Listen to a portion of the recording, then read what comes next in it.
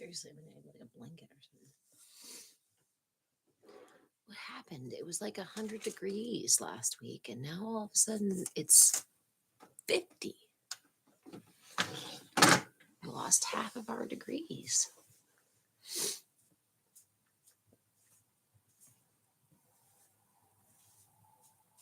I don't even know. I don't even know. I don't even know what it's doing.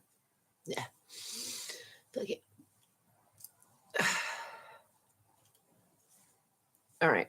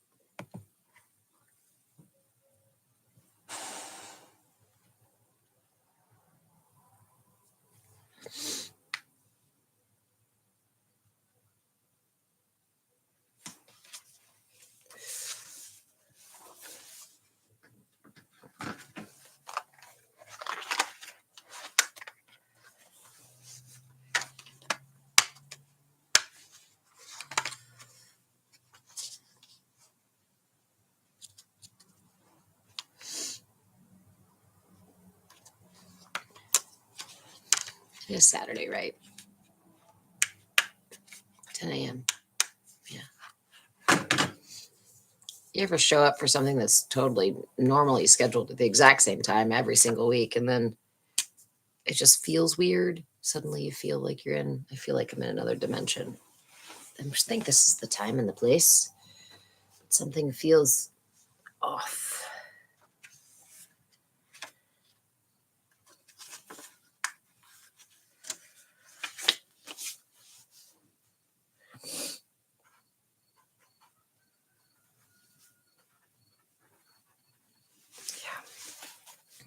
No matter how much I want to, I can't write with a yellow pen.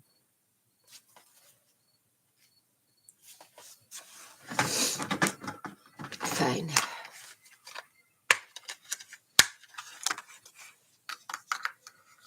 Oops.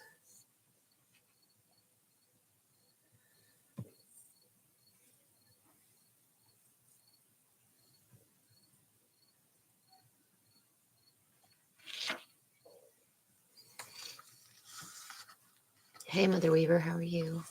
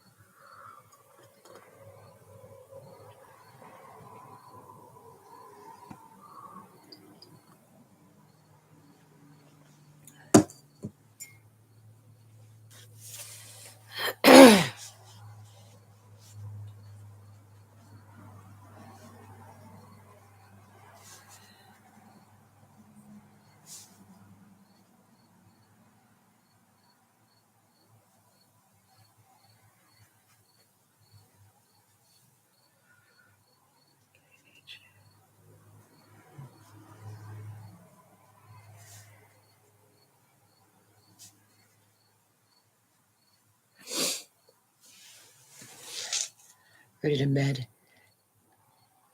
Nice.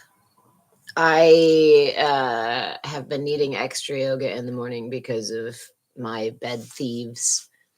I've actually been taking photo proof, video proof to prove the reason I have to stay in bed for several hours is because of the variety of creatures that make me their snuggle spot sometime early in the morning, right? Before I actually wake up. So then I get stuck underneath. a dog between my feet, a cat on my belly, a child on my arm, sometimes a cat by my head as well, you know. Yeah. So I was in bed late. I was in bed late again. But I did get up and shower. Hello, Juliana. Okay, now I've been trying to remember the cartoon that I grew up with that had these little characters that looked a lot like this. Isn't there a character from something that's like a box with feet or like a cylinder with feet? Weren't there little such characters in some cartoon somewhere?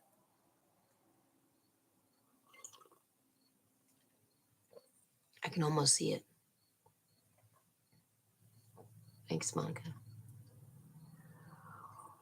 Mm, thank you, Andrew. Mr. Men, you're right.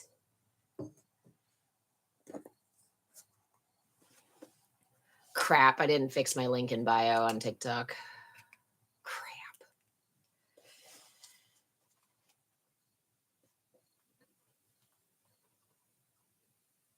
It's so funny because every time I drink out of it, it wants, or not wants, my brain like almost imagines something with a flower on the face or the side or something, and like it's just on the edge of my visual memory.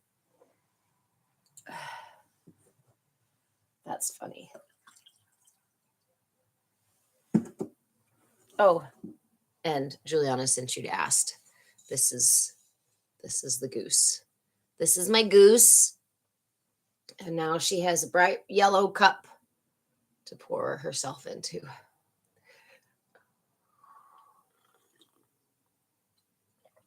Oh, you're dripping a little bit there, goosey goose.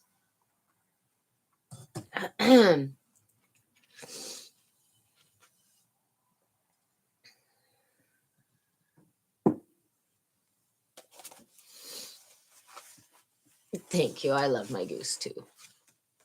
I have it's like the perfect leather jacket.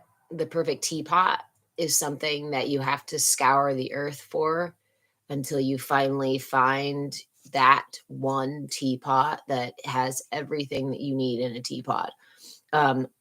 Lest I end up with an entire collection of teapots. So same thing, leather jackets, right? I would end up with an entire collection of leather jackets if rather than, if I don't just focus on finding one. Thing is I found one. But the zipper's broken. And leather is kind of hard to work with. So yeah, but I still have it and I intend to get the zipper fixed because it is the perfect leather jacket. Hey Bishop, how are you? And while I love my goose, it's not the perfect teapot. It's a little small for my teapot wishes. I'm still on the hunt for the perfect teapot. Morning, Thor. Nice to see you too, Bishop. Thanks for the love, guys. It feels so weird only having like one free class a week, one like open class a week. I feel like it's been ages. I don't like it. I want more.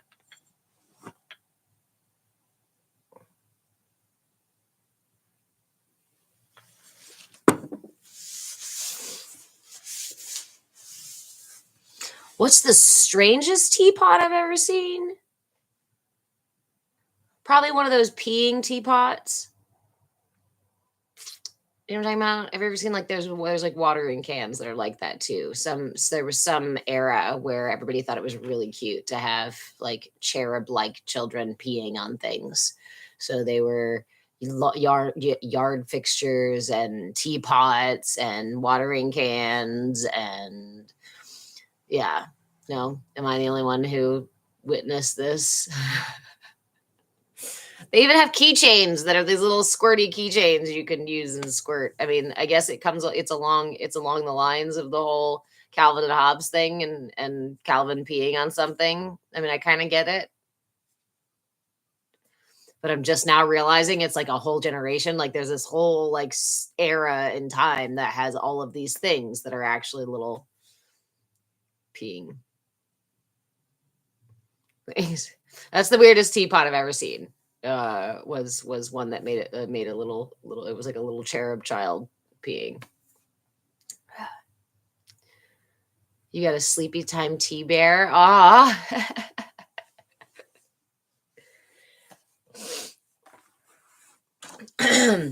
I really am a fan of like the cast iron teapots. Like, and I have heard about all kinds of really cool tea traditions with like tea trays and like tea creatures that you're supposed to like pour a little tea on the tea creature, and then you're supposed to spill the tea as well and other things like that. I don't know.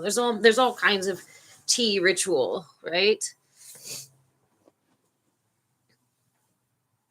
You just recently received a cast iron teapot. Were you saying that right as I said I love cast iron, Thor? You use the cast iron Japanese one.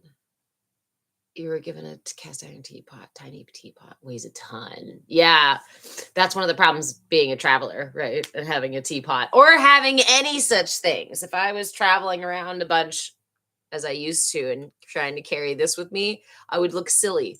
One of those like hitchhiking on the side of the road with a teapot hanging off of my my backpack. That's why we usually do metal teapots in that case, right?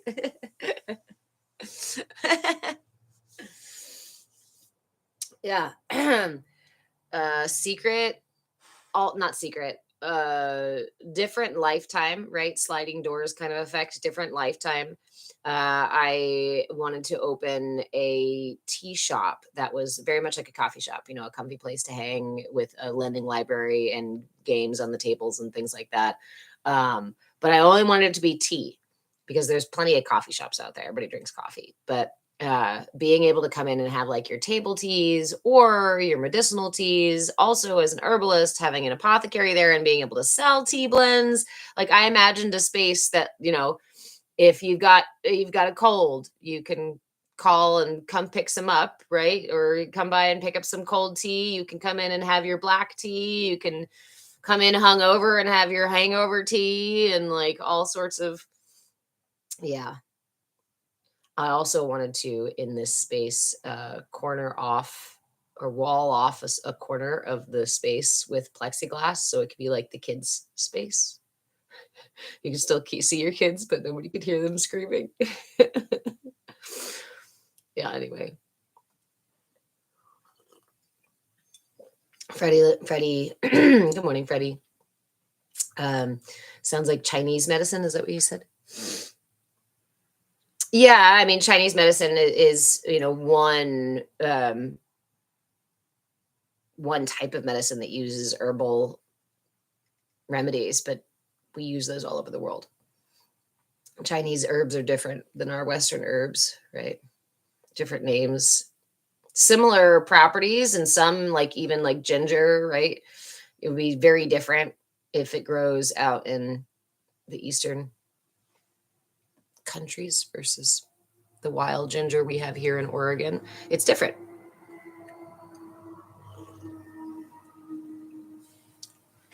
Mill. That is such a sweet thing to say. Thank you. You are my favorite part of this app now. That means a lot. There's a lot of really great people out there. And a whole lot of shenanigans and silliness out there too. I appreciate you, Mill. Thank you. Internal martial arts, internal alchemy, and physiology are so developed in China.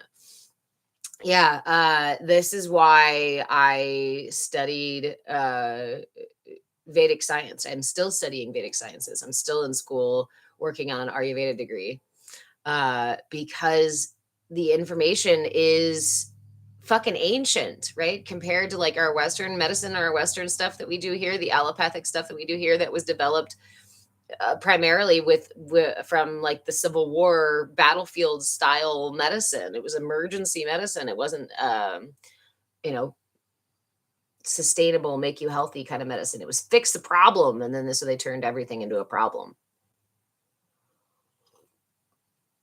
But I digress.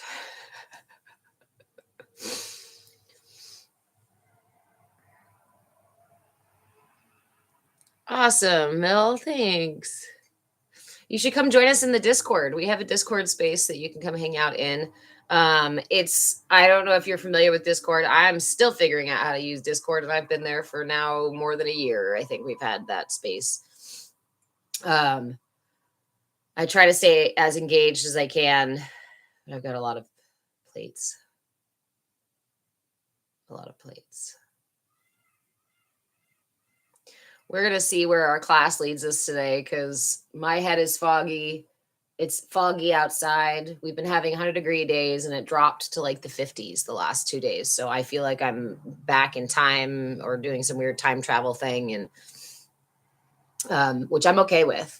You know, I just need to know what timeline I'm on, right? Right.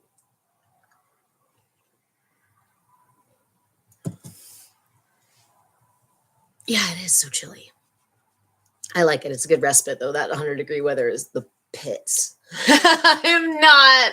Speaking of heat, speaking of our inner fire, uh, yeah. I'm too.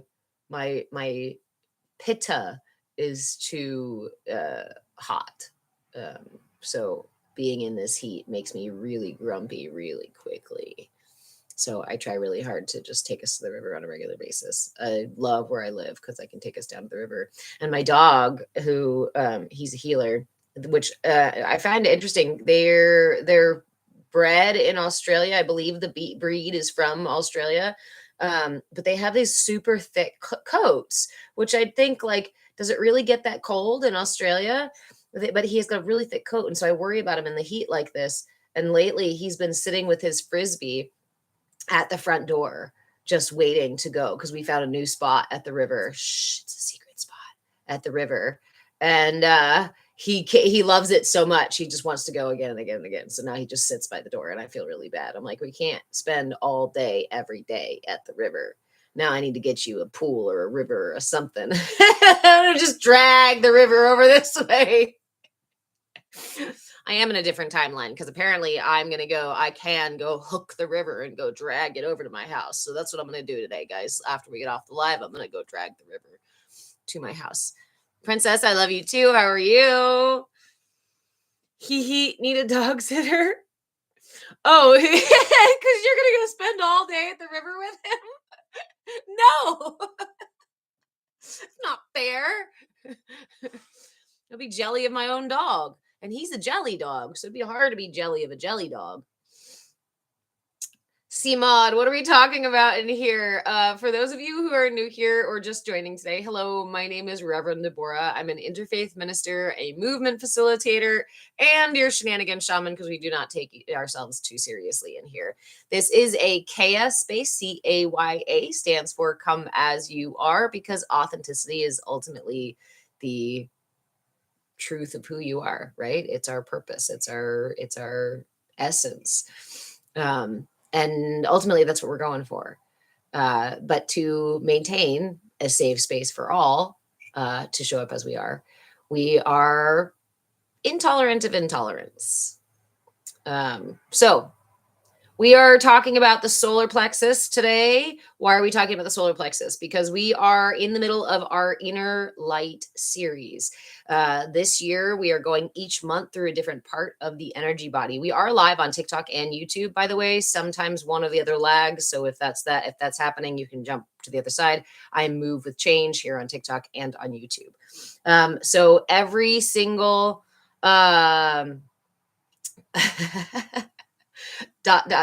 Manipura, yes, the Manipura chakra. Manifesting pregnancy on you. That's not how manifesting works.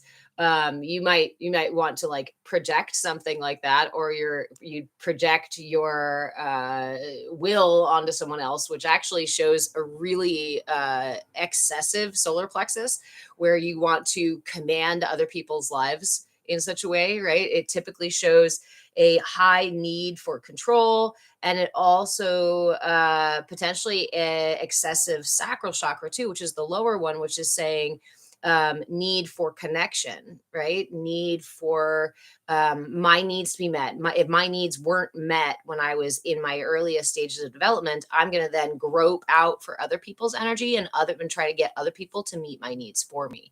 So that can be done by funny random comments on somebody's TikTok, or it can be done by manipulating somebody in our lives emotionally, or it can be by showing off and standing in kind of an ego space, right, on social media or in our friend groups. It can be just straight up being really controlling and really, forceful with the people in your life. Obviously, to do those things, to have that solar plexus really big and have that sacral reaching out really far, we actually end up having a deficiency in the heart chakra or in our throat chakra. These are the places. The heart is the place for connection, yes, but it's in the heart, I recognize that you are your own and you have your own needs and wants and feelings and such things. Whereas if I'm stuck down in the sacral, it means, I mean, I kind of get, like, I might get that you have your own needs, but on an emotional and an energetic level, I can't really accept that. So somebody with an excessive sacral chakra is going to be very either like pleasure seeking, trying to get people to meet their needs all the time. I have a lot of needs, right? Kind of a needy sort of person. Plus that big solar plexus says, I'm going to go demand that my needs get met. No pun intended, throat chakra. And our throat chakra is our center for truth. So while I may have a blocked or a deficient throat chakra where not a lot of truth is being expressed through my chakra, or I'm not being able to receive other people's truth. And the throat chakra is about both. Yeah. So I love social media for this because we see fantastic examples constantly, either, just by happenstance that we all post on here, or literally pushed at us to exacerbate our own imbalances and cause us to do things like follow the creator or buy what they're selling, go to their TikTok shop or join their organization or what have you. I really do my best in this space to be authentic with you guys, to be forthright and not use those manipulation tactics to like goad your energy system. In fact, we're here talking about why it's important to understand the energy system, right? And how we can be manipulated and be pushed and pulled and puppeted around by our own energy system and by energies outside of us, right? When we are vulnerable to those energies, and because our energies are imbalanced, it makes us very, very easy to push and pull. It makes us very easy to knock over, right? If you're already out of balance, it's very easy to knock you down. And having our energy out of balance, having our chakras out of balance is akin to being off kilter. So in this space and all this year, we are talking about different layers of the energy body. January, we went through the aura. February, we went to the koshas, the bodies inside of, and the elements inside of the body. Then we did the lower minor chakras, the earth chakra, the knee chakras, the feet and belly button and such chakras. Then we moved to the root. Then we moved to the sacral, and now we are in the solar plexus. So you can imagine the rest of the year, we're going to move up through the heart, the throat, the brow chakra, and the crown chakra.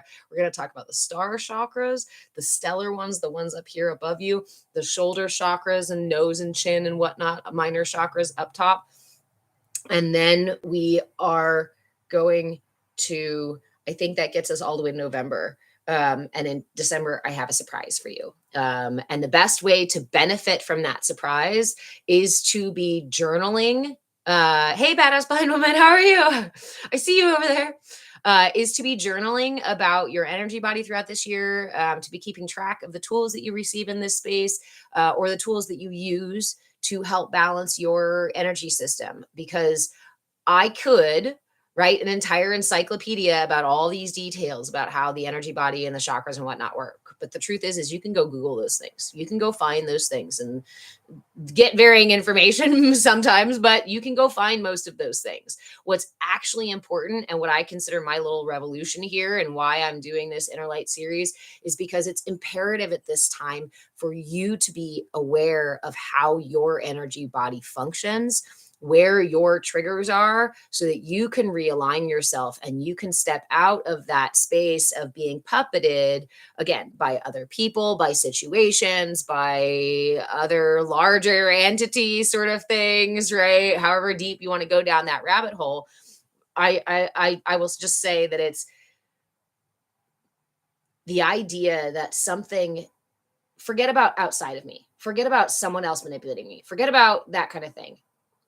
The idea that something subconscious could be the very thing that keeps me from the success that I want, or the good relationship that I want, the supportive, loving relationships that I want, the sense of safety, security, and self esteem that I hope for. If I knew that it was just some kind of unconscious misalignment, some rewiring that needed to just be tweaked a little bit,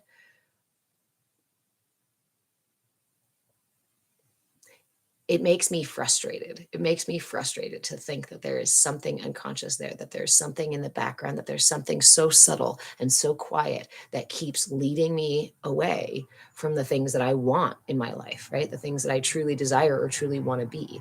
So, my whole goal with my life and my career and my education was to find ways to discover what those things are, how to uncover those things. And I went down so many rabbit holes, coming up foxy again and again and again, thinking I'm all fucking hot shit. Oh, I got another one. Oh, I got another one. Oh, I got another one. And there's a lot of insights, there's a lot of information. But it wasn't until the last 4 years of me finally stepping out of my own ego and putting things actually into practice in really simple, subtle, accessible ways that changed everything. I thought, as many of us do, it's got to be some sweeping, huge gesture we make. We've got to go to the right workshop. We've got to, hey, Byron, how are you? We've got to find exactly the right tool. We got to find the shaman way out in some mountain range somewhere or other. Like, this idea we've been sold that our enlightenment or our wellness or our wholeness is, or our heaven or our Eden, right, are somewhere so far, is so inaccessible, and we're just so broken and sinful and whatever. We'll just never really get there. We shouldn't even really try, or we should, and we should just suffer our entire lives long just to maybe hope we get there. The truth of what I discovered is quite different. It's not anywhere outside of you. Actually, I was going to say it's not far away, it's not just this thing, but it's here. Every single thing you need for your healing is accessible here. We think about, oh, I have to go and remember the past memories, or I remember the events, or I have to figure out who did what, when these things happened. The past is just a memory in our brains and in our body. It creates triggers, it creates patterns to keep us safe, not to attack us or to annoy us forever, but to keep us safe. When those patterns keep patterning, but that situation is no longer happening, it starts to cause disruption in our life. And usually this is that opportunity to say, thank you, Fred, to say, oh, this thing isn't working for me anymore. This way that I react to it, it doesn't work. So let me adjust this, right? But we don't adjust this, again, by one sudden fail swoop. We do it in the tiny little moments each day that we show up for ourselves. When that trigger rises, I like to talk about it really simply like it's gas. It's like having a belch. And if we can see these things, thank you again, if we can see these things more as the natural process, like our breath, our triggers, our emotions, our memories, our fears, all of these things are patterns that have been written into our energy bodies through the normal process of growing up. It happens to us all. We all go through it. Nobody can escape it. And it writes into you patterns, beliefs, fears, projections, right? All these sorts of ideas and patterns that you didn't choose. It's called the enculturation process. All of us do it. You didn't choose those things. You were born into this culture. The question is, what do you do now that you've become aware? Doesn't happen until your late 20s, till your mid to late 20s, that your brain fully comes online to function. Up until the age of 8, you're still in the theta brainwaves. That's the REM sleep time. And for those first 25 plus years of life, your energy body is doing everything it can to keep your vessel safe. And when we shift that, now we suddenly realize that my emotions aren't my enemies. My ego doesn't need to be amputated. I am not broken. In fact, my system, without the me that I talk about here, has been operating for me, protecting me, writing in the patterns that expertly writing in these patterns back here to keep me safe as best it knows how. Sure, it's immature. It may not be the wisest part of me. But when I see that overblown sense of anxiety that I am so shameful about or so annoyed with actually started because something made me feel unsafe, and my body and brain and my energy said, we can't let that happen again to her, right? We can't let that happen again. So let's create a pattern, a button that every time we see anything remotely like this, we're going to put on the red flags, okay? Thank you. Now it's up to me to reprogram that when I'm no longer the 2-year-old who was afraid of, whatever it was, or I'm no longer the teenager who felt whatever I felt. This is why I teach about the energy body. This is why we learn about the energy body. And this is why we track our energy body. So again, you can use a journal of your own, any sort of little book. Thank you, friend. Or in my shop on Patreon, I move the change on Patreon. You can find something called the Inner Light Map. And it's a pre-made thing for you to keep track of your energy patterns, your habits throughout the day, as well as to track the different tools that you learn in these classes here, or that you go find on the internet. Again, you don't have to come to class to me to learn mudras or mantras or asanas or any of the things. You can go search them out and you can go keep track of these things. But always feel free to ask me all the questions about those tools and about the chakras and about your own triggers and patterns, right? Thor, this is why I tell people goosebumps are your indicator of important truth. I just steer away from trying to be like, oh, if your nose itches, it means somebody's talking about you. You know what I mean? I am somebody who's highly, right. My system is really sensitive. I've been doing energy work since I was a kid. Hey, Serenity, how are you? I've been doing energy work since I was little. And I always blamed it on why I get goosebumps. I experience goosebumps in a kind of way where it's not just chills. Sometimes it's actual waves of them, and I can watch them rise and fall down my arm. And I love doing acupuncture because acupuncture triggers all of this movement in you. And for me, as a sensitive person, I lay on that table and there's waves of energy, bands of things, undulating through me. We recently did a point over here and I was like, whoa, I go, that felt like a snake just erupted out of my hand and wiggled up my arm. She goes, that's called the snake something or other. She was like, really? I go, that was I didn't know the name of it. Right. So sensitivity, right? Think about this. Okay. What's the densest stuff in the universe, right? The densest stuff in the universe is, hey, Denise, is material matter, right? And we know through studying the universe that the majority of the universe, not even 50-50, the majority of the universe is not solid matter. It's quite a small fraction of the universe that is this dense shit here. Right.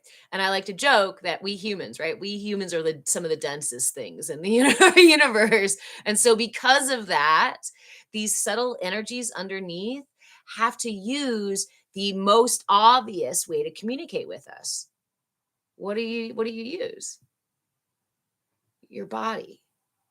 It changes your breath, your brow furrows, your shoulders curl up, you start to sweat, your digestion slows down, right?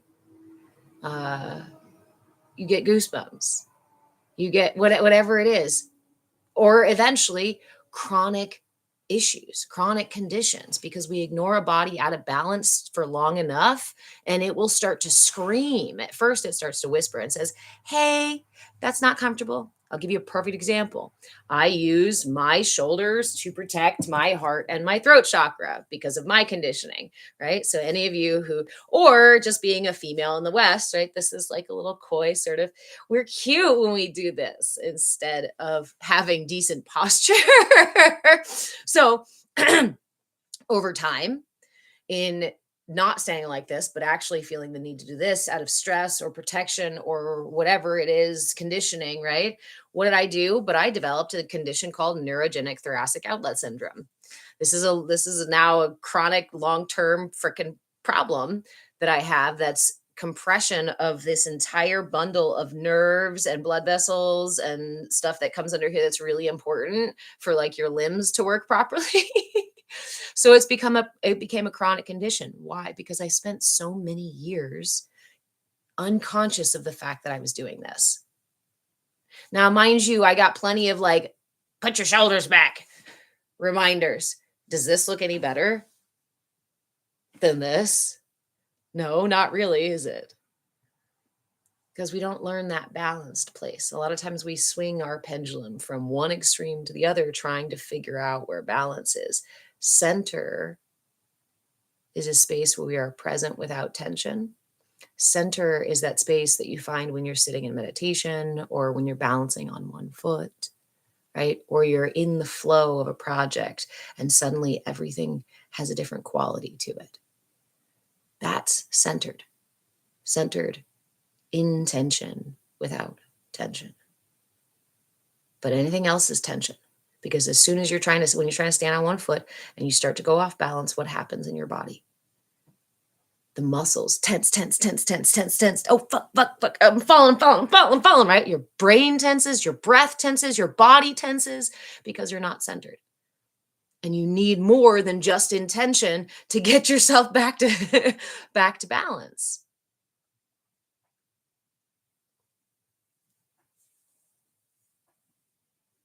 Thanks, Stay Gold, for all of your support and your love, encouragement. Come back soon. Intention in tension doesn't express itself well. Well said, Thor. Intention in tension doesn't express itself well. No. And what do we know when an emotion comes up? What do we know what happens to the brain when an emotion comes up and grabs the wheel, let's say? It creates tension in the body, it creates tension in the brain. And where does the energy of the brain go? But to these lower, away from the higher place, away from the prefrontal cortex, away from my ability to think clearly and make decisions.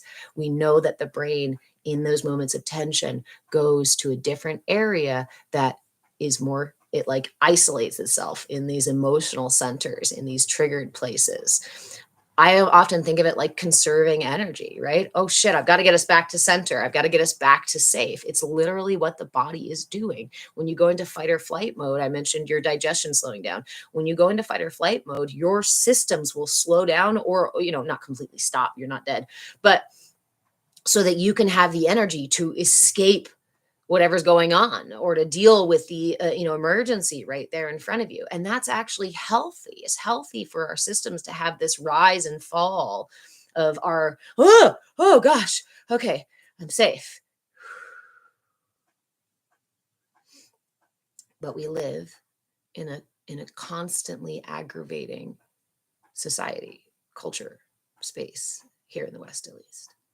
And that is unfortunately by design, by accident, and then by design as well.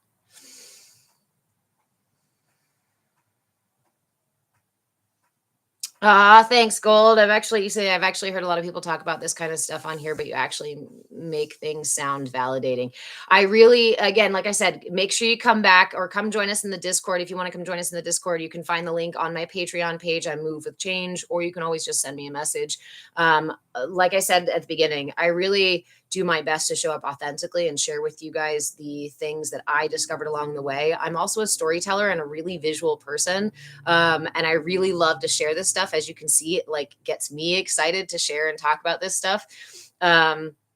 So I have a schedule at the pinned at the top of this content. I think this is really, really, really important stuff that we need to understand about ourselves right now. And I even say need hesitantly, because you are your own guru. You're on your own path. I could sell you shit. I could, high ticket everybody. I could do the exact same things. But the point is not for me to do those, not for me to manipulate you further, but the goal is to help you unmanipulate yourself, help you find the center, the locus of control, the inner strength, the balance enough that when something goes swinging through your atmosphere, you're like, what was that? Rather than pow, wah, right? This is the trigger and reactive. Thank you guys for all the gifts and love. This is the trigger and reactive. And so many of us are living in that triggered and reactive state where we're constantly just fucking bouncing off of things in our life.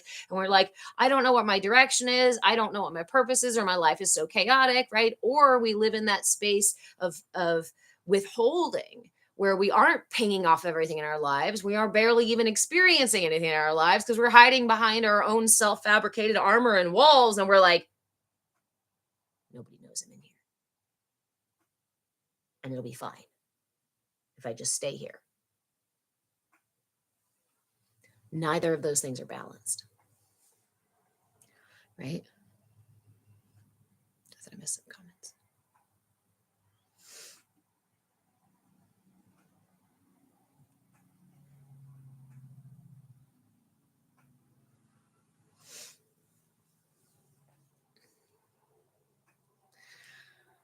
Stay Goldie say for sure. I had a trigger yesterday and was so shaky, and I just had to feel it. I say in this space that two of the most important tools that we have is our ability to show up with curiosity and willingness. Why? Because I can't always muster love or patience. I can't always be welcoming. There's some things that come up within me. Let's say anger, for example. It's one of the things that I still struggle with. If anger comes up in me, I really have a hard time meeting it, because I have all this narrative and all these things that I'm trying to kind of deprogram about me. So when anger comes up, I'm like, this old thing, here we go again. But every time it comes up, it's an opportunity for me to be with it more, right? An opportunity for me to learn something. But if I come in with shame, judgment, guilt, blame, frustration, what are these? If I show up with curiosity and willingness, even if I'm not happy about that anger, even if I don't like the way it feels in my body, or I think I should or should not have it, if I show up with curiosity and willingness, I can at least receive something from the experience. Sometimes that's just the experience of breathing while I feel the heat dissipate in my belly, breathing while relaxing my face so that it's no longer all scrunched up and angry, right? Whatever little tool, this is what I was talking about before, the little tiny moments are where we make the biggest difference. Not in huge sweeping gestures of change, but in the little tiny moments, each and every time that anger comes up, or anxiety is an easier example for some of us. When anxiety comes up, what do? I hold space for it. I breathe it in and validate it. I breathe it out and give it permission to go. And not from this place of like, okay, take 5 breaths. This is so annoying. Again, curiosity and willingness. Hey, Nourish and Flow, how are you? If we treat these, when we recognize that our system is not out to get us, right? My ego is not the bad guy. My emotions are not driving me insane on purpose. My body is not attacking me when it's in pain. All of these things are messages. All of these things are literally the breadcrumbs leading you to the core of whatever it is that's got you out of balance. And sometimes it's not even a core. Sometimes it's like a little thing here and a little thing here and a little thing here and a little thing here. If you're putting a puzzle together and you've got almost everything in order, but a handful of pieces are in the wrong place, it looks fucking weird, right?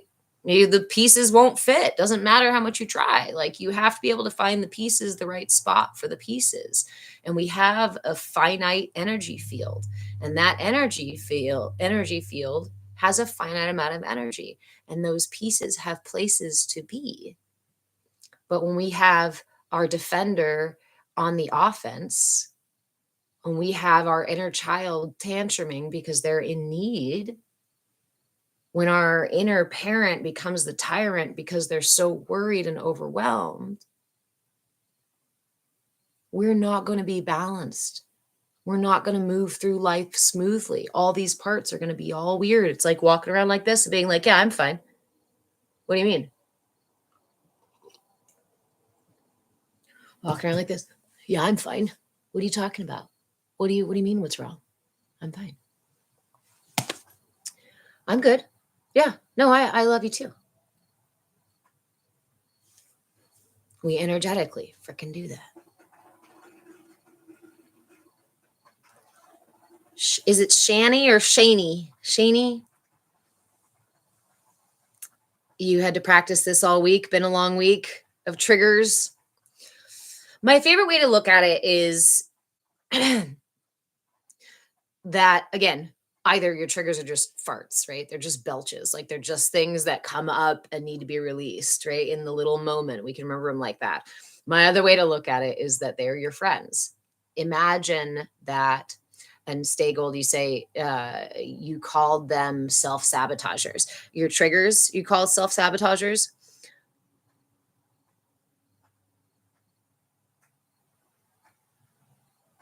Also, your name is Cynthia. Hi, Cynthia. I'm Rev Deborah. I think my thing says Rev Deborah. Sometimes it says move with change. I always forget. Okay, so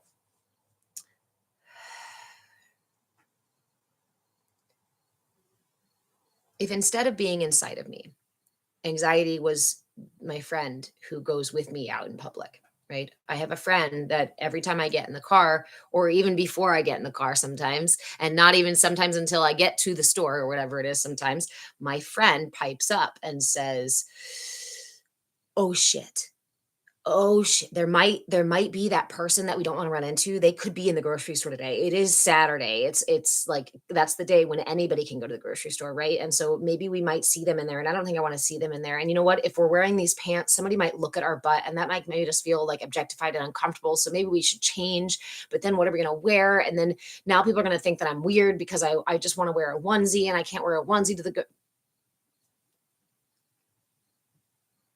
if your friend was sitting next to you or preparing to go to the store or in there with you, right? How would you treat your friend? Would you turn to your friend with the same frustration and shame and guilt that you might turn to yourself and go, oh, not anxiety again. Oh, this is so annoying. My body's out to get me. My emotions are always fucking stuff up. You might talk to your friend that way, but I'll be honest, you're probably not like, that's not really a great friend move, right? If that's your friend saying these things, what do? You go, are you okay? I hear you. I hear you. You know what? Hey, hey, hey, hey. Okay, hold on. Let's breathe. Take some breaths. Okay, good. Hey, what do you say we go get like drive-through coffee real quick, so we can have something to hold on to in the store? Do you want to do that? That sounds fine to me too. Or have you eaten yet this morning? Oh my gosh, you haven't eaten yet? Let's go grab you something to eat before we go in the grocery store because I see that you're needing something.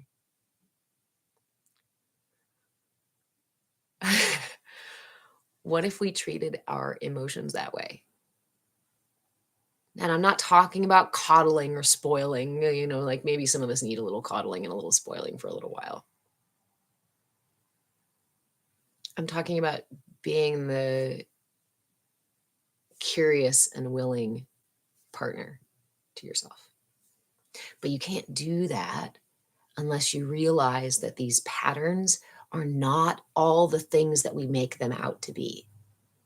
The stories, the blame, the shame, the attachments to the things, to the outcome, to the emotion, to the fear. They're just patterns. They're just fractals of light that reflect in a particular way because that's how your system decided to keep you safe. And again, that's how my system decided to keep me safe when I could not keep myself safe. And that I can be very grateful for. Yes, Amber Marie, I haven't been treated kindly, so I learned to be cruel to myself in the same way, trying to heal. We almost all of us would say, right? I speak to myself much more harshly than I would speak to a friend or someone else, right? We almost always have that extra mean person in there.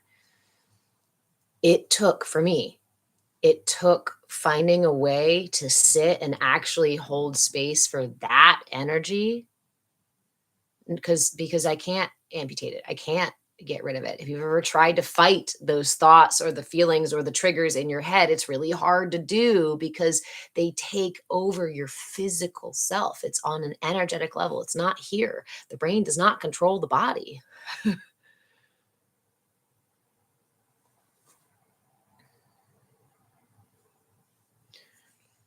Badass Flying Woman, you said you had an accident this week where you felt a lava of anger well up in my solar plexus. And as soon as I noticed it, it melted away. It was a beautiful moment. Yes.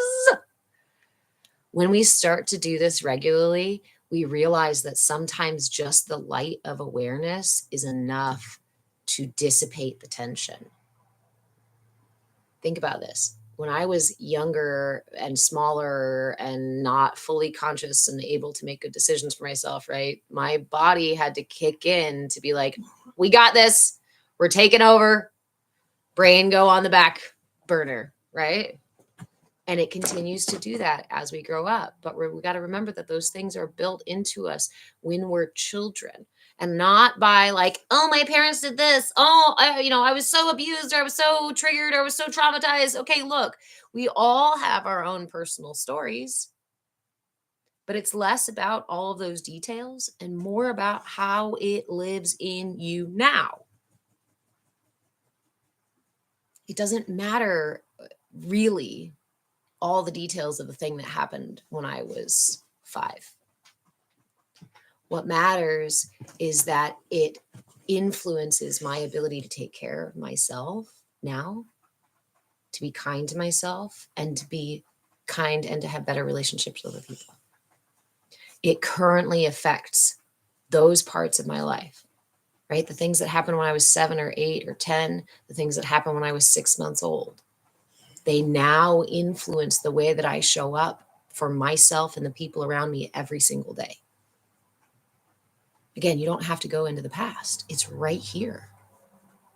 And sometimes finding out the story and digging down the details is not actually going to help you heal the thing now because the story is an old story. Your brain knows that, but your body needs to be reoriented.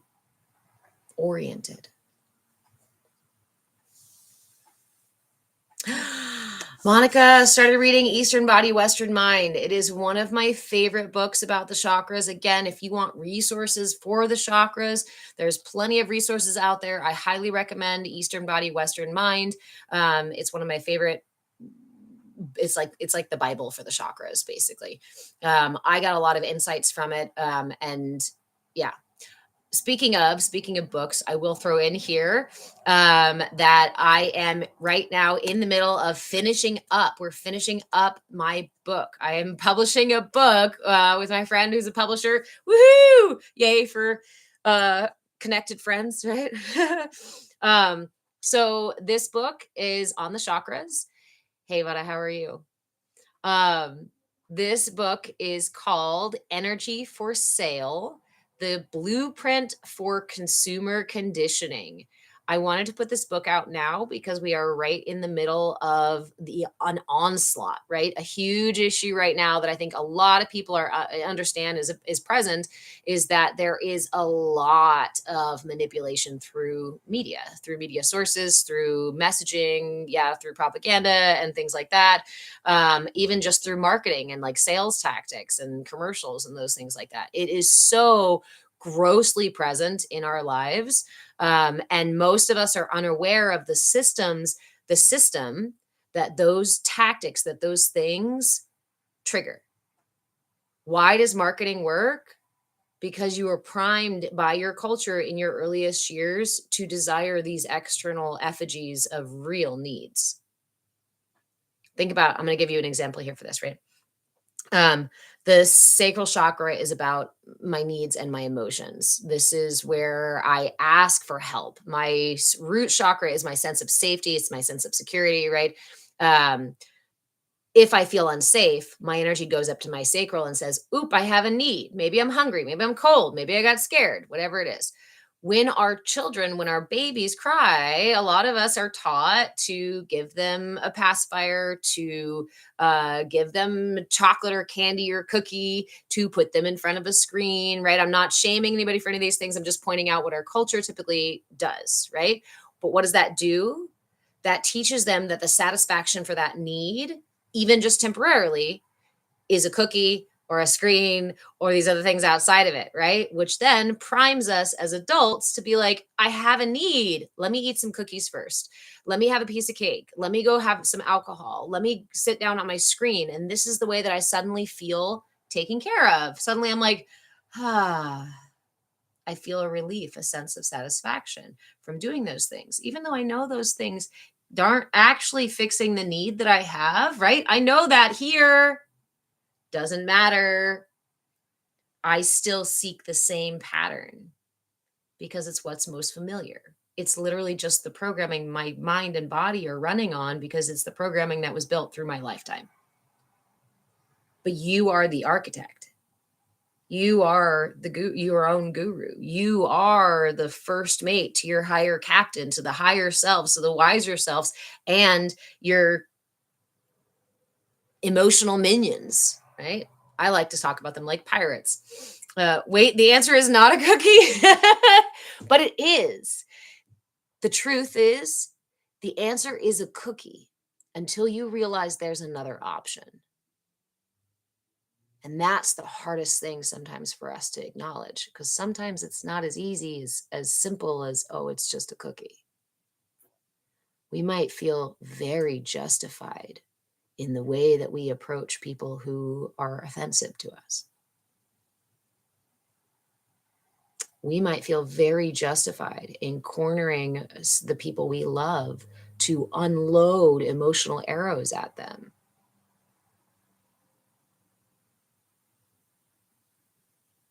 We become patterned and we operate on those patterns until we see there's something out of alignment with those patterns. And some of those patterns, it's literally the essence of who we are. And that's why, again, I say, let's step away from those big sweeping things because to completely change the essence of who you've been most of your life is quite a huge feat. Thank you, babe. And it's what perpetuates the cycle of saying that you're not good enough or you'll never heal or you're too broken because you're being sold huge feasts when what you need to do is acclimate with tiny bites.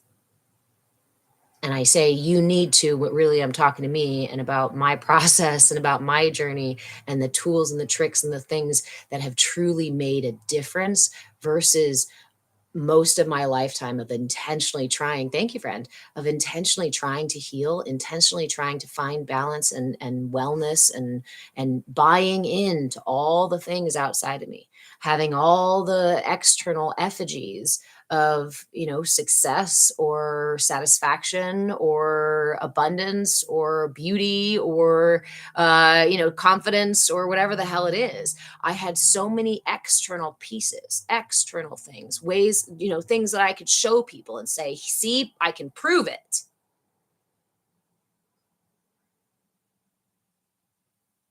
But it wasn't until I figured out, thank you, Forrest. It wasn't until, oh, inactivity. We detected inactivity right after I got really excited. Badass Wine Woman. How do I get a signed copy before you come a New York Times bestseller?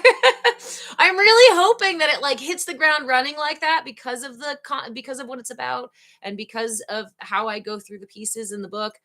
Um, I will see about signed copies. I think I'd have to like buy a copy and then send it to you. I think I'll have to buy some copies so that I can sign them. Thank you for asking for that.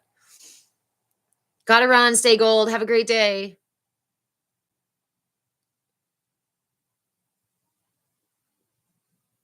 Okay. Hey, quintessence.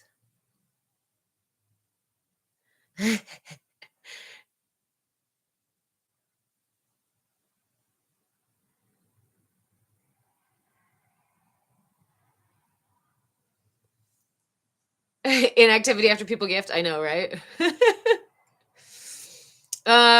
Okay. So the way the book is structured is in three parts. The first part is all the history piece of it. Like, how did we get here? What did it look like in the past? What does it look like now? And why is it so important? Mostly with the AI stuff. The AI stuff is a whole new level of manipulating our brains and our energy systems. Now, mind you, I'm not anti-AI. Like, I like to use AI and I'm like to be aware of the way that we use it, right? And what we're using it for. But it is also being used to heavily influence the way that we act. It's used to manipulate our output, right? Whether it be in our opinion or our attention or our resources going in the direction that is crafted, that is desired by these AI videos or AI content, that kind of stuff. So the first part of the book is all about the history and the technicality pieces of marketing manipulation. How does it work? Why does it work?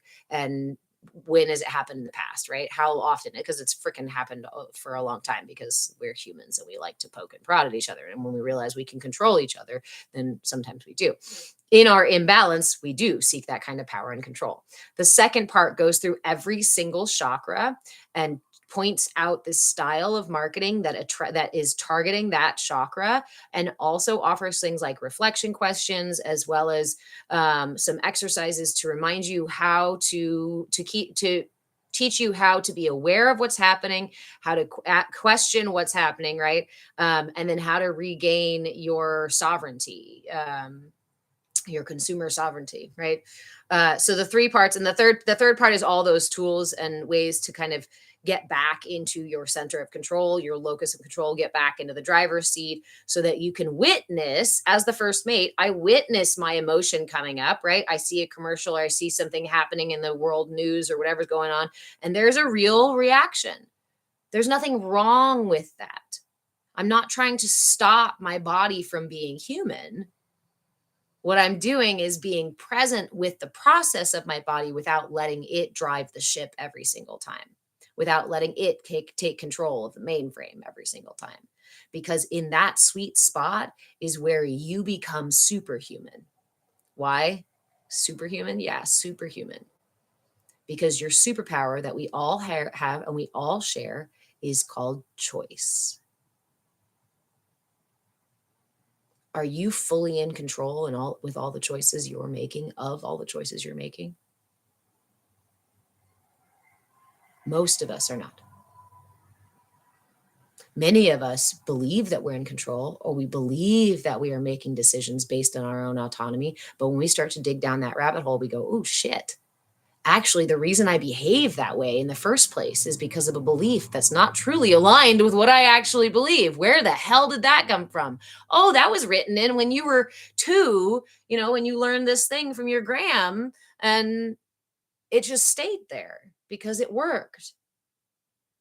When we see these in extremes, we see the adult, 50 some year old, I'm sorry, I'm going to pick on her, the 50 some year old lady in Starbucks throwing a tantrum because she didn't get the right milk. And you're like, everybody around goes, what, is she a 2-year old? What is she, 5? What is she, a child? How immature? Exactly.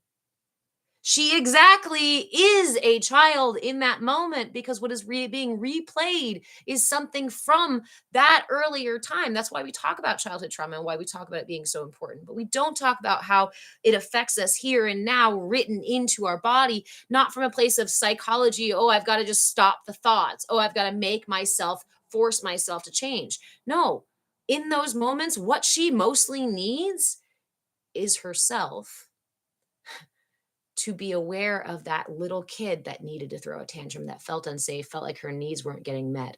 And for her to take the deep breath and say, hey, we have a voice now, right? I'm here now. This is what I like to say to myself.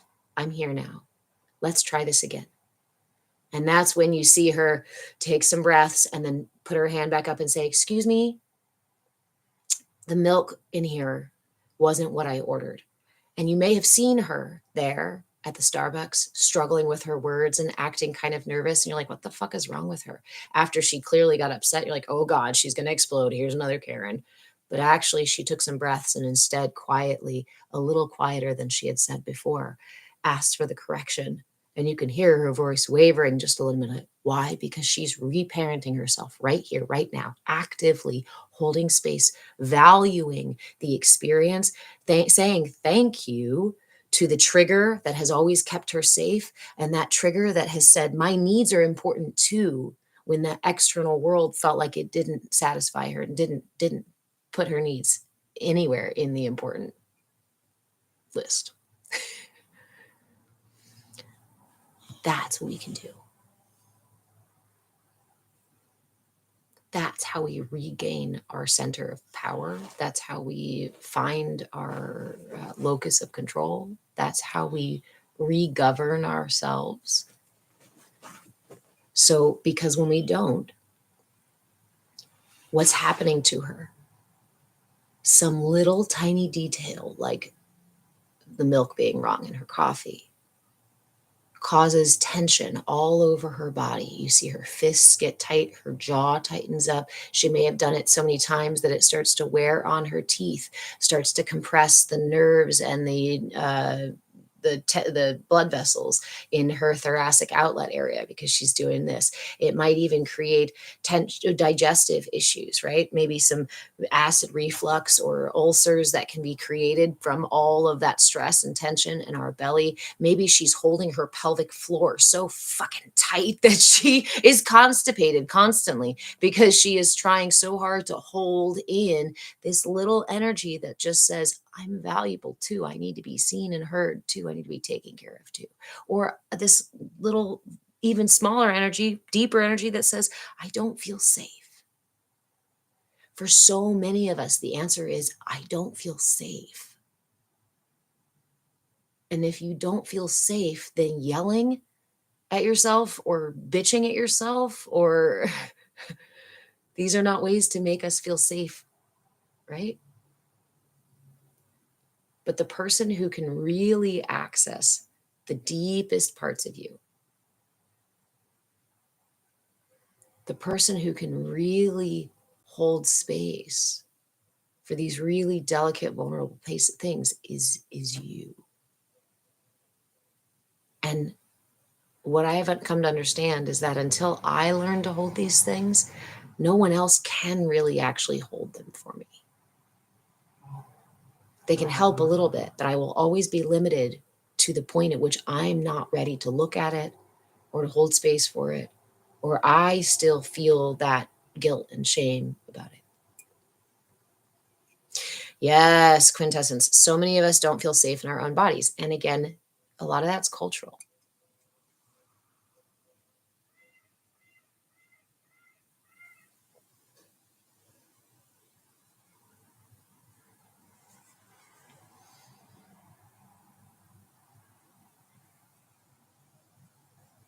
User with a bunch of numbers, which can lead to cancer. any sort of prolonged tension or toxins in the body can cause cancer, right? As well as a variety of other things here.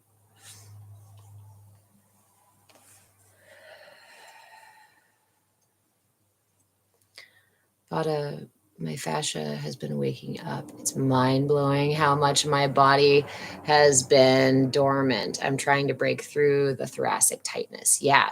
So a lot of us lack, and I don't want to say lack sensitivity, right? But may feel disconnected from our bodies or from each other or from our essence because there is so much tension in our systems, right? Your system, all the little hairs on your body and on your head and whatnot, right? Your whole body is uh, has an electromagnetic generator and is an electromagnetic, right, system. Mm. And when the parts of the electronics are too tight together, they don't function as they're supposed to. And it damages your nervous system, right? Literally been numb. So now I'm experiencing a lot of pain as the fascia is starting to release. It's weird to feel my body. Same. I was so disconnected from mine um, for a long time that I didn't value it. I really hated people saying the thing of like, oh, you just don't love yourself enough. If anybody ever tells you you don't love yourself enough, go ahead and scoff at them all you want, because I never liked that image or that idea, right? Because the reality is I do love myself, and I believe that most of us do love ourselves. The question is, do you value yourself enough to take the time for self-care, enough to take the time to listen into your system, to give it what it needs, to make sure you drink enough water, make sure you have good relationships, make sure people are treating your body and your mind and your heart well, right? We may not value ourselves quite to that degree. We may value other things or other people on top, above that, right? And so we put ourselves on the back burner or in the background, and that becomes our programming too. That becomes our patterns as well, and we keep doing this to the detriment of our own systems.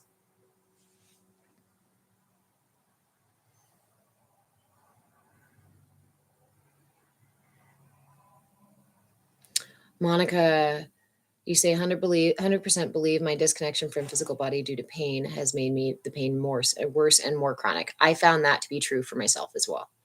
Too many years disconnected, finally got reconnected and was in a lot of fear and pain.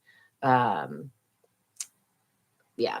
Also experienced a rewounding as I was getting back in my body, which was real fun. But here we are. Here we are, continuing to heal. Oh, quintessence. I always talk shit about my body. I always talked past tense shit about my body, like, oh, my back, my hip, my knee. But I didn't hear what it was telling me. One of my favorite things to do in class, in our yoga class, is to talk to my knees, to my feet, to my belly, and not just in yoga, but in general, right? To talk to my body and go, oh my gosh, thank you, knees. Thank you, back, for supporting me. And I have every vertebra in my neck is out of alignment. So we're trying to realign that. I have neurogenic thoracic outlet syndrome, which is really just a kind of a posture thing, but it's caused permanent nerve damage all around, all through my extremities. Yeah, fun stuff. Vada, feminine side is waking up. Been in masculine for over a decade. Survival. We live in a patriarchal society. Most of us are conditioned to live more heavily in the masculine than we are to live in the feminine. And when we are living in the feminine, there's a loss of power in the feminine where you're supposed to be submissive in the feminine. And there's an excess of power in the masculine that says you're supposed to be super powerful, super pushy and controlling in the masculine. We live in a culture that encourages these extreme dualistic, you're either a man or a woman, right? You're either a Democrat or a Republican. Like we either or. You can't be. There's not a spectrum. We can't be the shades of the colors of the rainbow. We have to be black or white, right? It has to be red or blue. But that's out of balance. Those are extremes. That's not balance. And as long as we keep trying to hit all these different, oh, I got to be this way, I got to be that way, I got to be this way, we're not going to be centered in our truth. But again, as my book is talking about. Yeah, I'm still getting used to saying it. We are being conditioned to seek those external states of being rather than cultivating and finding out what our internal state is supposed to be.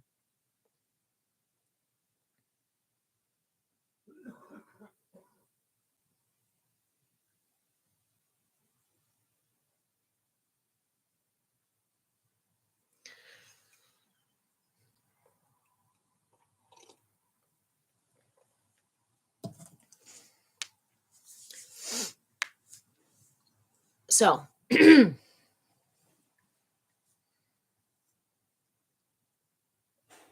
so this month is all about your solar plexus.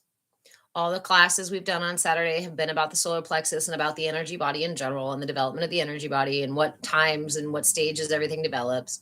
I've offered you mudras this month for the solar plexus. There are some simple ones. There's also the really twisted, complicated one.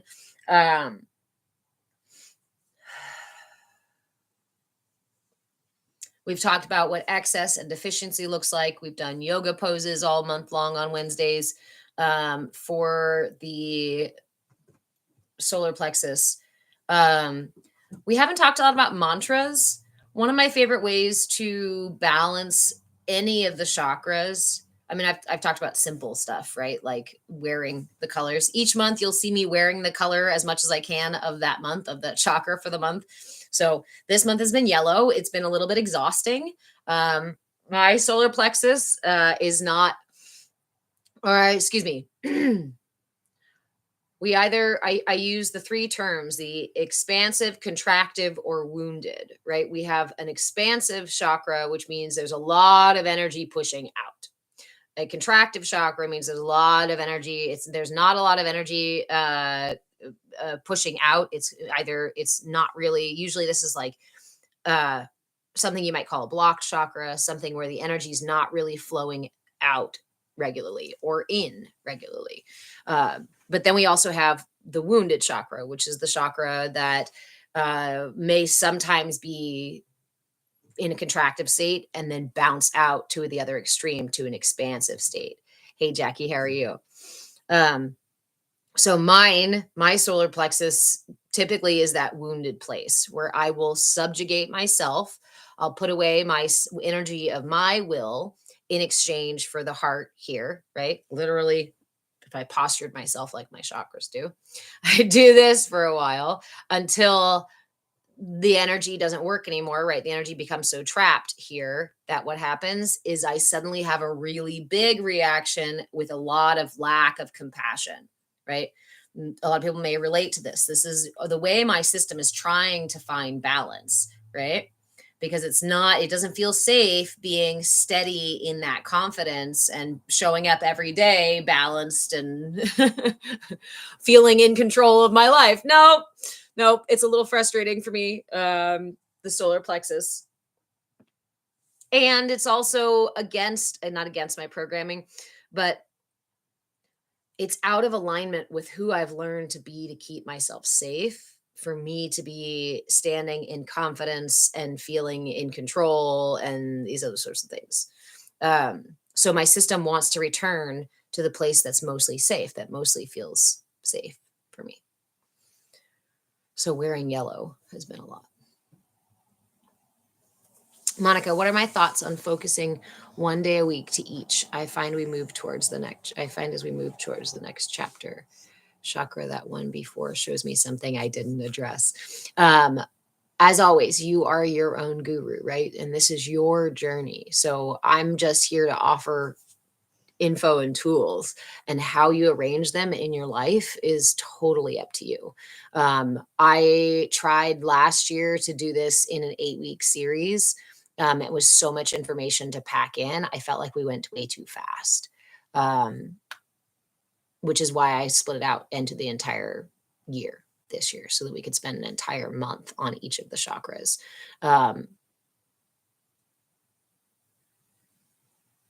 Just keep that journal, right? Get a journal or grab the Inner Light map from my shop on Patreon, move with change.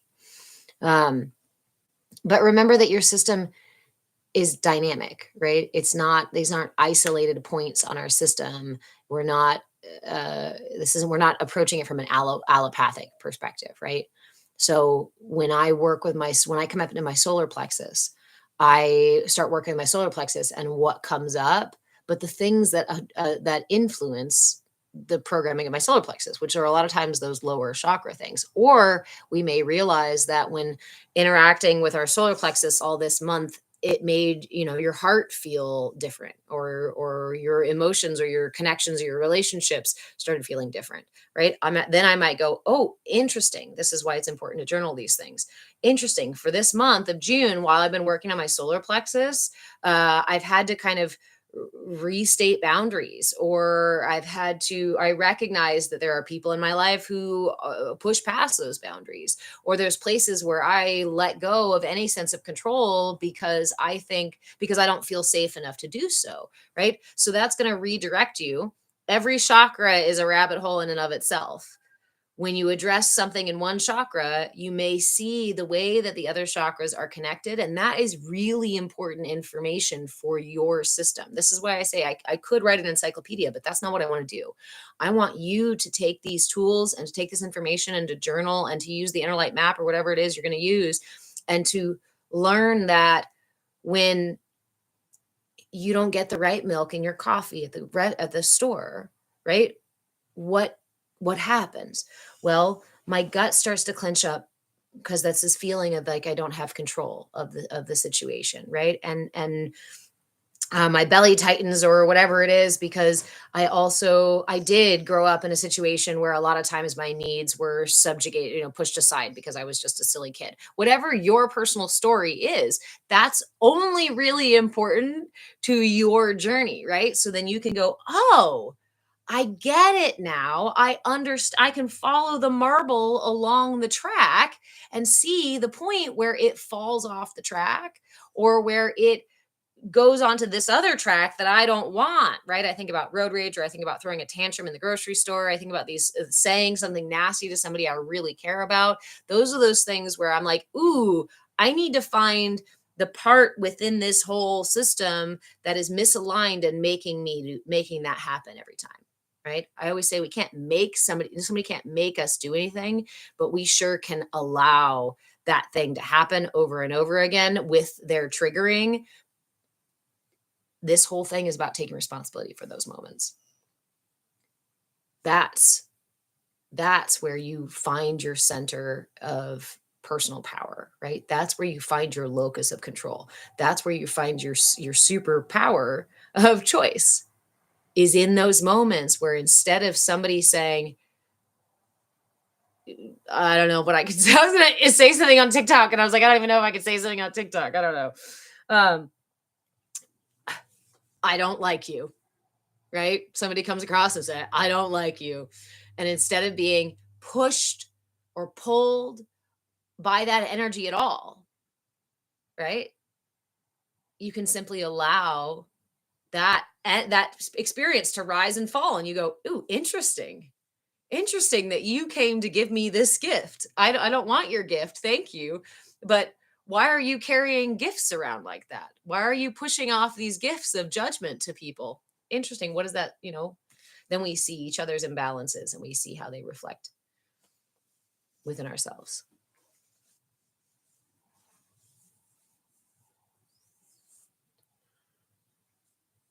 You're very welcome, guys.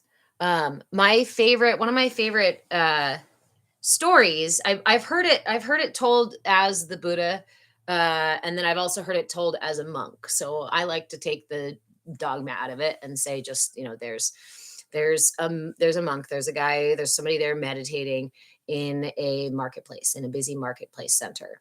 And he's got his eyes halfway closed, and he's just really experiencing the ebb and the flow of the marketplace, the rise and the fall of sounds and movement and smells, and everything is he's just enjoying his meditation, right? And then somebody comes up to him, somebody sees him doing this and does not approve, right? They don't think this is the place that he should be doing his meditation. So he goes over, this other person goes over and tells him, and he's like, I don't approve what you're doing here. You shouldn't be doing this. This is a public space. It's not for your religious practices, what have you, right? And the monk is continuing his meditation. And the guy gets a little more aggravated and is like, hey, aren't you listening to me? You need to move. You can't be here doing this. I don't approve of people seeing you out here doing your meditation. This is not a space for that, right? And the monk continues meditating. So now the guy's getting aggravated, right? The volume's turning up. He's getting closer to the monk. He's considering whether or not to poke him in the shoulder. Like he's starting to really need to push his energy out at the monk. And at some point he yells, he's like, can't you understand anything I'm saying? And finally the monk smiles and opens his eyes the rest of the way and looks to the gentleman and says, I can understand you. I simply choose not to receive the gifts that you are offering me. Thank you. And goes back to his meditation. For me, that's that goal. That's that place that I have been walking myself home to. Because to truly be strong, to truly be centered, to truly be balanced, right? Or even just truly be present, is to be able to observe the things that are happening outside of me and inside of me, and to make a choice how to interact with those things. If we are being triggered, pushed and pulled and poked and prodded by other people's emotions, by commercial marketing, by our own fears in our own head, or whatever it is, we are not in the driver's seat. Because those are old patterns from old places, from other things, not from the here and now. If it's not in the here and now, then you are not presently driving your ship. It's that simple. And again, I don't like the idea of somebody else driving my ship. Like that's probably one of the like brain worms, right? That got stuck in my head somewhere really early on. And I was like, what? You mean something unconscious could be making me make these stupid decisions? You mean I have a choice when someone says something nasty to me to not have this like sweating, crazy heat in my head? You mean I don't have to go through that? No. It's learning how to realign your energy so that you can be present within it and decide what to do. That's true personal power.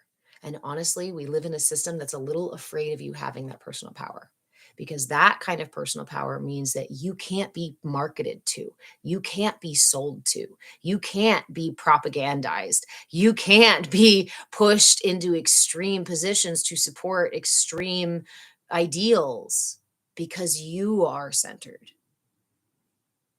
Then you know you are making the choices for your life. Then you know that the decisions you made and the outcomes are things that you've decided. This is what manifestation actually looks like, is learning how to align your energies with the flow of life in such a way that you simply decide what's for me and what's not for me. And when we do that, we align ourselves with that center truth of essence of ourselves, authentic expression, right? Real needs getting met, not the false effigies of look how many Facebook friends I have, and look at the crap food that doesn't actually have any nutritional value, and look at the fancy car that shows how successful I am, and look at the false piety, look at all the false things outside of me that prove to you that I am centered and balanced and well, right? Shouldn't all these things show you that I'm there, that I'm that? But I don't feel like that. But I have all the things. I bought the things. I bought the house. I got the wife. I got the kids. I got the job. I got the things. Why am I not fulfilled and centered? And why don't I feel safe? Why don't I feel happy? Why don't I feel like my needs are met? Because we're not actually supposed to meet them with all that external shit.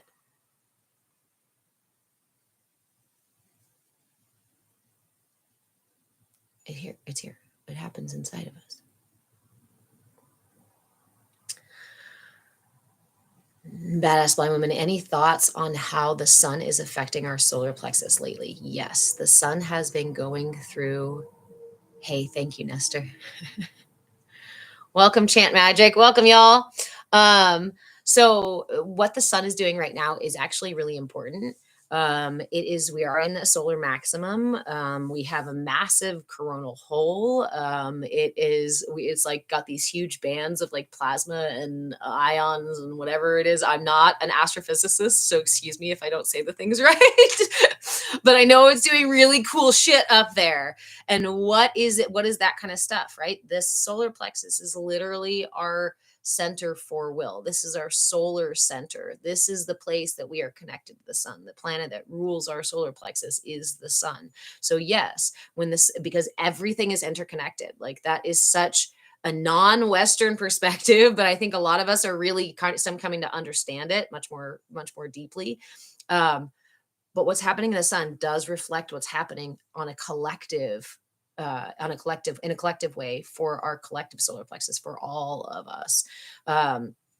Later in the year, we will talk about the earth chakras, the chakras on the earth itself. And that will be a really enlightening thing, especially later on in the year, depending on how this year goes. It's going to be really interesting to see. So, do I know exactly what it's doing? What I know is that it is interacting with whatever your solar plexus is doing.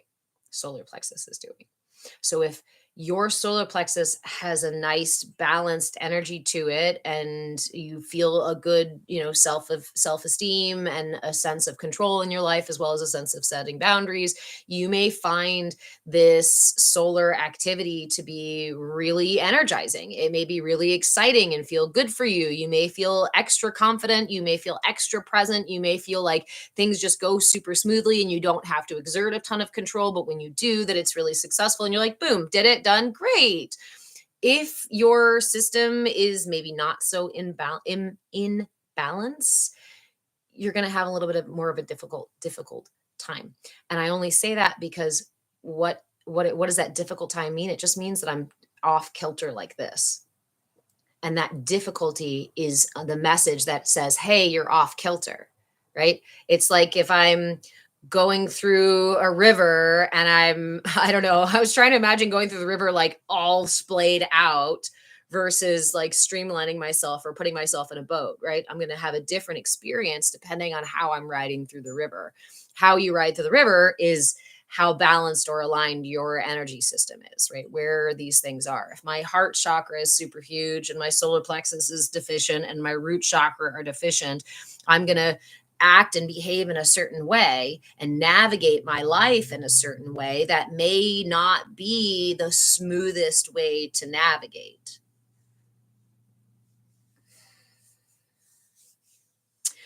Put simply, if our scales are out of balance, the measurement will always be askew. So my experience of the solar stuff going on is going to be skewed based on how balanced or imbalanced my system is and what work is needing to be done, right? With the sun right now and all the energy charging, I think it's really just helping us clear out and realign our solar plexuses in general. And the more out of alignment you are, the more difficult it's going to be. Your solar plexus also rules your digestion. So if you need some support during this time with the sun stuff, just make sure that you're eating really healthy stuff that's good for your system, rather than junking up your digestive system with stuff that's not aligned or feels too heavy. Those are really good ways to move through the solar upgrades and things that are happening with the sun so that you can be more centered and aligned. If it feels like too much, if there's, what's going on right now feels like way too much, then use cooling things. In Ayurveda, we acknowledge that when the digestive fire is too hot, hi, sweet dog. When the digestive fire is too hot, we use cooling foods, something like yogurt, plain yogurt is a really nice cooling food. Cucumber is a really nice cooling thing. I think things like cilantro and whatnot can also be, depending on your constitution. So there's a lot of things that you can do to support your solar plexus during this time, depending on where you are at. You said, I'm not sure if it's the sun's energy or working on the SP, but I'm noticing a lot, or I'm working on the solar plexus, but I'm noticing a lot of opportunities for growth.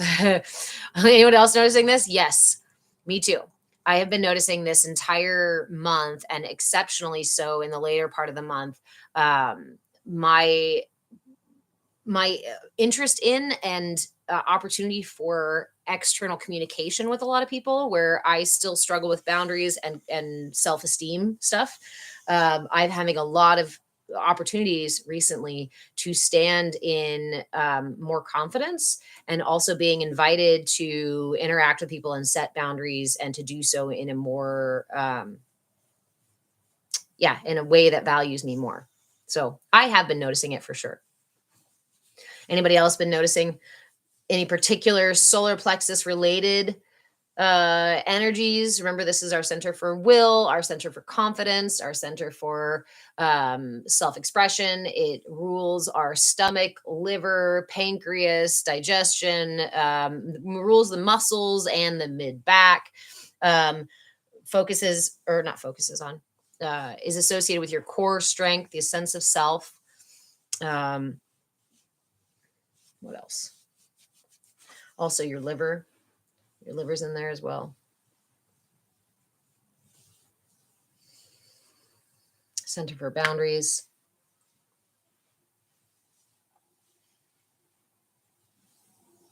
So if I have an overexpressive or an expansive solar plexus, a lot of energy pouring out of me, what is that going to be? That's somebody who's very high power seeking, high control seeking. It's somebody who needs to be in control in the situation, or somebody who needs to be rewarded for how they show up in the situation, or needs to be the center of attention kind of things, can be the big solar plexus energy. Let's see. Somebody who's overbearing, somebody who's bossy, somebody who, and remember this too. I say those things, and then I want to acknowledge that we can become these things because our needs are not getting met, or we feel unsafe. So when you meet somebody who's being excessively controlling, or seems to be really bossy, or seems to need the extra recognition, right? This is the way that we activate compassion and empathy, because we realize the systems are functioning below the level of higher thinking, of prefrontal cortex. So we can acknowledge when somebody else is doing those things. We go, oh, I see the little kid need in you, or the very real adult need, the very real need to feel safe and have your needs met.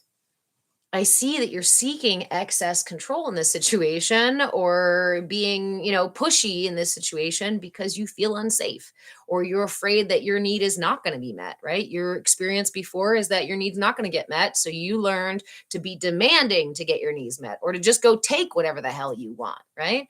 That's out of balance. And it's a behavior that we typically judge, that we usually condemn, that we tell people, oh my God, you're such a terrible person because you acted like this. Actually, there's a real need underneath there, right? Does it mean you should subjugate yourself to people who are extremely controlling and pushy and those kinds of things? No. If somebody is interested actually in growth and is doing some of that work themselves, and you want to have discussions about them, great. Share this information with them, great. But we cannot push people to their healing. We cannot demand that people do their healing. The only person you are really responsible for is you and your healing. Put that gas mask on first, and then see if anybody around you wants one as well, right? Because some people don't want any mask, and they want to go down with the plane pretending like it's not going down all at once. I don't know. Hi, puppy dog. What you doing?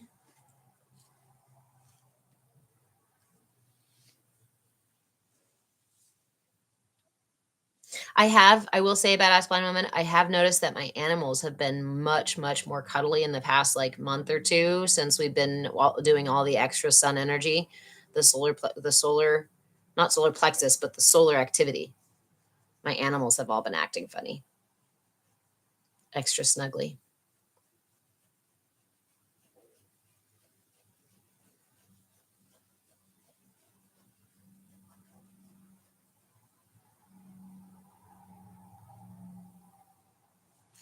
Over on YouTube, you guys get the full view of Puppy.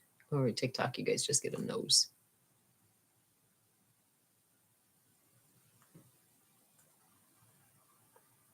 So what else about our solar plexus? Whoop, sorry.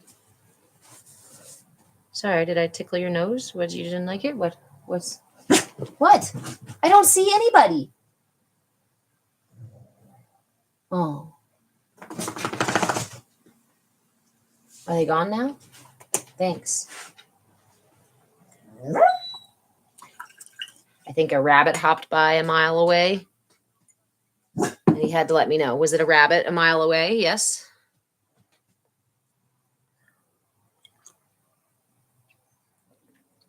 Monica, agree. Your pup demands full rubs down nightly, about an hour. Yeah. My cats, again, have been sleeping on top of me, which isn't entirely new, but is quite new for me to wake up like every day with multiple cats on me and the dog.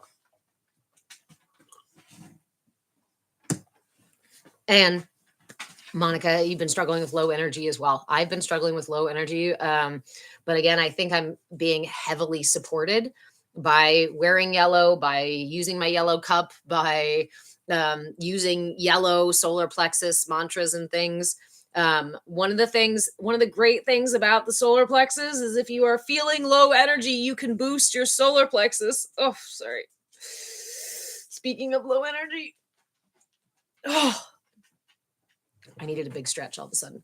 Okay.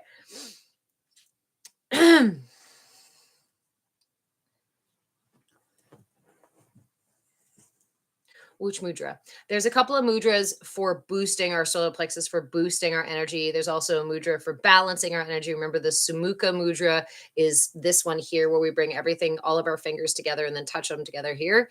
This is balancing to the solar plexus, although not as, like, it's the mudra for coordination. So it helps both sides coordinate, and up and down, and all the energies coordinate and work together. Energizing would be the Hamsi mudra. Remember, we worked with the Hamsi mudra this month. Point your finger extended, the rest of the fingers touching the sides of the thumb. Just as long as you're not like this, try to make sure that all those fingers are touching the thumb.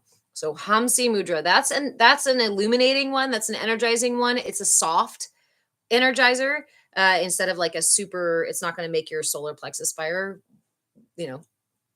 whatever, suddenly get really big. The Utthata Bodhi one is one for boosting the solar plexus, and then the Prana mudra, which is not one that I included this month.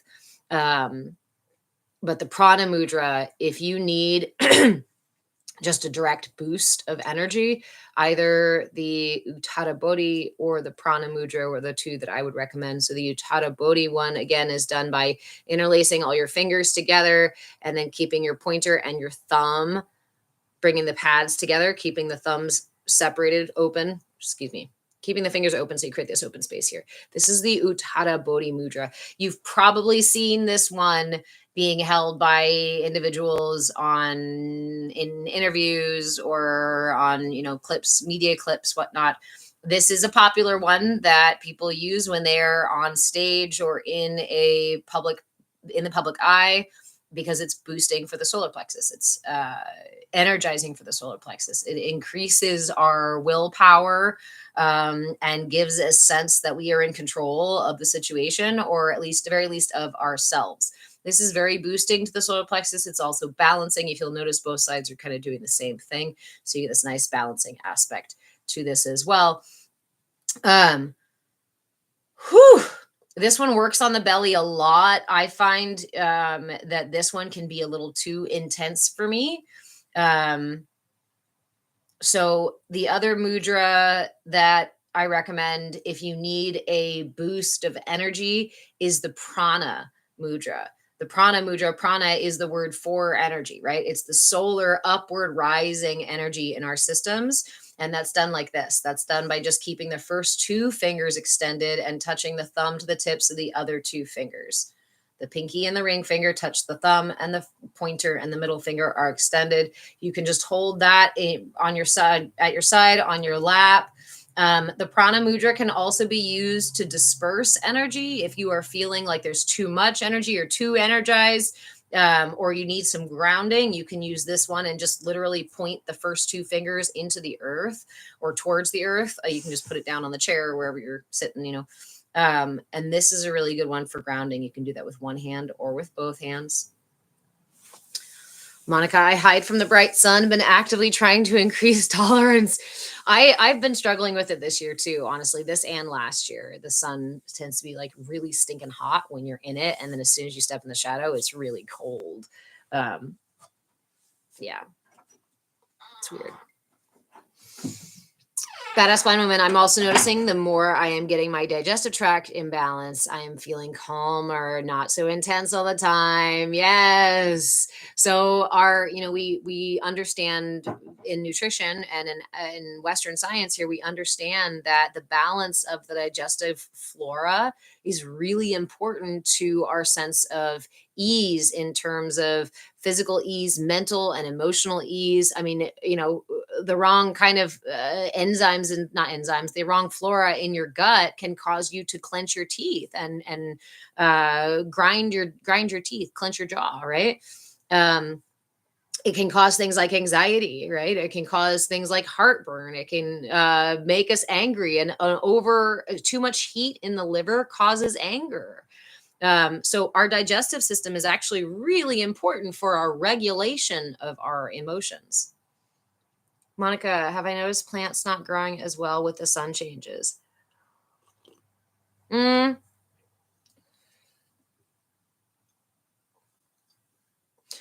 Only no, yes and no, because the last couple of years I've been noticing it anyway. I've actually had to try to figure out what to do with my plants because I had my garden on the south side of the property and I was like, it's too hot. It's too hot. They can't be directly in the sun like that, but I can't have them in the shade. Otherwise they get really cold. So I ended up rearranging my yard, my garden this year, to put things in places that had more partial shade rather than a full sun garden. So yes, I have noticed it, but it's been over the last couple of years that it's been happening. The other thing, and I was going to say it before and I've come back around it again. So mantras. One of my favorite ways to balance any of the chakras is with the Bij mantra. The Bij translates to seed. So it's the seed mantra or the core, starting mantra for each of the chakras. Each of them has their own 3-letter word. And the one for the solar plexus for the Manipura chakra is Ram, R-A-M. And you can simply sit here and go Ram, Ram, Ram. If you can't roll your tongue, you can sit here and go Ram, Ram, Ram, Ram. Don't get stuck on the perfect pronunciation. It's more about the repetition. Thank you, friend. It's more about the repetition and about your ability, your willingness to be present with the sound, right? I can say Ram, Ram, Ram, Ram, Ram, Ram, Ram. And that's going to be very different than going Ram, Ram, Ram, Ram, right? One I'm going to really feel in my solar plexus. The other one is just going to be a couple of words that I say. Yeah. Intention, not just intention, but intention and attention, right? Because my intention is my North Star. It's my guiding light. If I set the intention, thank you, Hannah, for saying it. If I set the intention, that's where I want to go, right? That's where I'm headed. My intention is to use this mantra to do its work on my solar plexus. Let's leave it like that. It's not even like a perfect outcome I need. So my intention is to use the mantra, the Bij mantra, to help balance or whatever, do what it does to my solar plexus. I can start doing that and will start doing that when I start doing my mantra. Ram, Ram, Ram. But now that my son is walking behind the camera, my attention may be distracted. My attention may be distracted by him walking by that way. And then I think about, how I have to stop meditating, or I have to stop doing my thing because I should help him have some breakfast, or I need to do this thing. And oh, yeah, I forgot to this and that and that. Now my attention is where? It's not on my mantra. It's not on my intention. So my attention becomes my compass, right? It keeps me aligned with that intention. And anytime I'm doing any practice, I set my intention to the practice and then I keep my attention focused on that practice. And anytime my attention starts to veer away, just like a ship, I bring it back to center and I'm like, wait, this is what we're doing, because it's my intention and my attention to my intention that gives it the power, that really puts the power behind it. It's by putting the, positive and negative sides together to make that battery work. Otherwise, you just have the intention that floats away when my attention goes somewhere else. Or I have the attention, but I don't know what my fucking intention is and I don't know where I'm headed. I'm just kind of sitting here with the hope that I'll eventually get there. Right.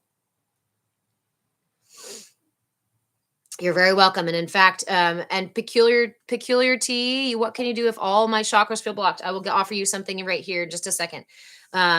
So Hannah and anybody else who's new to that concept, this is a really big one for me in here. I call these the 4 pillars of mindfulness. And we use that analogy. My intention is my North Star. I hang it out in front of me to set me on course, right? My attention is my compass. It keeps me aligned with my intention.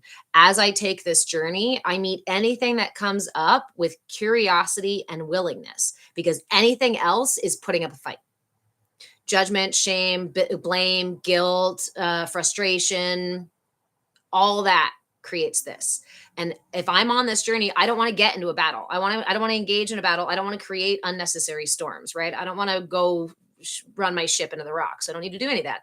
I'd like to get to my intention, please.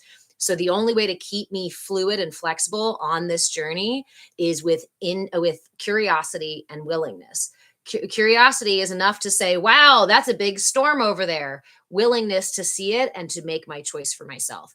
Or that's a storm I have to go through. Willingness and curiosity about how the heck I'm going to get through that storm. It releases us from judgment. It releases us from attachment to a certain outcome. It releases us from the push and pull and the arguments, internal frustration, internal tensions of shame, guilt, blame that usually stop us or make our paths a lot harder. Vox, that's just a whole bowl of awesome sauce. I'm a storyteller, and this is one of the most powerful messages that I received through my meditation and my practice. And as a storyteller, how do we get there, right? How do we simplify this practice how do we simplify this idea to apply to every single situation we are in, no matter what part of your journey you're on? You have an intention, and your attention is a really powerful force that keeps you aligned with it. And when we misalign, when our attention and intention become misaligned, it creates tension. Because alignment is to have my attention on my intention rather than being distracted and pulled in a million different directions.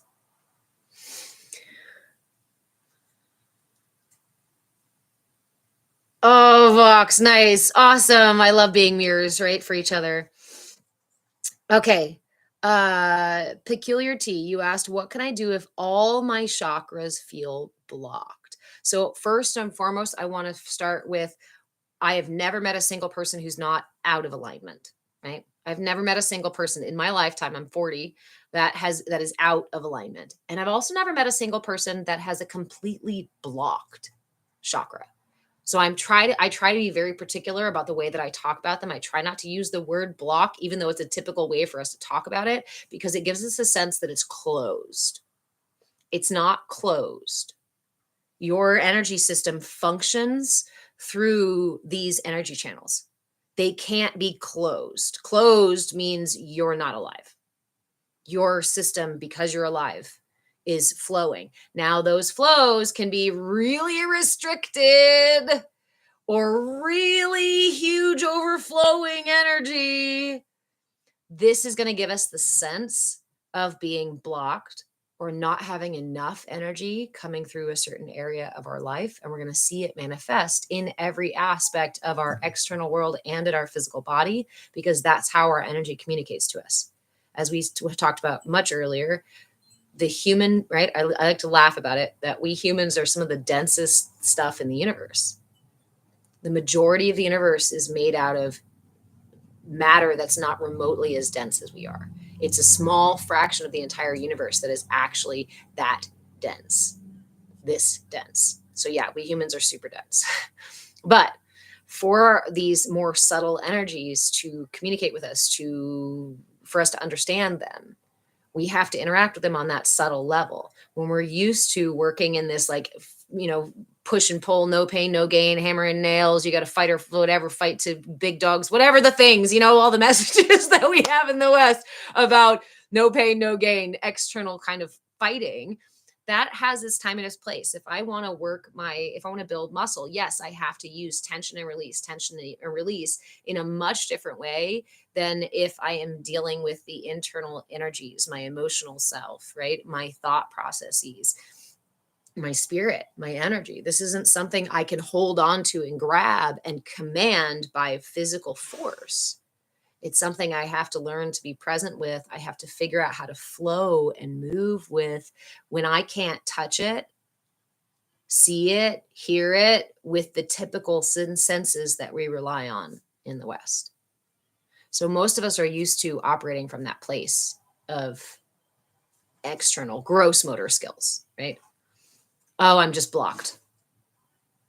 Or I'm disconnected. I have no access to my energy self. Actually, it is already operating within you, always flowing through you. You always have access to it. It's your degree of awareness of access to it and your locus of control for being able to navigate that internal space and those energies, because it's not just inside of you, it's also outside of you. All of that said, what are some good ways to balance your whole chakra system? You can do things like having lots of colors in your space. If there's a particular chakra that you're feeling really heavily drawn to, start wearing that color, or find a shade of that color that you really like and put it out in your environment. You can also eat those colors. This is another way to help you figure out where your chakras need balancing. It's not super confusing. You don't have to pay some like high ticket chakra, whatnot. All you got to do is, when your system gets triggered, when your triggers get triggered, notice where it is in your body, or notice what it's related to in your system or in your life, right? Is it your relationships? Then it may be about your heart chakra. It may also be about your sacral chakra. Do you despise anything yellow? It might be your solar plexus chakra. Are your hips stiff, super stiff, right? Like you can't dance with your hips. You can't wiggle your hips at all, right? That's going to be your sacral chakra and potentially your root chakra. When you go to speak in a situation, any situation or certain situations, and you feel that knot in your throat, that's your throat chakra.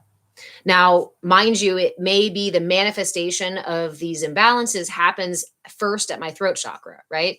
I go to say something, speak my truth, be honest about something in a situation where I'm feeling unsafe. I might experience that physicality in my throat chakra. Yes. As soon as I pay attention to my throat chakra, suddenly I realize that underneath that, my heart is fluttering a bit and my stomach is tight. That's going to tell you that what's influencing the imbalance in your throat chakra is the solar plexus and the heart. Now I come into here and I start balancing these things and addressing these things. And I realize that I really just kind of feel unsafe. And so it's caused me this need for extra control and this desire and this realization that if I take care of other people, then people will take care of me. So now I become a super giver with maybe some control issues here as well, but I'm still going to feel this knot in my voice every time I go to speak, because those things are influencing the way that I express, right? So it's a rabbit hole that we can get down into. One of my favorite ways to balance the entire chakra system is to do a chakra breath. You can do it as a meditation. You can do it with your eyes closed or your eyes open. You can stand up and do a much bigger movement, or you can just sit down and use the breath, right? It doesn't require any mantras. It doesn't require knowing the names of the chakras or anything. You don't even really have to know the colors of the chakras, although it's helpful to the visualization. So we'll go over them really briefly, and then I'll show you the practice. So the chakra breath or the chakras are the same order as the colors of the rainbow. Most of us learned Roy G. Biv in school, right? Roy, R-O-Y, red, orange, yellow, green, G, Biv, blue, indigo, and violet. So starting from the root, you have red, then your sacral is orange, solar is yellow, heart is green, throat is blue, brow is indigo, a darker purple, and then the crown is violet or really light purple to white. Badass woman, I'll answer your question in just a second. So those are our colors here. The only reason I suggest knowing the colors is so it can help you with visualizing them.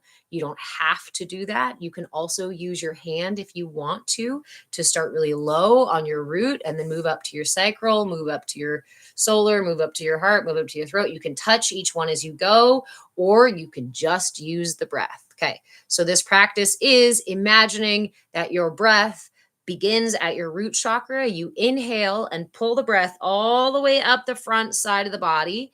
Inhale all the way up the front until you imagine the breath, right? With your mind's eye, see the breath coming all the way up to the top. When you reach the top, begin to exhale. As you exhale, allow it to cascade down your back. And you can let this visualization manifest however you want to. Don't worry about being exactly perfect. Don't worry about making sure you know the Sanskrit names for each of the chakras and you recite them perfectly forwards and backwards. Don't complicate things. We don't need to get we don't need to limit ourselves unintentionally. Instead, just focus on the flow. Focus on the inhale going up the front side of the body and the exhale going down the back side of the body. The more you do this, then you can start adding the visualization of red, orange, yellow, green, blue, indigo, violet, indigo, blue, green, yellow, orange, red, orange, yellow, green, right?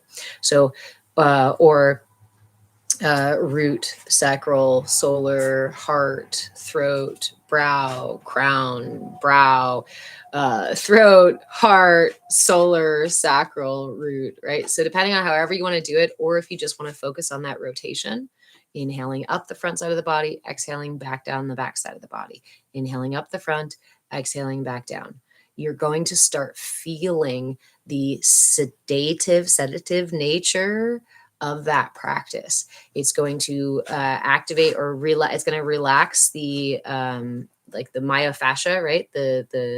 It's going to, the breath helps to balance all these chakras as well as clear the minor channels in the system. It helps to balance all the elements in your system. It helps to regulate your blood pressure. It helps to regulate your heart rate. It helps relax your digestion. It helps calm digestive fire, especially if you're feeling too hot. There are so many things, benefits to breath by itself. This is a really good practice, and it's a really simple practice. So as I said before, you can take it just the breath, or you can make it a bigger movement. For me, when I make this a bigger movement, I start curled up, usually sitting down, honestly, or on the edge of my bed, right? Curled up a little bit, and I'll inhale the body all the way up. And then I exhale all the way back down. So you create a kind of undulation with the spine. You can do it with like a cat-cow sort of energy, or you can use you can stand up all the way, bring the arms up all the way to the top of the inhale, right? And then exhale and bring everything back down. Doing that is also going to help balance all the chakras too, because movement helps to balance the chakras too. Peculiar. I haven't felt safe in my body for a while. Thank you for helping me understand why. You're a blessing. Oh, I love you too. You're very welcome. I'm glad you're here in this space. It's why I offer these classes for free, because it's really, really, really important information and it's super accessible, but it's made inaccessible. It's made to seem inaccessible by people who want to charge you a bunch of money for it, or people who feel like you don't, I don't know, there's gatekeeping or cultural appropriation things, or all sorts of reasons and excuses that we use to not access the information that brings us to our healing, that brings us back to balance. I think the biggest lie we've been told is that you do not have access to healing or to knowledge or deeper understanding or wisdom without finding it outside of yourself. Everything you need for your healing is within you. Everything you need for your healing is accessible through you. Ultimately, and the kicker, is that you're the only one who can really get that deep inside. You're the only one who can really touch these really vulnerable, sensitive places that need your attention and your healing. That was, at least for me, the hardest thing to swallow, was like, it really has to be me, because nobody else can reach those places. If I can't reach those places, nobody else is going to reach those places. Willow, aw, thank you, friends. In love with my Patreon? Oh, I appreciate that. Thank you. There will soon be a book available. It will be on, I think I'll have to set it up through the Patreon as well. So I'm really excited to offer that. Remember that the more, hey, Zach, how are you? I was offering like 3 to 5 classes a week the last couple of years. And that was a little out of balance for me, because I was just trying to get the information out there, and I wasn't really concerned with what I was getting back. And unfortunately, that left us in a situation where I gave away a lot for the last several years, which I thoroughly enjoyed, but left us in a situation where I could no longer keep the internet on. I could no longer pay the basic electricity and whatnot. So that's not okay. So I've pulled back on my classes, focused more on putting this book out, and focused more on encouraging all of you who've ever benefited or ever enjoyed my content, or just want to support the work that I do, to go to my Patreon page. I Move with Change on Patreon. You guys are literally what keep the lights on. You guys are literally what allows me to continue to do these classes. And I guarantee you, the more people I get over there onto Patreon, the more classes I will be offering. Hey, Stay Gold, welcome back. Because I have so much to share. I have so much I want to do, and I'd like to do all my classes as totally free, open classes, but I can't do that unless I have people who are willing to say, I fucking love what you do. I really appreciate it. Here's, $5 a month to keep the lights on. If you want benefits from your memberships, I promise you, what was my new saying lately? What you give to me, I give back in 3. Because when you go and grab, a membership at the, let's say, CAYA coaching, or the group coaching membership level, you also get access to all the replays. You also get access to our weekly yoga class. You also, get access to more time and more communication in our Discord space with me. I also have private coaching options available. I have very limited private coaching available because I don't take on too many clients at once, so I can actually give real focus to people. I do also have a coaching intensive for those of you who are like, I need major change, I'm going through huge upheaval, or I need this to happen. I do a 40-day intensive.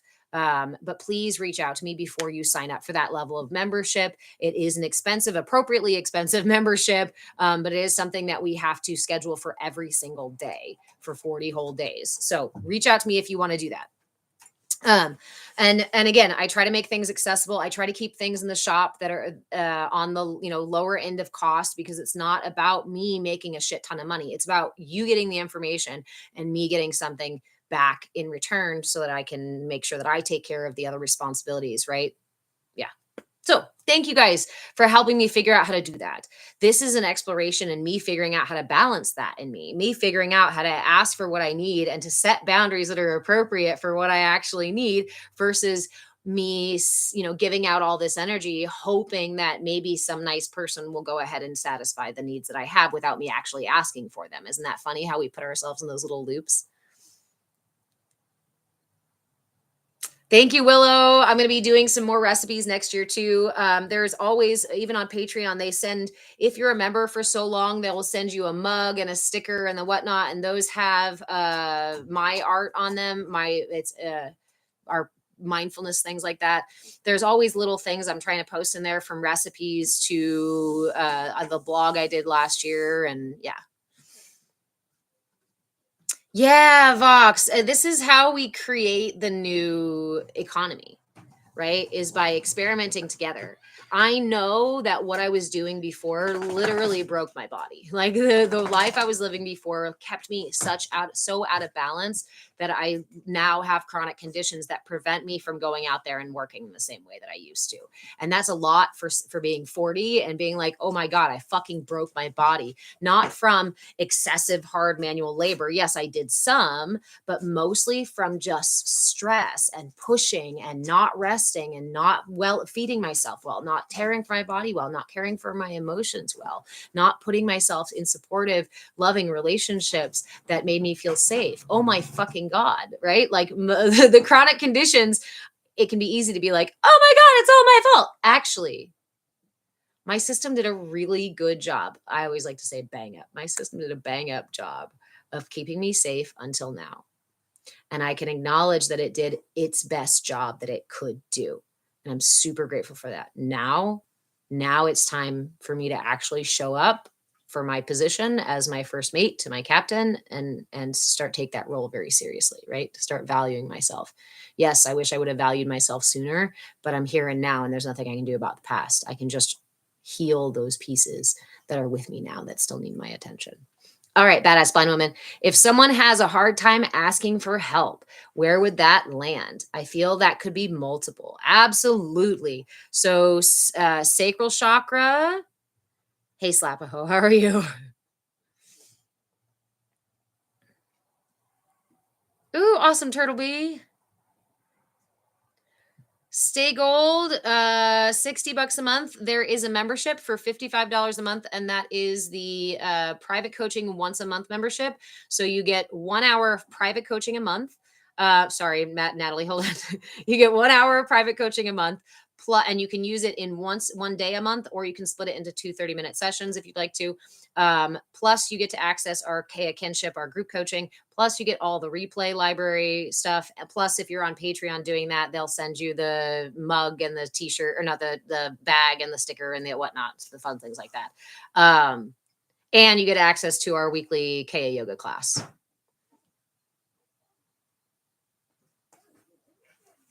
Okay, so I'm trying to catch up on comments at the same time. Someone has a hard time asking for help. Where would that land? Sacral chakra. My first sense. Okay, so let's do that development thing. My root chakra says, "Am I safe?" Right? When I'm growing up, when I'm a baby, right? The first message that my system asks is, am I safe in my body? And am I safe in this world, right? As soon as I don't feel safe, what happens? My system works for me. The triggers, whatever built into my system, pulls the energy up into the sacral and says, where, someone, please, I don't feel safe.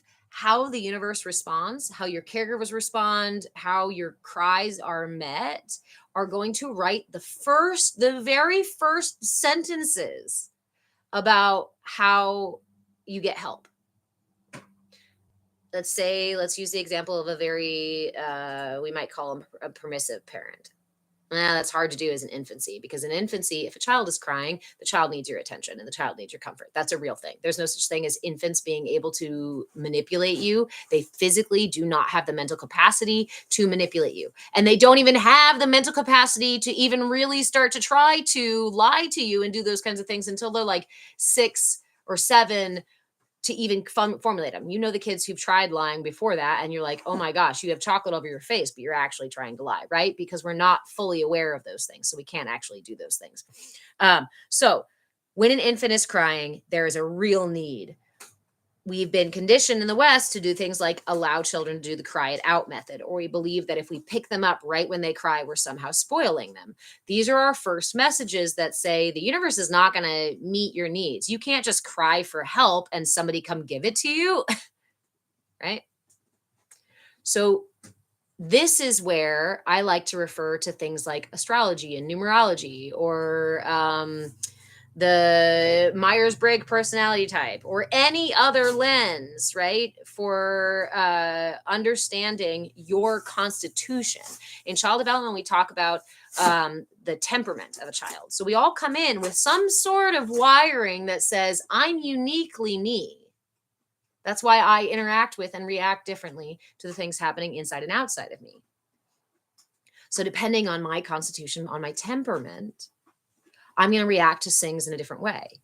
Some of us may just get louder and demand that our needs be met. We might pull the energy up into the solar plexus and figure out how to run or how to crawl or how to grab things very fucking quickly, because the universe is telling us that it's not going to meet our needs without us doing something about it. That's going to be the first message that's written into that early stages. I'm talking 6 months to a year to, getting into like the 2-year-old stage, where you learn how to get your needs met on a very simple basis. Some of us will withdraw and say, oh, okay. And that's going to be about our temperament. So if your temperament was to say, oh, okay. Infants don't self-soothe, they give up. And that hurts my heart just a little bit. Because I was a cried out baby. And I, at first, apparently tried to, anyway, me triggered. Hold on.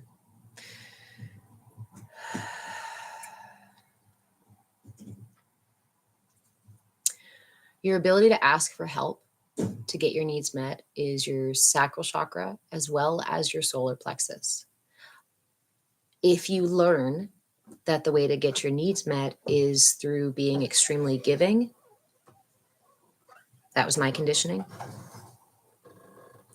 then the way I get my needs met is by subjugating my sense of control, is by putting my needs aside and depleting these energies here in my lower chakras so that I can give to other people. And that's going to create a character that is constantly giving to other people and doesn't receive very well. Why? Because my system just isn't aligned to do that.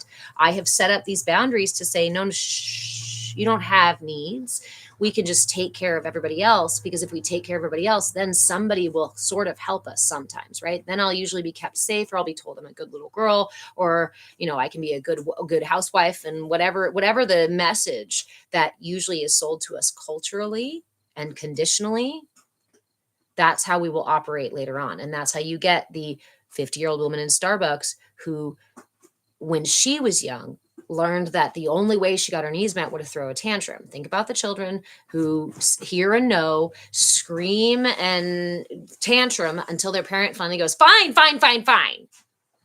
What you're doing is help conditioning that child to, the more you push, the more likely I will say yes. So now we've actually started to develop a sense of kind of narcissism, right? A sense of I'm going to get my needs met no matter what. And that's going to deplete the heart chakra a little bit too, because we need that energy to go somewhere else. It's a finite system. Thank you guys for the gifts and all the comments. Let me catch up here really quick.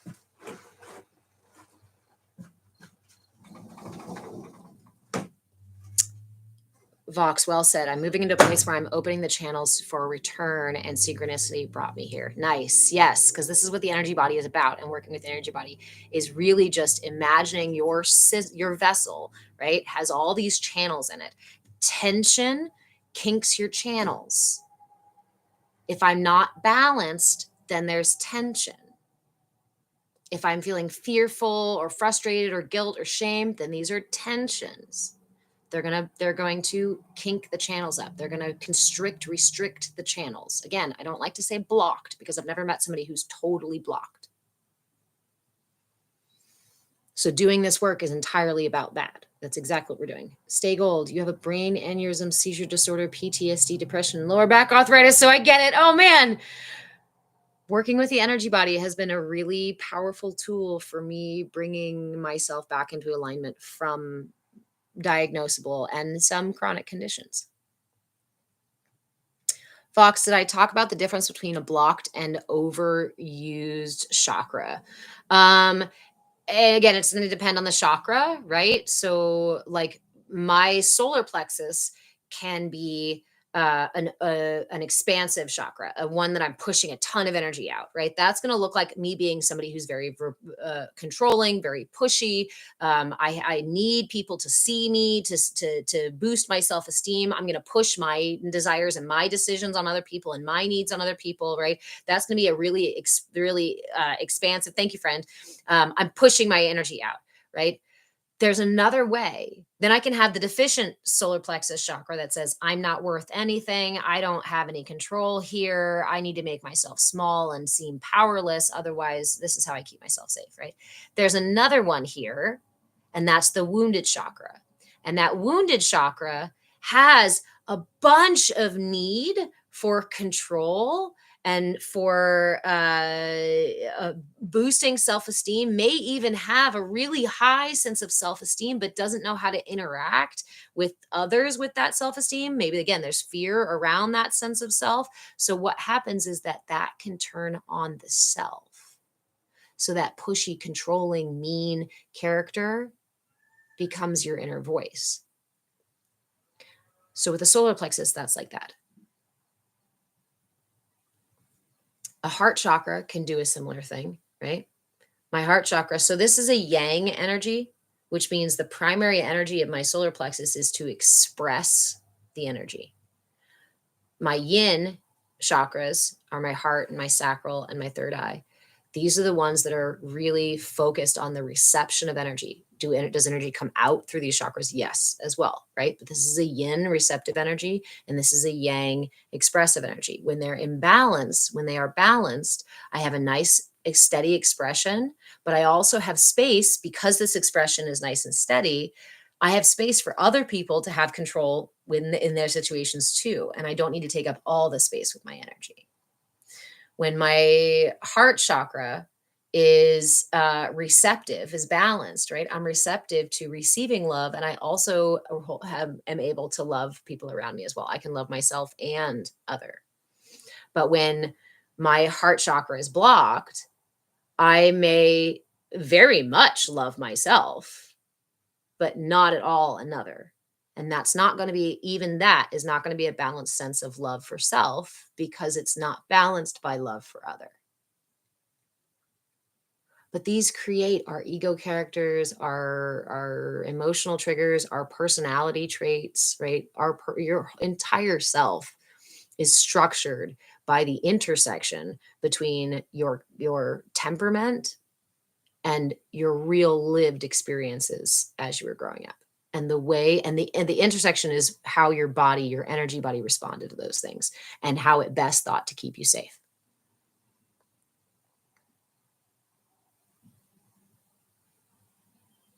Turtle babies taking over the world. Yeah, same as some adults. We have a hard time soothing ourselves, so we cry it out.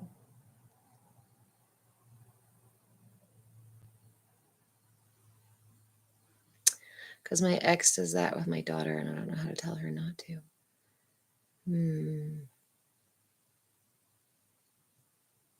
Thank you guys for the follows and the gifts.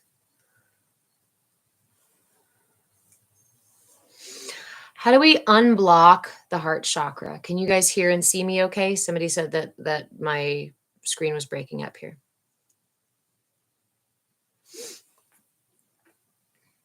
Did I miss something somebody shared?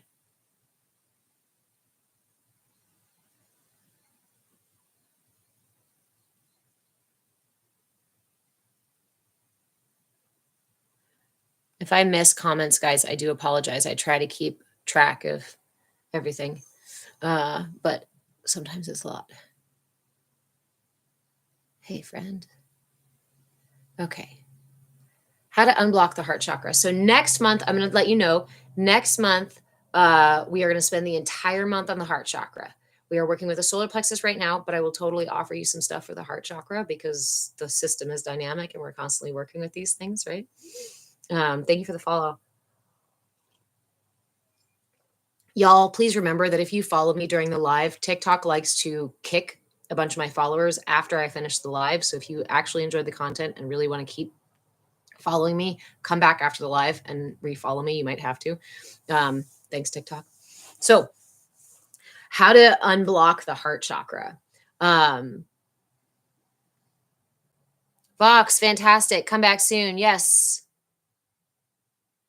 Stay gold. I don't trust those that say they are healed and don't need to change, because we are all humans, always changing. My LLC is named Move with Change. The tag, my handle on all the platforms is Move with Change, because one, life offers us a single constant, and that's change, right? Not even taxes are guaranteed. That's change. Change, and it's not about being able to expect it or to plan for it. It's about being able to move with it when change arises. You're not going to know what changes are coming, and we're not always going to be able to control what's happening with the universe, right? The universe is akin to a river flowing, right? It's going without us, with or without us, right? If you decide to fight back against the current, you can fight back against the current, or we can find our true center and align that intention and attention and be our authentic expression. And there is a profound sense of ease that comes with being aligned, and you've already experienced it. You asked about the heart chakra. So before I go down that rabbit hole, I'm going to offer you something for the heart chakra before I get distracted. One of my favorite practices for the heart chakra is, actually, let me give you two. I'm going to give you a mudra here in just a second, and I'm going to give you something a little bit simpler that was really, really profound for me. I spent many, many years holding this way and sheltering my heart because of these things, because of need for sheltering my heart chakra, right? And I often got told shoulders back, told shoulders back. I even had a stepdad that would pull my shoulders back. Many of us have probably had these experiences, and most of us still start to go like this when we're protecting our hearts. So this one's really simple, and I encourage you to come here and do it with me. Go ahead and kind of curl up into that little protective posture here, and then bring yourself upright, saying to yourself, shoulders back. Go ahead. Nice, big, tall, shoulders back posture. Okay. Take a moment to breathe. Take a full breath. Notice how you feel in this position. Notice your shoulders, your neck, your jaw, your mid back, shoulder blades, even your belly. Just notice. Don't change anything. Just notice. Okay, go ahead and come back down to that protective slouch. Shake it out. This time, lift up into that upright position, but this time say to yourself, heart forward. Now notice your breath, your shoulder blades, your neck, your belly.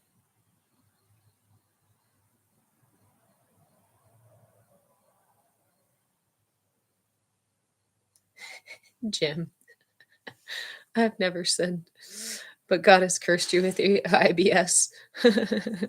I encourage you to use the Sumukha mudra. It's like this. We take both hands, gather all the fingers together and touch them together and hold it right in front of your belly. That's going to help balance your digestion. That'll help with IBS. Okay, so that's the first message. And it may seem subtle, but I guarantee you there's a difference, and most of us need to hear that difference. Enlightenment is just the journey of bringing awareness to the more subtle layers of self and of reality. That's enlightenment. These little moments where we notice a subtle difference, we've just enlightened ourselves, right? Monica, tingling. Is it a release tingling, or are we, because I have nerve damage as well. So I notice that if my posture, depending on my posture, I will have tingling in my fingers. You can also help bring balance to different energies in your system. If you're dealing with specifically tingling in your fingers, check with that element in your body, bring balance to that element in your body. So, Kim, the other thing I wanted to offer, I said I would offer you a mudra as well. And this one comes with a visualization. One of my favorite ways to clear the heart channel is to use the Padma mudra. The Padma Mudra, again, is relatively simple. We bring the base of our hands together, bring the sides of the pinkies and the thumbs together, leaving this open chalice. This is the lotus. Padma means lotus. So this is the lotus mudra. And we hold it right here in front of our hearts. Now, as soon as you hold this in front of your heart, you may notice a sensation in your heart or in your hands. Feel free to witness the sensation. Try not to tell a story too deeply about it or be like, oh my God, what is? Don't get stuck on that part. Okay. All right. We're going to use this chalice to receive. We're going to receive the divine flow of energy, of source, of prana. We're going to receive the healing waters of source, right? So go ahead and close your eyes if you'd like to. You can keep them open if you don't feel safe. We don't always like to close our eyes. And holding this chalice here in front of your heart, imagine that the water, that there's the flow of water being poured into this lotus. It can be rain, it can be a jug of water, it can be a waterfall, whatever works for you in your mind's eye. Imagine that water flowing in and beginning to fill up this lotus flower, this Padma Mudra. As it fills, you notice a gentle pressure, a gentle weight on the heart. The heart seems to get a little heavier. The mudra seems to get a little heavier. And at some point, that the dam inside of your heart, anything stuck, anything rigid, anything holding back will release. And as it does, the water goes directly through the heart and spills out the back. The front of your heart chakra is right here in front. The back of your heart chakra is right between your shoulder blades, directly behind the front.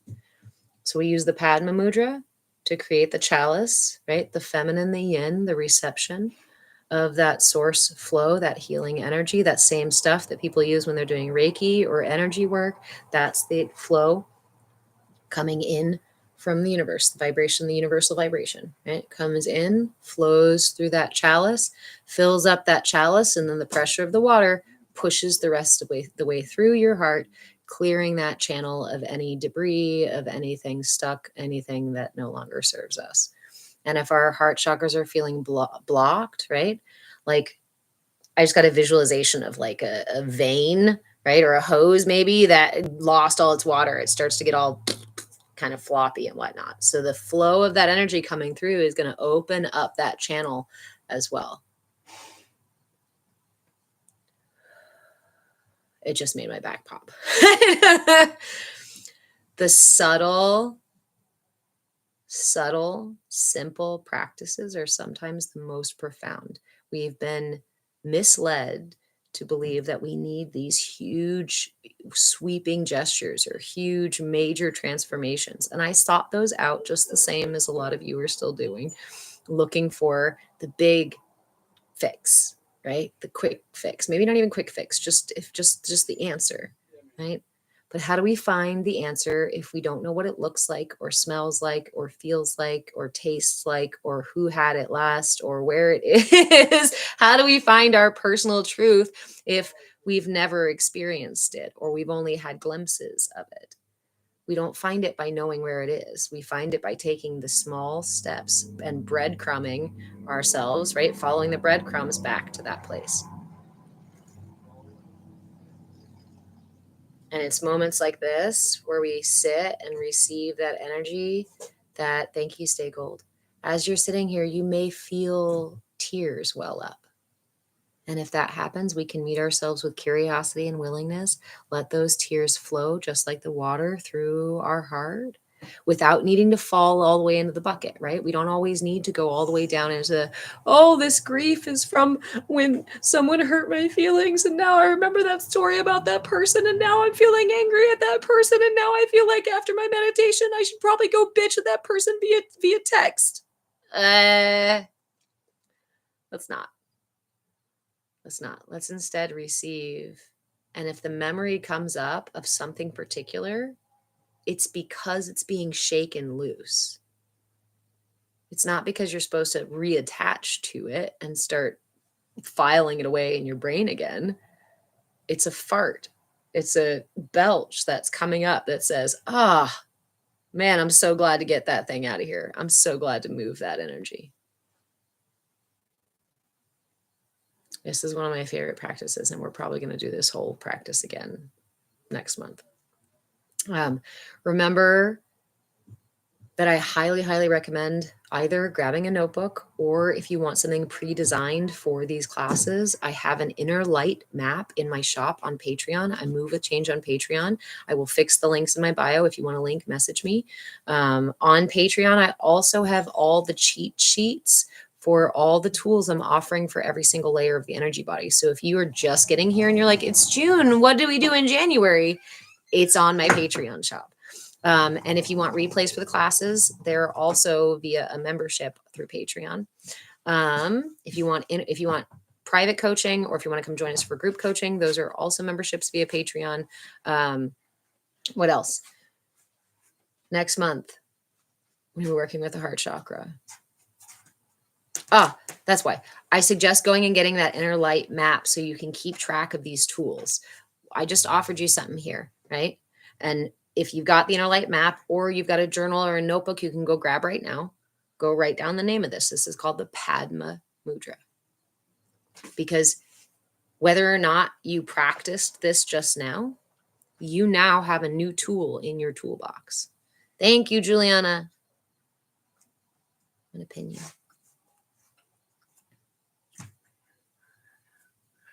Thanks.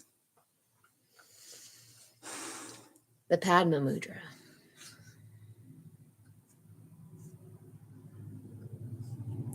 I always like mudras because they seem very in pocket, right? They're pocket tools. I don't need anything else but my hands and the memory of them. If I can just remember a handful of these tools, then I know I have the skills I need to bring balance, to open my heart chakra, to help heal grief that I'm experiencing or I've been carrying around. Maybe I've got my Hamsi mudra. I am able to disrupt anger and transmute it into playfulness and confidence rather than need for control. Right? Use my Hamsi mudra for that. My third eye is feeling blocked, so I'm going to use my third eye mudra. I'm going to use this one here for no more than 2 minutes because I needed to communicate with my, higher self, or I'm feeling confused and my mind is just busy right now. So let me use a balancing mudra. Let's just use the Gyan to bring us clarity. And if clarity is hard to find because my brain is just on one and my pirates are arguing about all the million different things, well, maybe, you know what? Maybe I just need some Brahmari pranayama instead.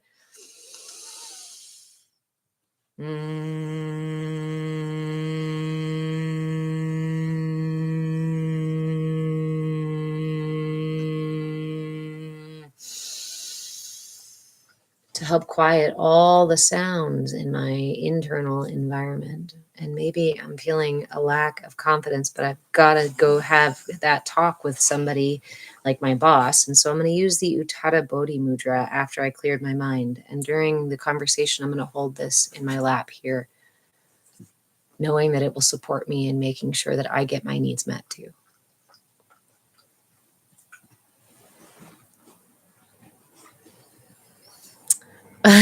Kim, what was the one called for IBS? The Sumukha Mudra. The Sumukha Mudra is actually for the solar plexus. It's balancing. Thanks, Stay Cold. And Glitterbee too, I'm going to pin you as well. The group class is life-changing. I love you guys or life-altering. You guys are so amazing. I appreciate the encouragement and the words of affirmation. It is one of my love languages, and it's one I struggle sometimes to receive. So it's really healing to my throat chakra. Thanks. So the one for it's the mudra for coordination. It's called the Sumukha Mudra, and this Sumukha actually translates to pleasant face. And it's done like so. We gather all the fingers to touch the thumbs, keeping them all extended.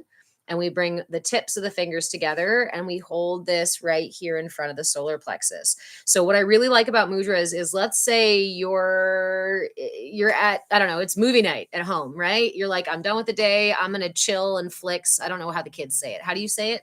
Netflix and chill? I don't know. I'm too old sometimes. Okay. So if I'm going to sit, at home and watch a show, cause that's what I normally do, but I also know I'm experiencing some IBS, or my self-esteem has been real shit this week, or my body I just feel off kilter. Right. I'm going to grab my Sumukha mudra. And I'm going to sit back here. I might even cross my legs. Yeah. And I'm going to sit back here and I'm going to watch my show. And I'm going to sit here for 45 minutes or 20 minutes or however long my show is. And I'm going to be doing energy work at the same time. I'm going to be help bring balance. I will help bring balance to my system while I'm doing that, while I'm doing something else. I can do these passively.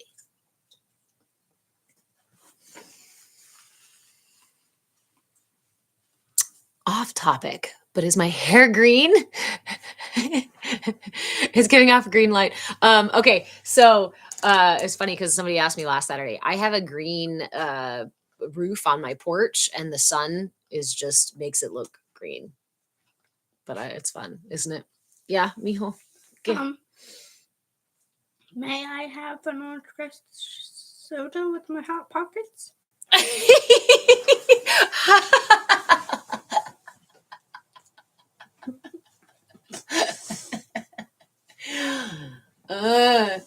Yeah. Thank you.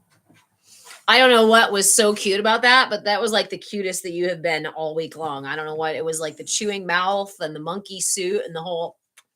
Mom, can I have some orange crush with my hot pocket? I don't know. You just tickled the poop out of me. Okay, you may. Oh, so you see?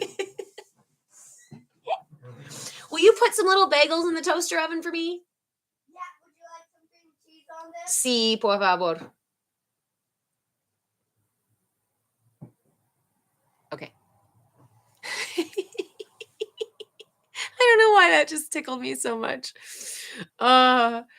Okay, so Kim, you asked, is that above the belly button? Yes. Let's briefly talk about the location of each of the chakras, because this is important too. And I have this in a in a cheat sheet. I do believe.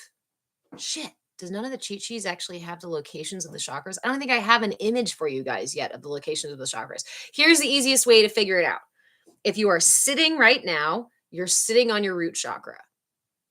Okay? Your root is your pelvic floor. It's your base. It's where you sit. Your sacral chakra, go ahead and give me a Y, right? Make your chakra. Put your thumb out and your pinky out. This is our measuring tool for our chakras. Put your thumb inside of your belly button. Put your thumb inside of your belly button and wiggle your finger down to find the top of your pubic bone. That's your sacral chakra. The solar plexus chakra, you put your pinky in your belly button and wiggle your thumb up to find the base of your sternum. This is your solar plexus chakra. Blake Brown, Jesus is the truth. He loves you. He loves you too. Did you know Jesus also used mudras? Did you know Jesus taught us that Christ consciousness is a state of being that we all can access, and that it's centered in the heart? And that's why the kingdom is within us, and that why we access the kingdom within us, not by judgment or condemnation or control or projection out towards other people around us, right? What Christ was teaching us was that the truth of our nature is within ourselves, and our deepest and closest connection to Christ and to God is through ourselves and through recognizing God in each other, not through condemning the sins and focusing on the way that we're judging each other. Each judgment is a projection of our own imbalances and our own fears, right? Is a projection of our own judgments of self. So again, I encourage everybody to come into this space and to show up with curiosity and willingness. This is not a space to bring judgment or condemnation or to try to usurp the conversation so that you can make your point. If you would like to make your point, you're welcome to have your own live, and you can even send me a message and invite me to your live, and I'm happy to have a discussion with you. But that's not what we're doing in here. We're working on where the chakras actually are located, which is something that Christ learned himself. Yes. How many bagels do you want? 2. Okay. Of the little ones. How much cream cheese? You know I like extra cream cheese, please. Okay. That's not in the whole. Well, 2 halves or 2 whole bagels? 4 halves? Blake, that's false. You haven't actually. So, hello, for those of you who are new here, my name is Reverend Deborah. I'm an interfaith minister, and this is my 11th year as a minister. I'm also a movement facilitator because I have spent 20 freaking years in studying movement within our systems, whether it be through psychology, philosophy, child development to gerontology. I'm a death midwife, ushering our loved ones out of this life. And I'm also a birth doula, which ushering our children into this life.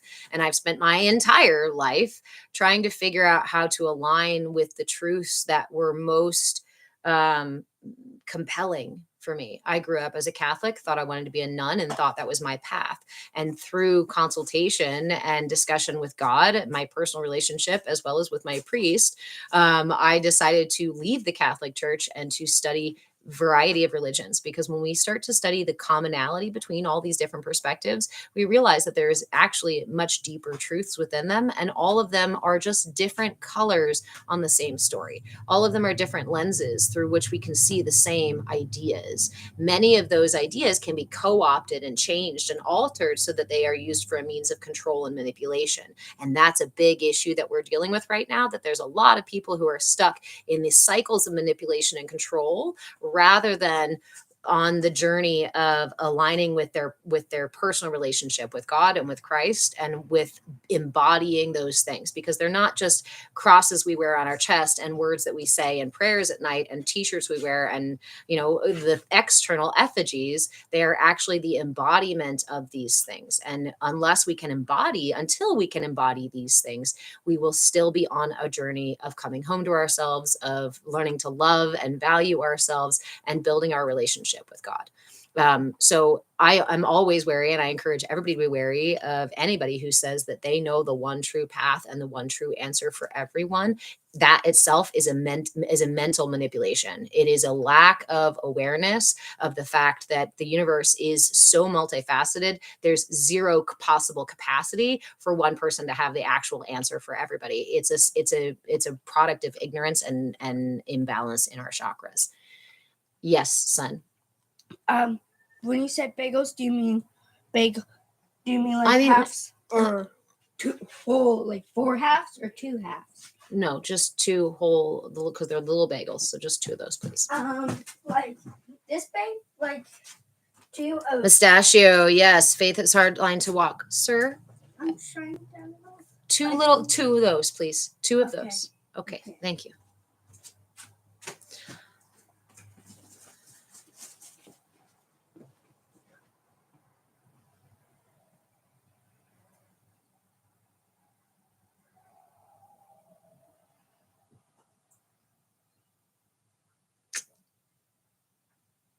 Prize. You get your money from being a content creator to keep our interactions. No, I'm not a monkey. Again, that's another projection. That's a really imbalanced solar plexus chakra, is the idea that you think that if you throw a couple of cents on here in a gift, that I'm supposed to jump like a monkey. That's a very interesting lack of energy in your heart chakra. That's a very interesting overblown sense of power and control over situations. So I see that you're dealing with a lot of imbalance, but that's not actually the case in this space. It's a projection of where you're at. Just like our government thinks they can take our money and tell us what's going on. So again, that's a choice that you can make of where you put your resources, your attention, and what your intention really is in terms of supporting or believing or interacting with the information that our government puts out and what they tell you to do. Ultimately, you are an autonomous human being with a lot more sense of self-control and power than most of us even really wield. And no, I don't mean power by being forceful. The only type of strength is not just force. And if you are only operating in force, then you are severely lacking in your access to higher states of strength, power, and centeredness and esteem. Turtle B all rolled up into one badass meat suit.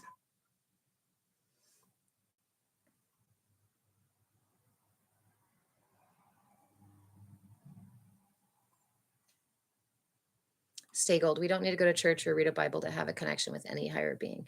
It's true. And a lot of people, and again, the systems, right? The structures of religion, and of government and of social constructs of built by marketing or our communities, right? These all come with their kind of set of rules that allow you to be part of the group or not. And you know what these do? They satisfy a need for belonging.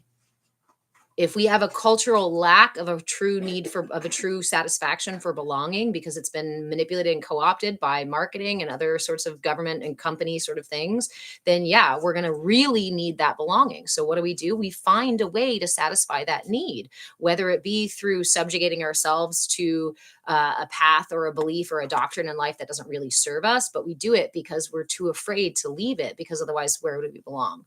Right? Or it's all we know and it is our sense of belonging. So we're unwilling to see outside of the box that we've decided to put ourselves in.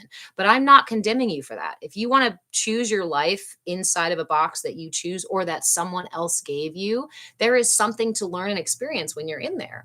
And it's your life to live, right? Just as you can't come tell me to get myself inside of somebody else's box or to do what the fuck you want me to do or what have you, right? Without some serious manipulation tactics. That because I have a sense of personal power, I have a sense of personal autonomy, and it's one that has been, I almost want to say, hard won. It's one I've had to trek for. It's one I've had to discover and uncover and build the strength to maintain. It's not easy to do, but it also takes a lot of strength and a lot of courage to keep yourself inside of a box. That's hard to do. It's resisting the flow of the universe. It's resisting the flow of God. It's resisting the flow of what we're really here to be and to do, which is you. And if that you is feeling the need to fight for the one God to be right and demand that everybody be that way and that's it, well, then that's your life to lead. But we can all recognize that it, at some point, at its core, is a projection of what we believe is right and wrong and a judgment on what we think other people should or shouldn't do. Your judgments, your gifts are not for everybody. There's the monk sitting in the courtyard, right? Thank you for sharing these with me, but I'm actually not interested in the gifts you're offering. Thanks anyway. They're not for me.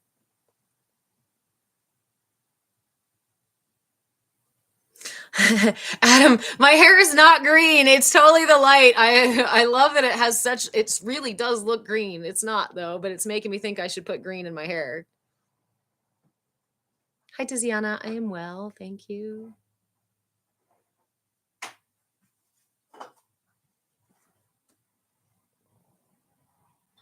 Resisting and denying ourselves, even a lot of the structures that are currently out there intentionally manipulating us are intended to keep us resisting and denying ourselves, because they sell us the external, the falsified sense of belonging, safety, success, connection, truth, right? If I have the right car and I have the right wife and I have the right job and I have the right degree and I wear the right clothes and I say the right things, right? Then I fit inside of a box. But we're not monotone. We're not meant to fit inside of a singular file line.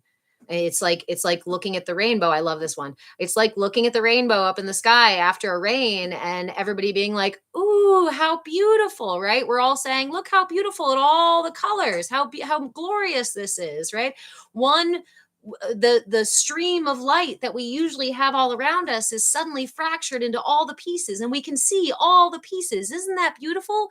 This rain took apart the light so we could see it. But then somebody comes up and says, "Hey, you know that, yeah, they're pretty, but yellow is the only real color.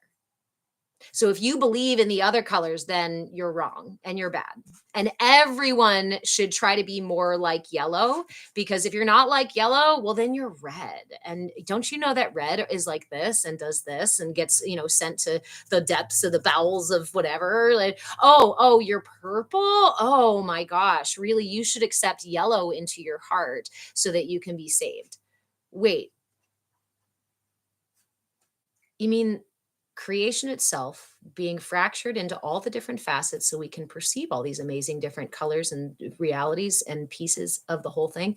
Now you tell me that within the fracturing of the whole, there's only one part in there that's actually the whole. I believe they call that missing the forest for the trees. Stay gold, go to work.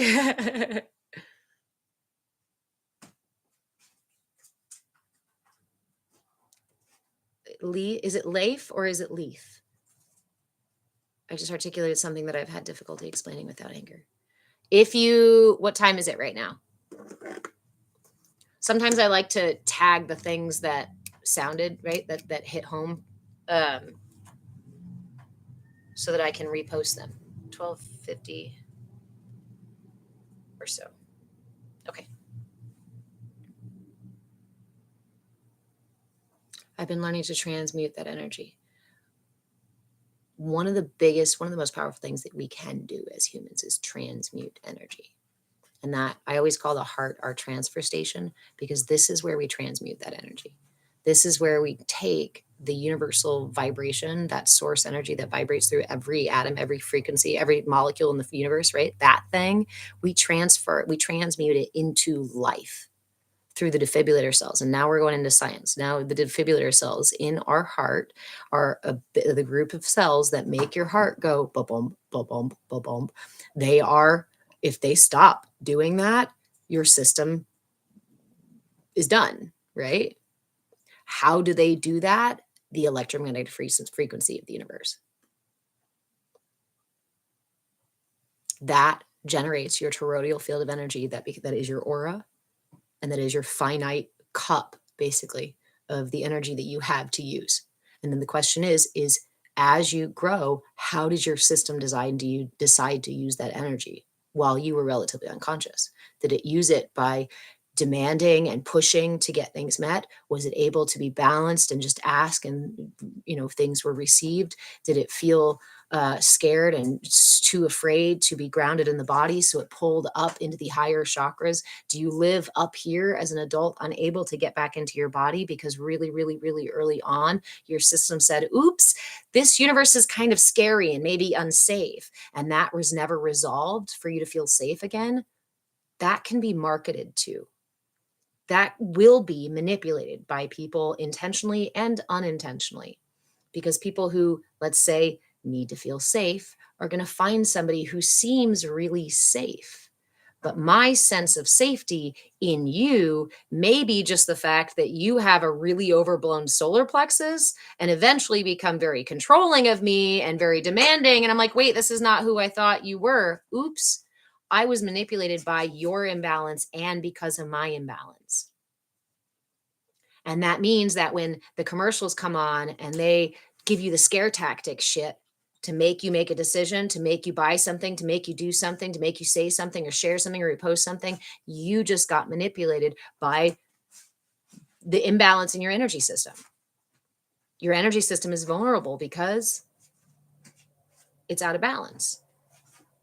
When it's in balance, it is fortified and strengthened in a way that's not available when we're constantly out here trying to barely, you're holding 16 plates on two different hands, standing on your big toe on a bouncy ball with an elephant balancing on your head. How can you make any wise decisions for yourself?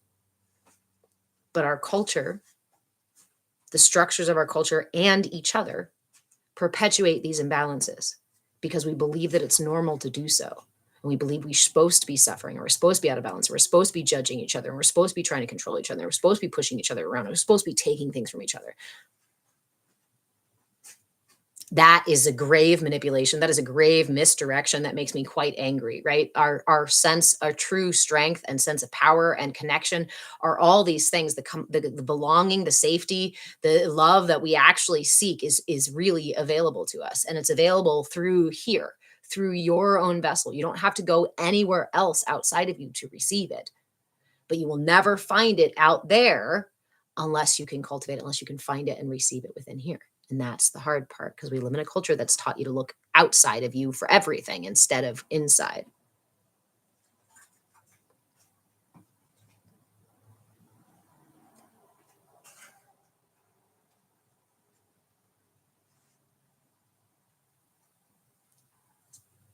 I used to have a prism with me all the time because I used to keep one by here. There we go. Because of that. When we recognize that the prism itself is creation, this is everything, right? This is all of it. This is the eye of God. Consciousness. This is the matrix. Here's the matrix. Consciousness is the light that shines through the matrix. It's the light that's around everything, everywhere. The illusion that we are stuck in is that light is being filtered through these facets of prism. You and me and you and you and you and you and you and me, we're all facets of the matrix.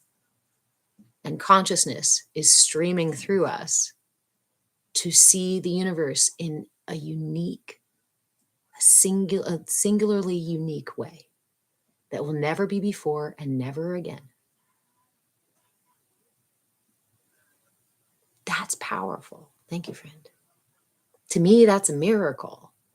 To me, that's fucking miraculous that there's never been another you, never will be another you quite like this, quite like that now, quite in this moment. And so I've always struggled with the narrative that said some of you are good and some of you are bad, or that there's some trickery God up there tricking you through the matrix perception and making things appear as they are not, or as they shouldn't be, or putting landmines in front of you, waiting for you to step on them so they can punish you. That's narcissism. That's not the source. That's not God that I have come to understand, that I've come to meet. I know that God. I met that God. I saw that God, right? I read that God. I saw it played out in my fellow humans. But at some point you have to ask the question, if God is not human, then how do we embody that peace? And how do we prevent ourselves from disembodying or embodying God down into a human form and saying, oh, God is human. God has these emotional problems. God has, an overbearing solar plexus. God is jealous. God is violent and whatever these other things. Like, wait a minute. Who are we talking about? Are we talking about a human? Or are we talking about the energy of creation?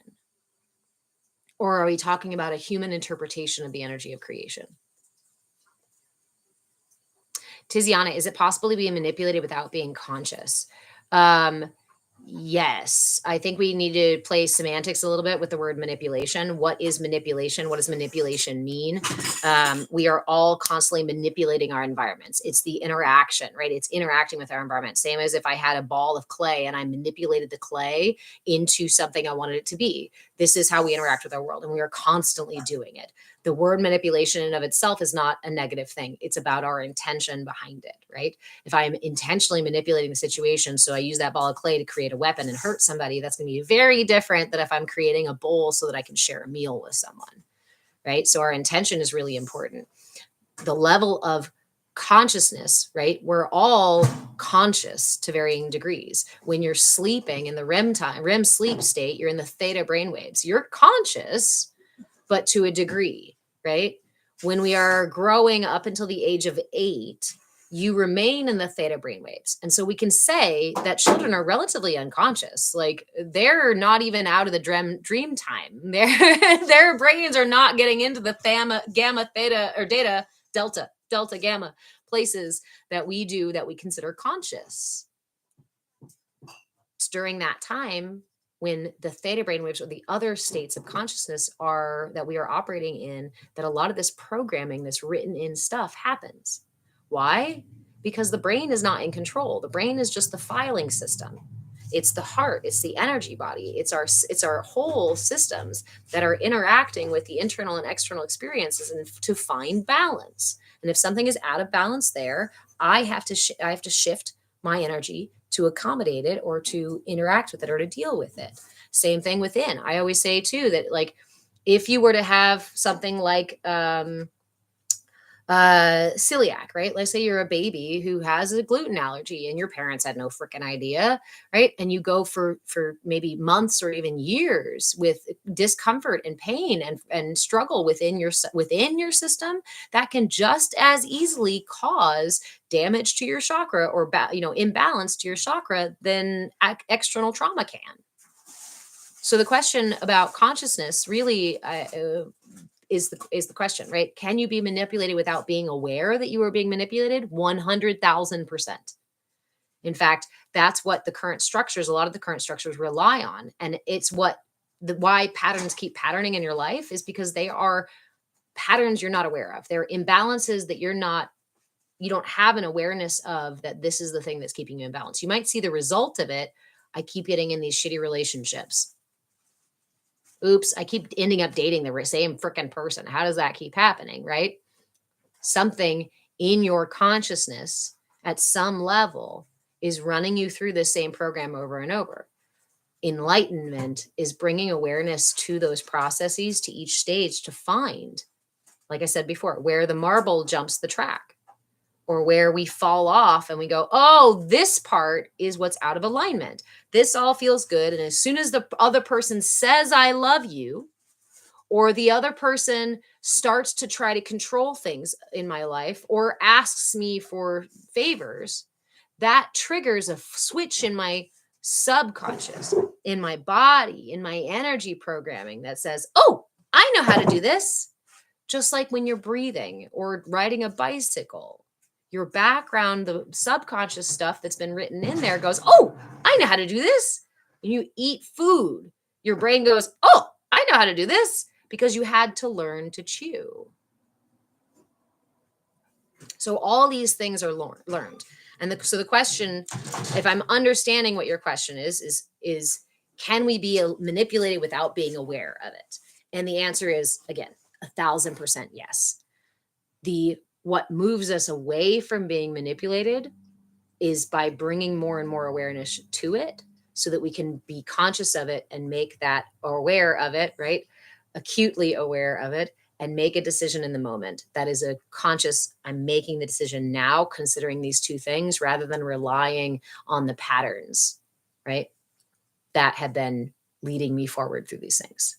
Recognizing that those patterns aren't aligned also needs awareness too. Actian, thoughts. My thoughts. As we work with the energy body in this space, and I approach everything from the perspective of the energy body, there's severe imbalance happening in the world right now in a lot of different areas. And we see manifestations of those imbalances in the most severe situations, in the most extreme situations. Usually when we see an extremist movement occurring, it shows that the people have been manipulated and collected up by out of balance. And usually that stems from fear. Usually it stems from a real need for belonging, right? And then a real sense of self-esteem. When we see an extremist sort of situation, like cult sort of things, when people become brainwashed by a message that, again, is the opposite of the nature of reality. The nature of reality says that there's light all around us, this source, this energy, this vibration all around us. And the illusion is the prism. The illusion is this light goes through and fractures it into all the colors of the rainbow, right? I don't know if you were in here a minute ago when we were talking about this.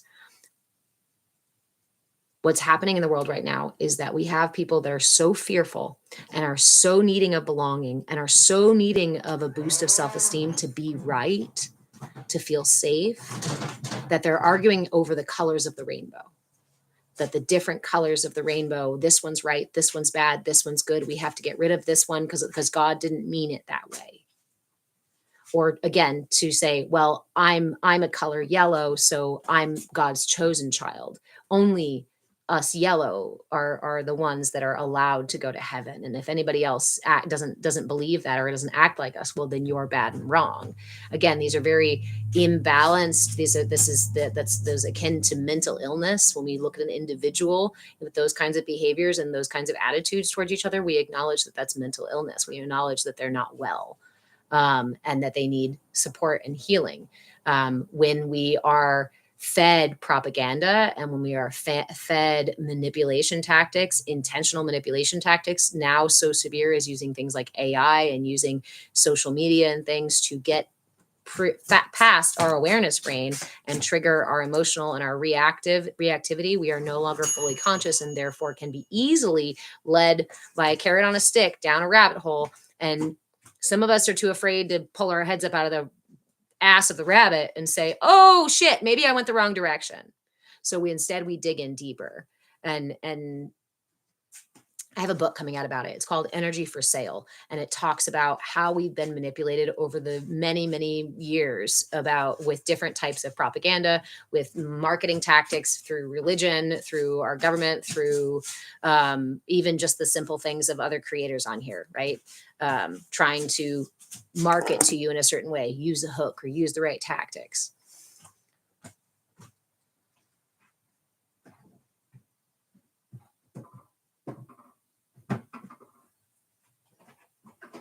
Joshua, Jesus can save you. Joshua, Jesus was a lost soul, found himself back home through his heart and through energy work. And he uses mudras as well, energy work. Leif, is it possible that on a grand scale, what's happening is actually rebalancing? Yes. And that's the reality, is that it is rebalancing. But we've got to be careful of the narratives that we write into the rebalancing and who we blame and who we say is good and bad, right? We know those are judgments and projections. So what does rebalancing look like? In herbalism, we talk about the healing crisis. And the healing crisis says that sometimes it has to get worse before it gets better. Is that fun? No. Do we enjoy having a fever and feeling sick and going and feeling like we're freaking dying? No. Neither does the collective.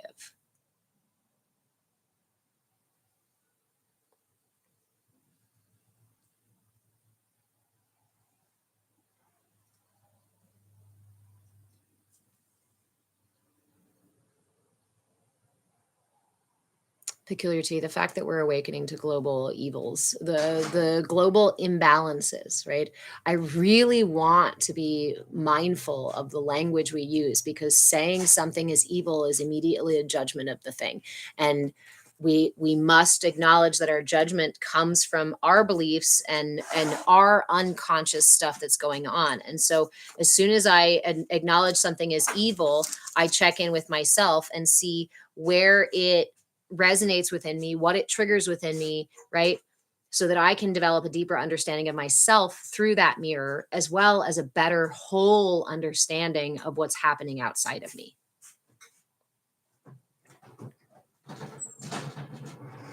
Thanks, Hannah. Glad you're here, friend. Leif, it seems that more people than ever are using love to deflect the hatred. I do see extremism as a manifestation of what we call at end of life the death rattle, right? These are like the last gasps of the dying imbalance, right? The lack of imbalance can only last so long. Let's put that into like some real tangible experiment, right? Clench your fist tight. Clench your fist really tight. Keep clenching your fist. Keep clenching your fist. Keep it up.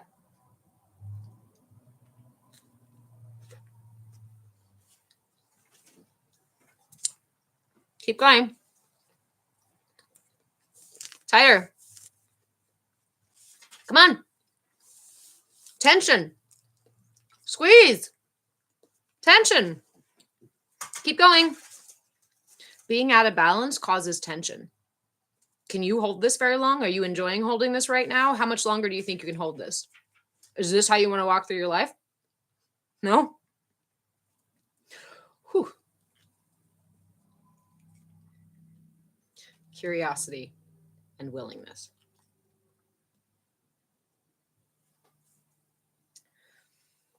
When we're out of balance, there's a lot of tension in our systems, and that tension is going to remain in our systems. And we're going to experience that tension again and again and again and again in all these different ways.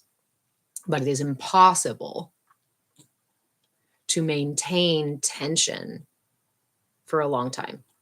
The body, the system seeks balance.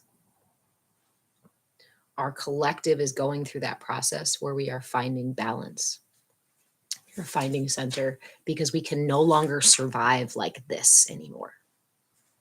Because so many of us for generations have been doing this for so long, trying to toe the line, trying to keep running, screaming at a 45-degree angle through life because we barely have enough energy to get up any further than that, right? Because our needs aren't actually being met. We can no longer survive in this state that we have been in. And that's why we've seen humanity go through cycles of this.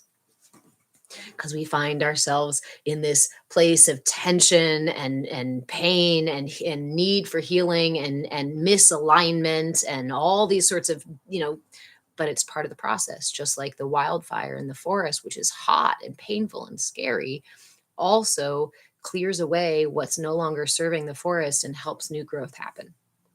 Do we want to go set a fire in the forest to make that happen? Maybe not so much, because we can be stuck in our ignorance. We're stuck in our little subjective bubbles and we only see so much of the big picture.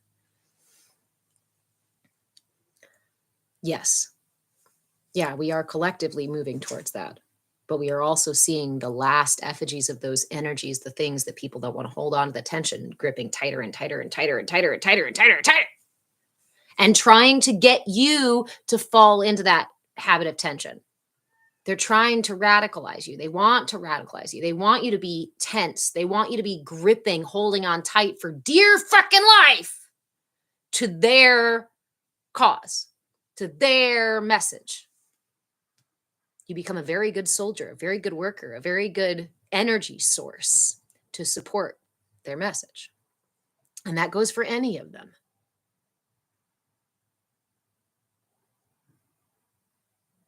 Da Vinci.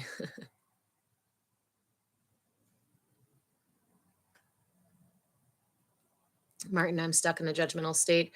It happens. Like, again, I try to say, like, no shame and no blame in this space, right? We're not really looking to judge ourselves for being judgmental. We acknowledge that we're being judgmental and we can watch the judgment happening from a step back, right? I recognize judgment is happening and that causes me to believe certain things or to act certain ways towards certain people. But if I recognize the judgment is happening, I can sit back and I can go, oh, wow, I heard my brain just be like, oh my God, I can't believe she's wearing that. What was that?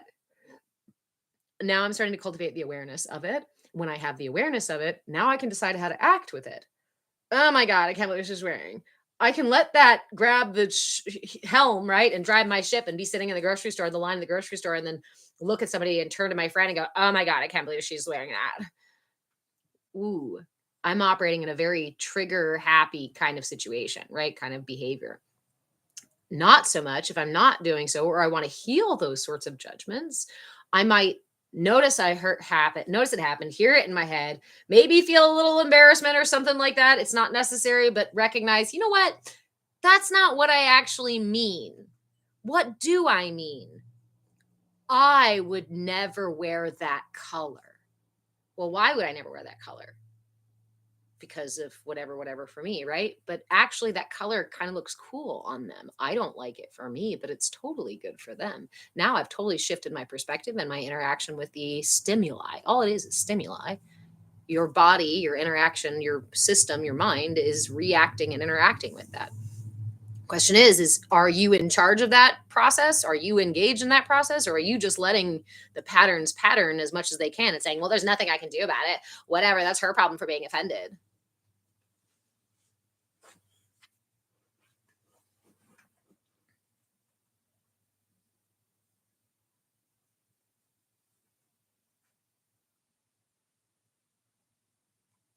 White bear. That's why my pendulum settings left to right, looking for center. I often use the analogy of the pendulum for meditation. When we first get into meditation, we will notice that we swing, like we'll be sitting, we'll find center for a second, and then our thoughts will come up, right? And we go, oh, back to center. And then a sound will happen in the room, and oh, my attention's over here. Okay, back to center. I really like the pendulum because it shows what balance looks like, right? When we find that center, it's a state of rest. Just like when you're trying to balance on one foot, when you're trying to do that, it's you got tension and release all over the place. But when you find center, there's a relaxation, there's a release that's much deeper and much bigger than letting go of the muscles while you're trying to find balance.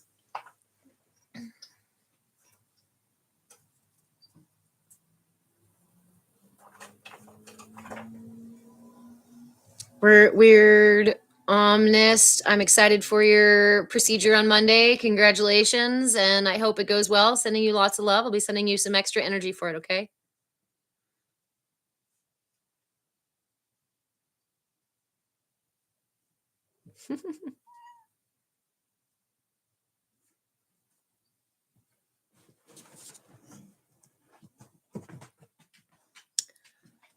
Yeah, Hannah, I refuse to hold on and deal for their own sake. I'm letting go for my own sake. There you go.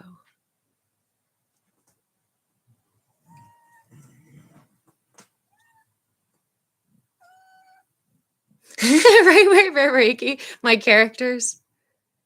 I'm going back and forth on healing. I think the only way that we really find healing is by allowing that pendulum to swing, and by this is why I say, right, like we settle into it, we invite it, we don't go and create it or make it or find it, right? We invite wisdom, we receive the gift of healing and alignment. It's not something that we actually create for ourselves, and that's actually confirming, because that tells us again that it's accessible to us, it's here for us.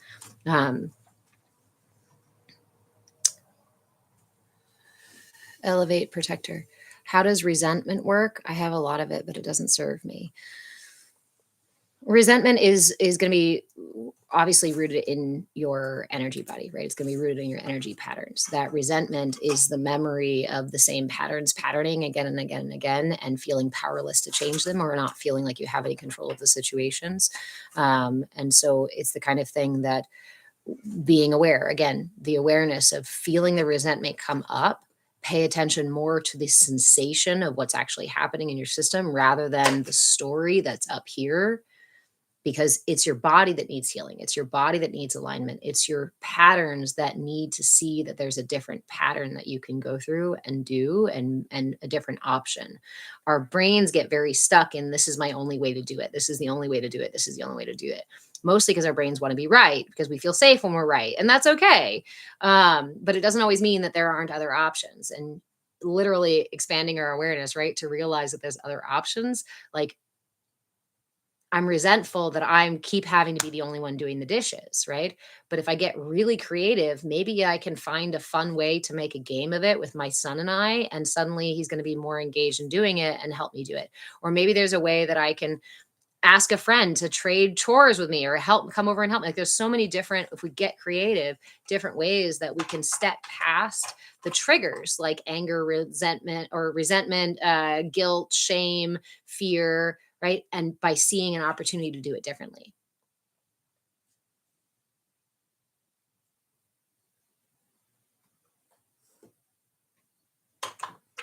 White bear Reiki, when the student is ready, the master appears. Oh man. This is why in this space I talk a lot about you being your own guru, right? You are your own guru, because no matter how many masters you find outside of you, no matter how much wisdom you find outside of you, the truth is that you are the one making the actual choices and decisions for yourself. If I am,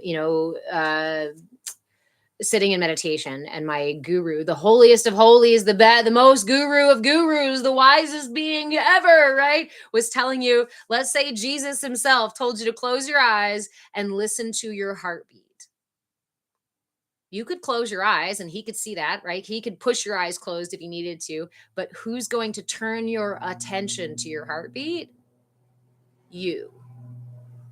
you still have to cultivate that inner guru. It's that inner guru that helps you go, oh, I feel resentment about those dishes. And it's your inner guru that helps you navigate around that and say, well, what else can we do? Or navigate through it in a different way, right? If you don't have that internal compass, then you're just constantly reacting to these external things. And there are structures right now that would encourage you to stay in that space so that you can just keep reacting. Again, a state of fear, a state of guilt, a state of shame, a state of doubt.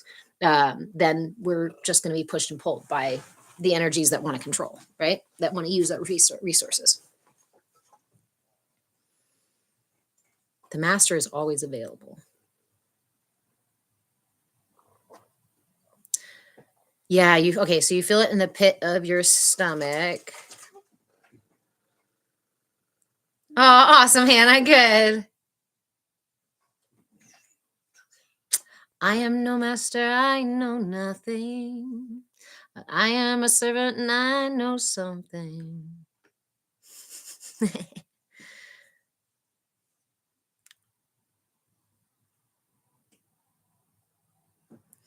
I think I think a lot of things.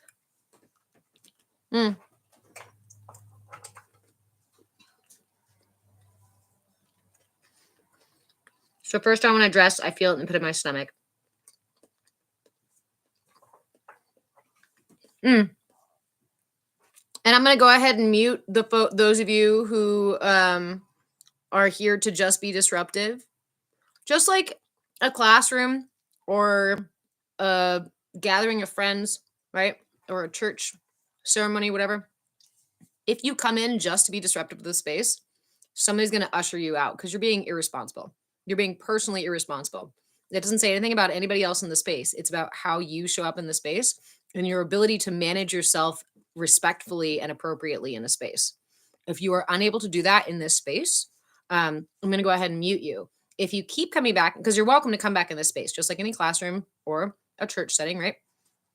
You can come back in at another time when you're personally responsible for managing yourself. But if you consistently come in to be simply disruptive, I'm just going to block you because I don't have to tolerate that. Nobody has to tolerate that. In fact, in this space, we are intolerant of intolerance because it doesn't bring us together. It doesn't offer us healing. It doesn't help us realign ourselves. It only creates more discord and more tension. So we're not about cultivating that in that space. And you are welcome to go find another space to learn how to manage yourself well, or you're welcome to hang in here without being able to comment and learn how to manage yourself better. So thank you. Let me get your name again. Elevated protector. Okay. You feel it in the pit of your stomach. Turtle bee. Check before you wreck. They're already wrecking. It's like, my brain wants to go on like 16 different analogies about like we're all driving on the highway or something and there's somebody doing this on the highway and you're like, bro, go to the racetrack. Go ride the bumper cars. Okay. So elevated protector. It's really, really, really important when you're working with the energy body to be aware of where you feel it. So the fact that you felt something in your pit of your stomach, that's about your solar plexus. Our solar plexus is our center for will. It's our ability to control a situation or to be in control of the situation enough to feel safe. It's about not feeling completely out of control of the situation. It manages our stomach, our liver, our pancreas, our digestive system as a whole, our muscle structure all over our body. It's also the center for our core strength. So resentment can very easily come from a place of having a lot of those buttons pushed, right? Maybe some not feeling good enough. You're resentful because when you were young, you didn't get the attention or the love that you really deserved. You didn't get your needs really being met. And a lot of us had that very reality, right? We don't even have to go back and be like, my parents did this and that. I don't have to list all my traumas off. I can just say whatever happened in my earliest experiences told my body, told my energy that I wasn't safe or I wasn't good enough, or that the only way for me to get my needs met is for me to take care of everybody else's needs, or it taught me to use my voice to demand that my needs get met, or it taught me that I wasn't allowed to ask for my needs to get met. Letting go of the story and paying attention only, mostly, because I like stories, to the here and now experience of it. That's how you find your center. That's how you find healing. That's how you find your authentic expression, how you find balance within your system, is you follow the loudest imbalance. Oof, pit of my stomach. Then I'm going to balance my solar plexus. Here's a mudra. There's 2 mudras I really, really love for the solar plexus, and then I'll offer you a couple of more. And somebody just asked about trust as well, and I'll respond with that. Actually, that's a relatively brief one, right? There's a great study Brene Brown did about trust. And Brene Brown even acknowledged that she was surprised that trust didn't happen in these big things that we did for each other. The study that she did with this other individual, they found that trust is actually built more so in the tiniest little moments that we show up for each other. And I was really loved hearing that, because it was confirming the thing that I was already doing at that time, which was showing up for myself in the tiniest little moments, not the big ones, not being able to suddenly quit smoking, not being able to just be in a good mood every day, not being able to get a whole yoga class in. No. I'm saying the little tiny moments that I had of awareness. I'm going to the grocery store and anxiety grips my gut. I gave it everything I had in that moment. All of my attention, a couple of breaths. And I would ask, what do you need? And sometimes I get no answer at all. Sometimes I get some answer. Sometimes the need sounds really ridiculous. Sometimes the need is totally actionable. Sometimes it's absolutely not. But when I start to meet myself that way every time, that is a kind of trust I never experienced through any other thing. That was the first time. And I'm talking from my personal perspective of most of my life would tell you, I don't trust me. I struggle deeply to trust my decision-making process, my ability to accomplish things, my sense of success or accomplishment or intelligence or even attractiveness or like, whoo, that solar plexus, right? Trust was a really big and very much lacking thing for me. And because I lacked trust, I constantly subverted myself and my needs. I constantly pushed away my fears or my insights. I second guessed almost every freaking action I took. Trust is imperative.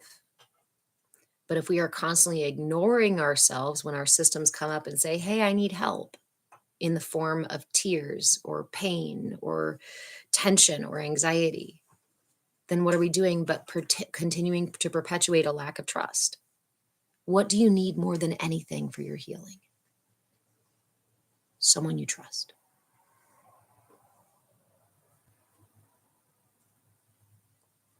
Hey, Rachel. What are almost all of us, hey, Foxy Mama, how you doing? What are almost all of us needing more than anything else? Trust, a safe space. Trust within our systems so that when somebody cuts us off on the road, instead of road rage coming up and grabbing the wheel and screaming at them and screaming obscenities, I trust myself to respond well in the situation, control the situation with my vehicle, as much as I trust myself not to spew venom all over the other person and embarrass myself in front of my friends in the car or teach my kids some really shitty habits. It's really important. And I didn't know how important it was. Because I was conditioned, just like most of us, to keep giving away my energy. And that I should trust my government, and I should trust my priests, and I should trust my parents, and I should trust my teacher, and I should trust the companies.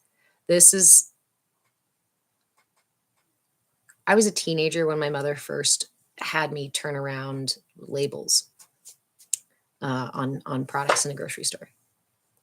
And it hit me hard. It hit me really hard. Because before that, and continuing after that, I really liked to hold a kind of naive trust. I think most of us would like to trust that we could walk into the grocery store and buy food that isn't going to poison us. or that's safe. We'd like to know that we can turn on some source of news media and receive the truth. We'd like to trust that the tax dollars that we use and we send to the people that we hired in the government are using them appropriately. We'd like to trust that the person who we just met in the grocery store, who seems really sweet in the moment, isn't actually just going to try to take everything from us. We'd like to trust that the stranger walking down the dark street at night is safe. But we live in a world where we are fed lack of trust, lack of safety. And it's perpetuated by giving us these false satisfactions for those lack of the needs really being met.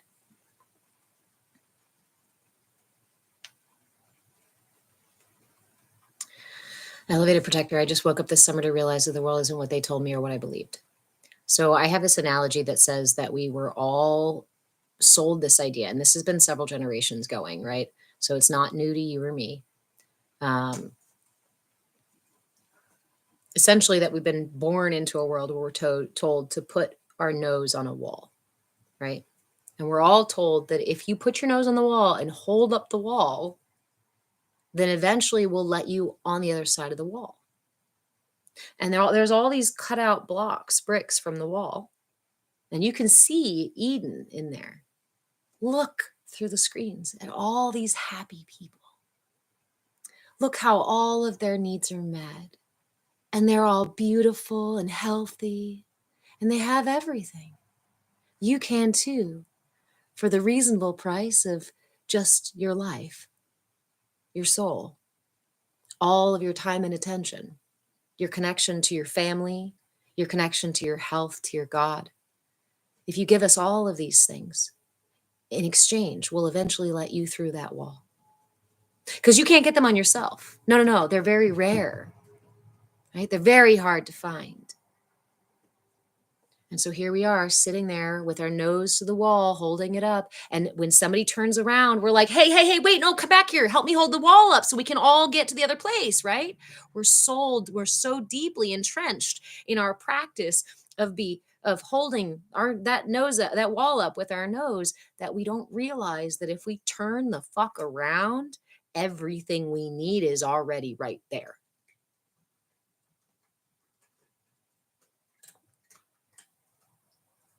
Everything you need for balance, autonomy, healing, growth, wellness, connection, safety, it's all available within you and through you.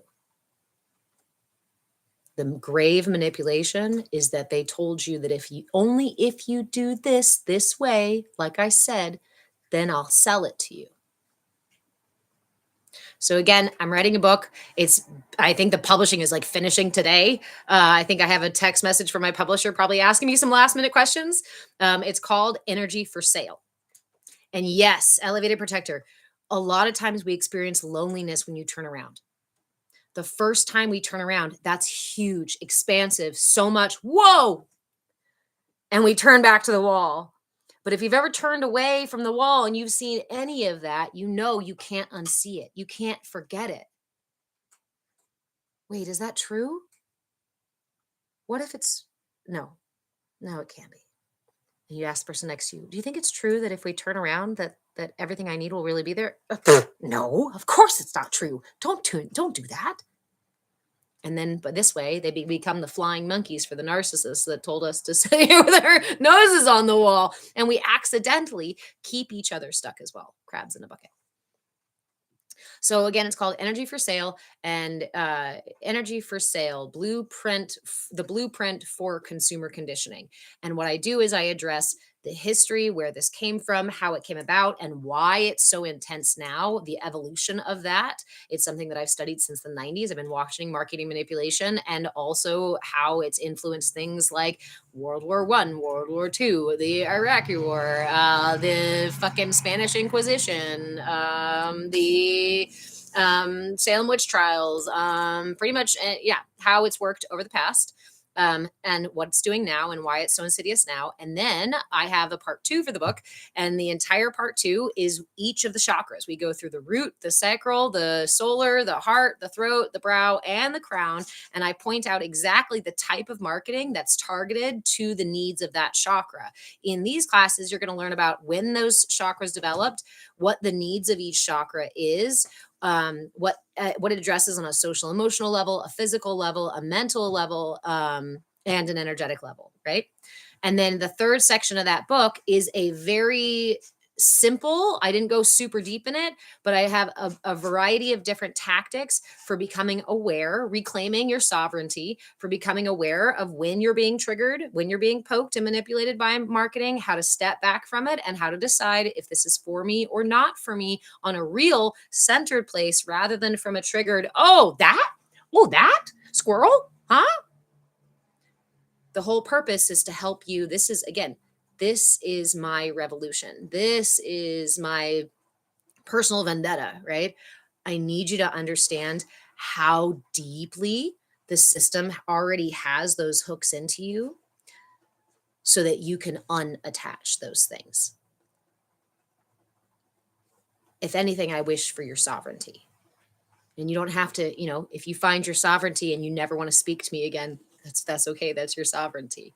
I'm not selling it to you in hopes that I'm going to become super rich and super famous.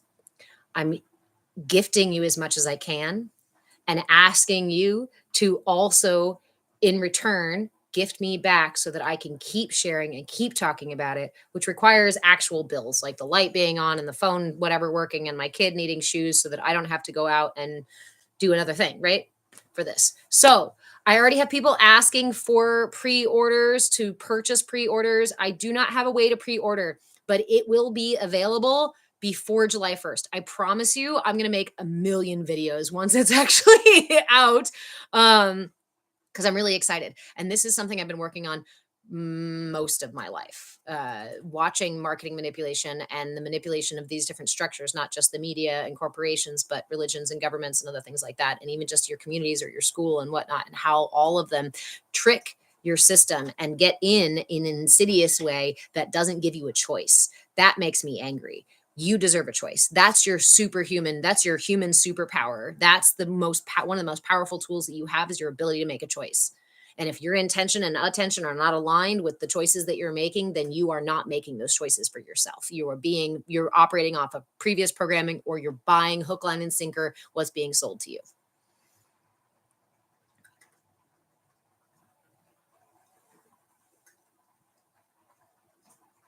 Yes, I will definitely keep everybody posted, and I will definitely share a lot of it. You're welcome. Thank you, elevated protector. I always want to say it differently for some reason. I want to say elevator protected. I don't know.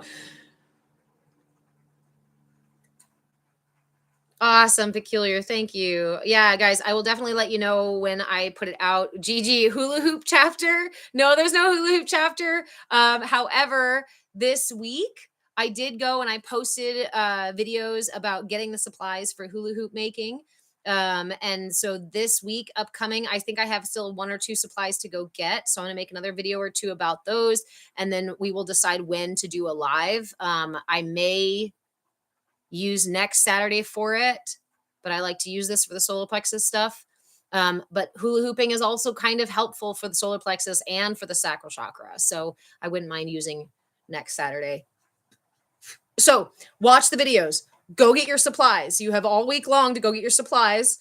Timothy, hey, no, we didn't miss anything. I mean, well, okay, you did because I'm just finishing up our 4-hour live.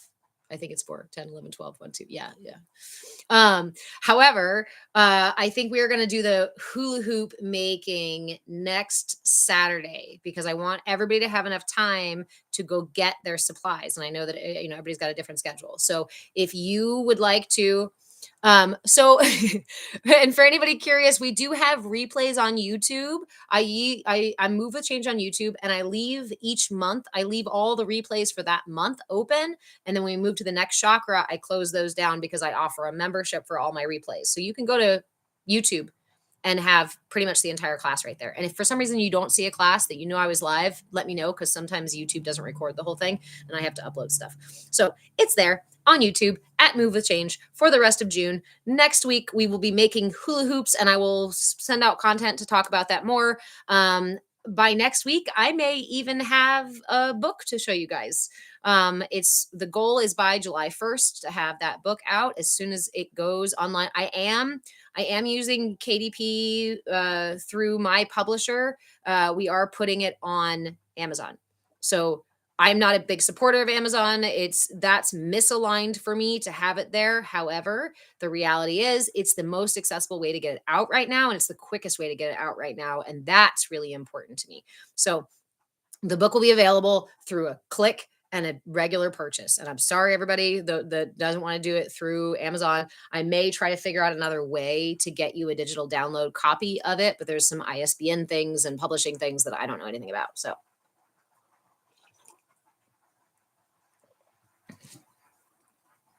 nice. And the name it's under, it's the name that my YouTube channel and this channel here, I am Move with Change. Move with Change. On any platform that I'm on, I'm Move with Change, and there's no other Move with Change. Peculiar, is it on Audible yet? You know what's really funny? I was already imagining, I was like, why am I waiting to get it published? I need to just read it for Audible, because I like, yeah. So maybe what I'll do, maybe I'll read it, and instead of putting it on Audible, I'll have like a purchasable download. That's another way that people can get it, an audiobook, without having to go through Amazon again.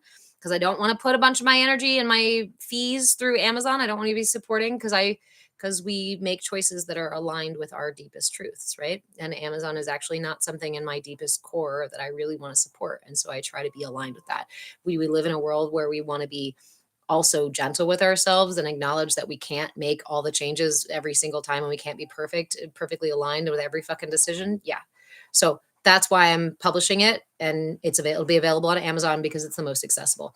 I don't know how to work with the TikTok shop. If anybody wants to trade me for coaching services, for coaching or for the book or for anything, and you want to help me get TikTok shop set up properly, please reach out to me if you know what you're doing, because I can't figure it out. And I am up to above my eyeballs in other tasks to do. And I know that if it was here, y'all would already be buying it. So I'd like to figure out how to do that. And if somebody knows how to. Yes, Leif, Audible is owned by Amazon as well, which is why I was saying that I'm not going to be putting on Audible, but I am considering, I have a Spotify channel, but I don't think I have a membership for that. So I'd have to like charge for the Audible or the audio recording. I was saying I could record it and then have a downloadable thing that you could listen to. Yeah. I'm so excited about it, you guys. And I'm one of those people who likes to, Monica, well, it'll be physical books. So it's not when we put it on Amazon, it's print to order. So you'll order it and you'll get a physical book. I don't know if they have a digital download version of it that you can download, but they definitely don't have an audio version yet.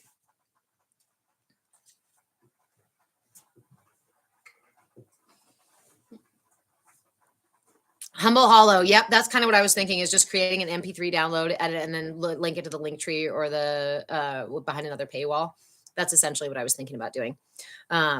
If I have somebody who's a graphic artist or likes to design stuff, we could make a video for it too. You know, those really cool like drawing videos where they explain the thing and they do the whole hand drawing on the whiteboard. I really love those a lot, but I can't afford the AI platforms and whatever that make those just yet. So again, if anybody wants to help, you get access to the whole book while you're helping. You get access to coaching and other things like that. Peculiar. I like to have both the option of the physical book and an audio book too. Does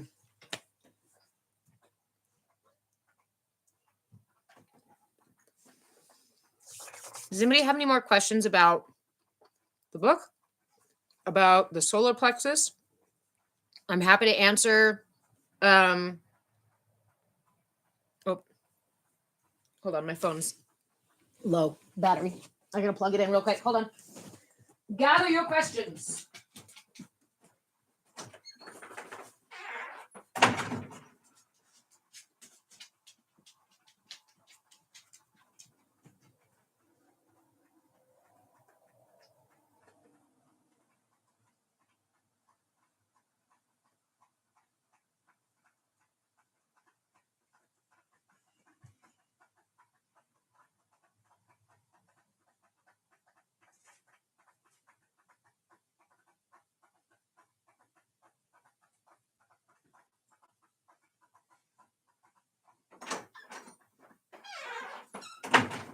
Mama, babe, can you go open this curtain in here so there's light?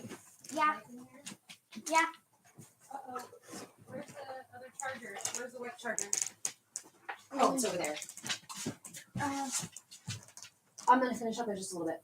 Okay.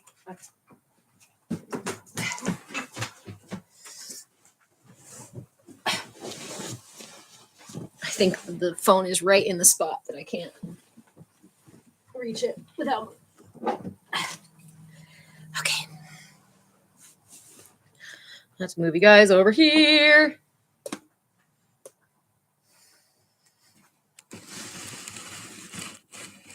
Okay.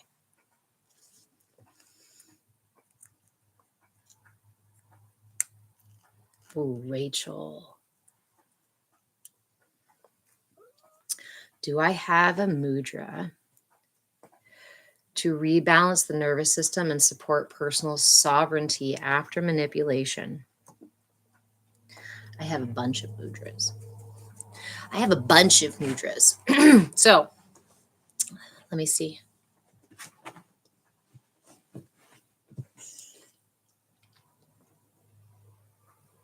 Turtlebee, you can link Patreon to Spotify so patrons can listen to bonus paid content on Spotify. That might be a really good. I'm going to make a note of that too. Okay.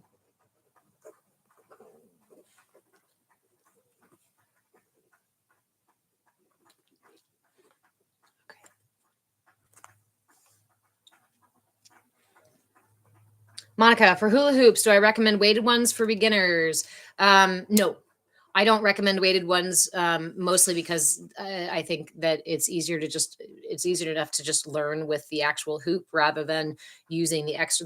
It's like training wheels. The more training wheels you put on, the more you're going to have to relearn later or learn differently a little bit later. So I highly recommend, honestly, the ones that we're making are heavier than your dollar store hula hoops, because the dollar store ones, right, or the cheapest ones are just really lightweight plastic. And these ones are actual PVC piping. So they are weighted technically, right? Because they're heavier. And that's going to actually help a lot. And I wouldn't say you need a whole lot more weight than that. Okay, Rachel. Mudra to rebalance the nervous system and support personal sovereignty after manipulation. So there's one of my favorite all over and nervous system support ones, as well as just all over your whole system, is called the Shukri Mudra. And we do the Shukri Mudra by gathering all of our fingers together like this, and that's it. You can rest it in your lap. You can hold it at your chest. Remember, mudras are really versatile, right? I can be sitting here and having lunch with somebody and holding a mudra, even just in one hand, right? I could be sitting here watching a show or watching somebody on TikTok, and I can be holding a mudra. Humble Hollow, does your message come through? I don't, you'd like to know about the occipital ajna. Yes. Yep. I'm just answering Rachel's first here.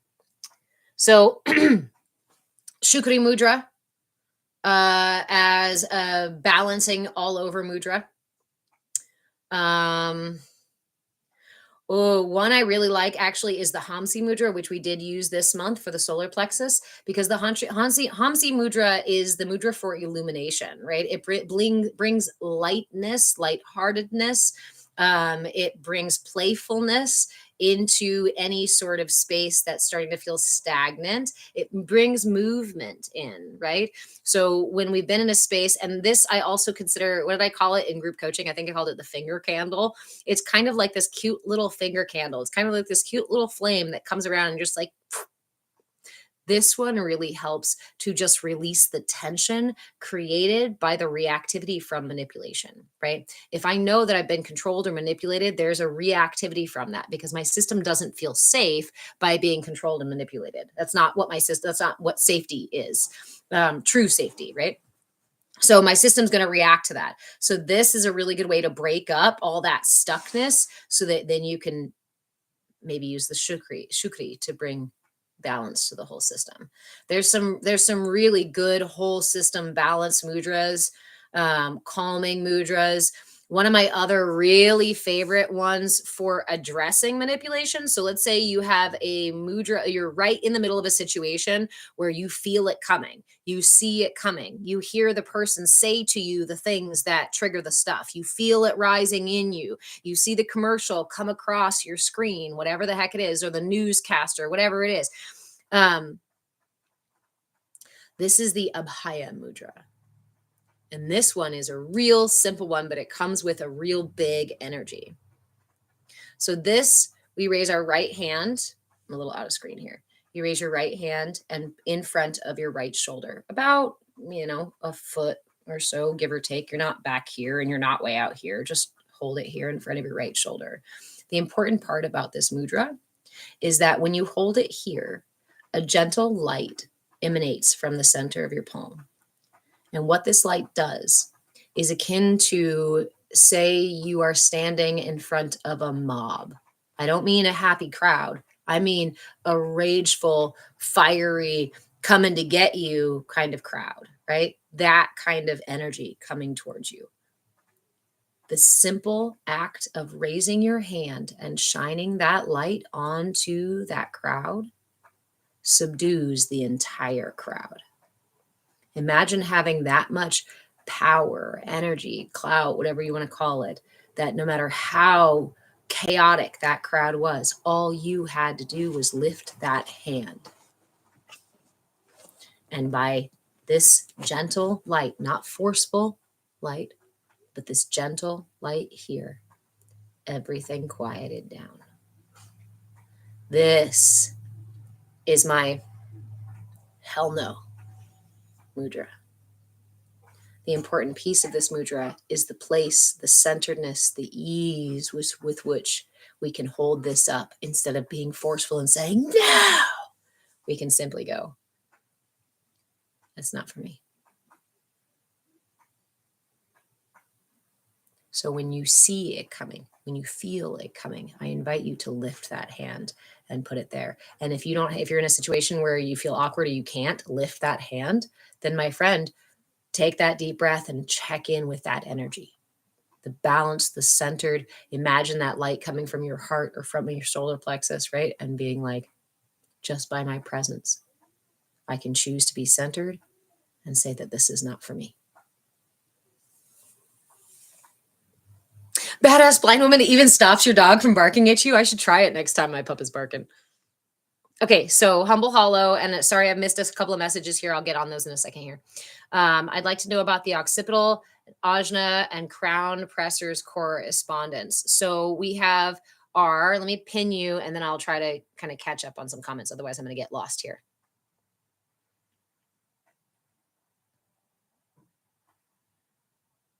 Leah, does it help with emotional manipulation too? Yes. Talk to the hand respectfully but assertively. You're very welcome. Andromeda. You can use caps in here. Absolutely. I'm not worried. Have I ever had uncontrollable joy and laughter and tears of bliss while meditating? Yes. Yeah, those are my favorite moments. I always say that the closer I get, the moments where I'm really close to God, I'm laughing. Those are those moments that I'm closest, is when laughter erupts from me, because have you seen the universe? God is fucking hilarious. Like, you gotta have a sense of humor for all this. Okay. So humble hollow. The third eye. The front of the third eye is here, right? The brow chakra here. And it's the color purple. It's nice, rich purple.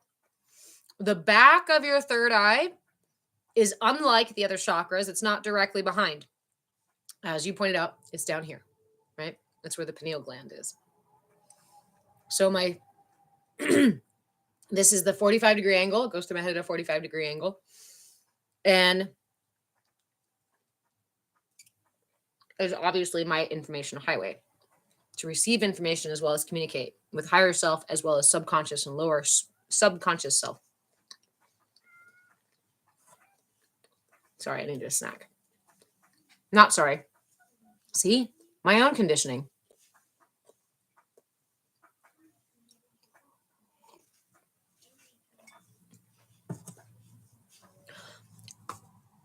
Humble Hollow, are you talking about this practice? No, because no, you said the occipital lobe.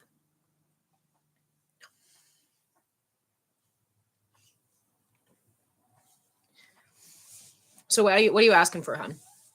The structure of them, the how it works, how energy transfers through them. Our crown chakra is the top of our system, right? And our root chakra is the bottom. So that's our central energy channel that moves through us. And then from the Ajna chakra or the third eye chakra and interlacing between all the other chakras, except for the root, are what's called the nadis. They're minor energy channels that help give the rotation of our chakras. Humble Hollow, just the experience of the pressure and the 12 cranial nerves activated and what corresponding programming I need to dismantle to connect within. So I know that you've done, I through our interaction, I know you have done a lot of work, a lot of personal work. So I'm going to offer this, and I'm going to offer this to everybody. Anybody can use this. This is one of those things that I just would like you to be very mindful when you use it. This is a mudra that's going to help to clear pressure in the third eye and the crown, but primarily the third eye, because this is clearing.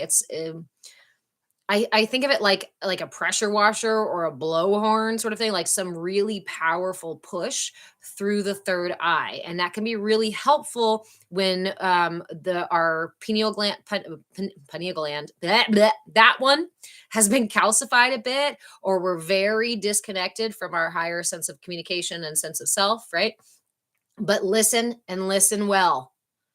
No more than 2 minutes. Maximum, please, 2 minutes. There is no benefit to doing this longer than 2 minutes. The more you do this past 2 minutes, the more likely it is not going to go well for you or anyone. I don't care where you are on your path, how much you think you need more of it. I promise you it's not going to benefit you. Thumbs up for everybody who hears me, and then I'll give you the mudra.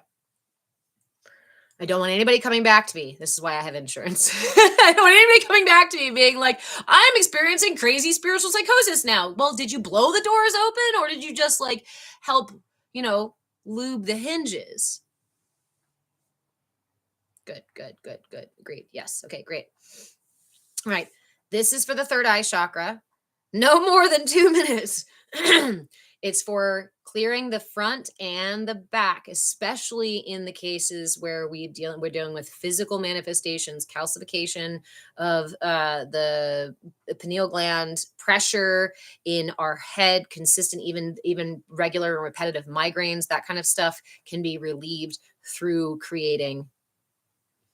Blew it wide open, baby. I know, but that's dangerous, my friend. Okay. All right. It can be. So here you go. Personal responsibility, y'all. Take your right finger, point your right finger, extend your right finger, and then take your left hand and wrap it around your finger. Now you're going to have to kind of move your hand around a little bit so that you can bring the tip of your left thumb to the bottom outer corner of your nail. That means this bottom outer corner of the nail on your index finger, on your right index finger. Wrap that left hand around and then put pressure. Again, we're not creating tension. Don't create, don't hurt yourself. Put intentional pressure onto that lower outer corner of your nail. You can hold it here at your heart, or you can hold it, as I prefer, up here at the third eye. If you do it just right, the thumb creates a nice little hammock here, and you'll feel that finger poking at the front of your third eye. No more than 2 minutes. Everybody put it down right now. No more than 2 minutes. I know you didn't even have 2 minutes. I know, because I don't want you to go any longer right now without a timer. No more than 2 minutes. Maximum 2 minutes. You can do it a couple of times a day. But please, for all that is holy in our collective evolution, keep track of your experiences. Grab a journal, grab a notepad, grab a Post-it pad, or go to my shop and get something that's pre-made for you and get the inner light map. When you practice this, write down when you practiced it, how you were feeling beforehand. Yeah, so Hash, you said, what does it do? I just got a headache. This is why you are your own guru. I can't be inside of your body. I can't do this stuff for you and feel what's happening. You need to keep track of it. If you're going to use it responsibly and actually benefit from it, start writing it down. Go get the inner light map in my shop on Patreon. I Move with Change, or pick up any freaking stack of paper or journal or whatever that you're going to use. Write down the information for this mudra, how to do it. Right finger extended, left finger wraps the palm all the way around. Then put intentional pressure, not hard pressure, just intentional pressure on the lower outer corner of the nail of the index finger with the tip of your left thumb. Hold that for no more than 2 minutes. If you experience headaches within the 2 minutes, stop. This is not a no pain, no gain space. Remember we spoke about building trust? Your defenses are inside here, are protecting your vulnerable spaces. If you come in forceful, swinging, and demanding, your own defenses will keep you safe from you. So instead of re-triggering your own defenses, let's build trust. Trust means when I am doing a practice and it starts to get really intense, and even if it's a little voice inside of me that says, I don't know about this, it doesn't feel safe, put it down. Check with that little voice. Find out what's going on. Keep track of it. Write some notes, and maybe put the practice aside. This is not the harder you push yourself, the more progress you make. If we push ourselves too hard in this internal space, we hurt things.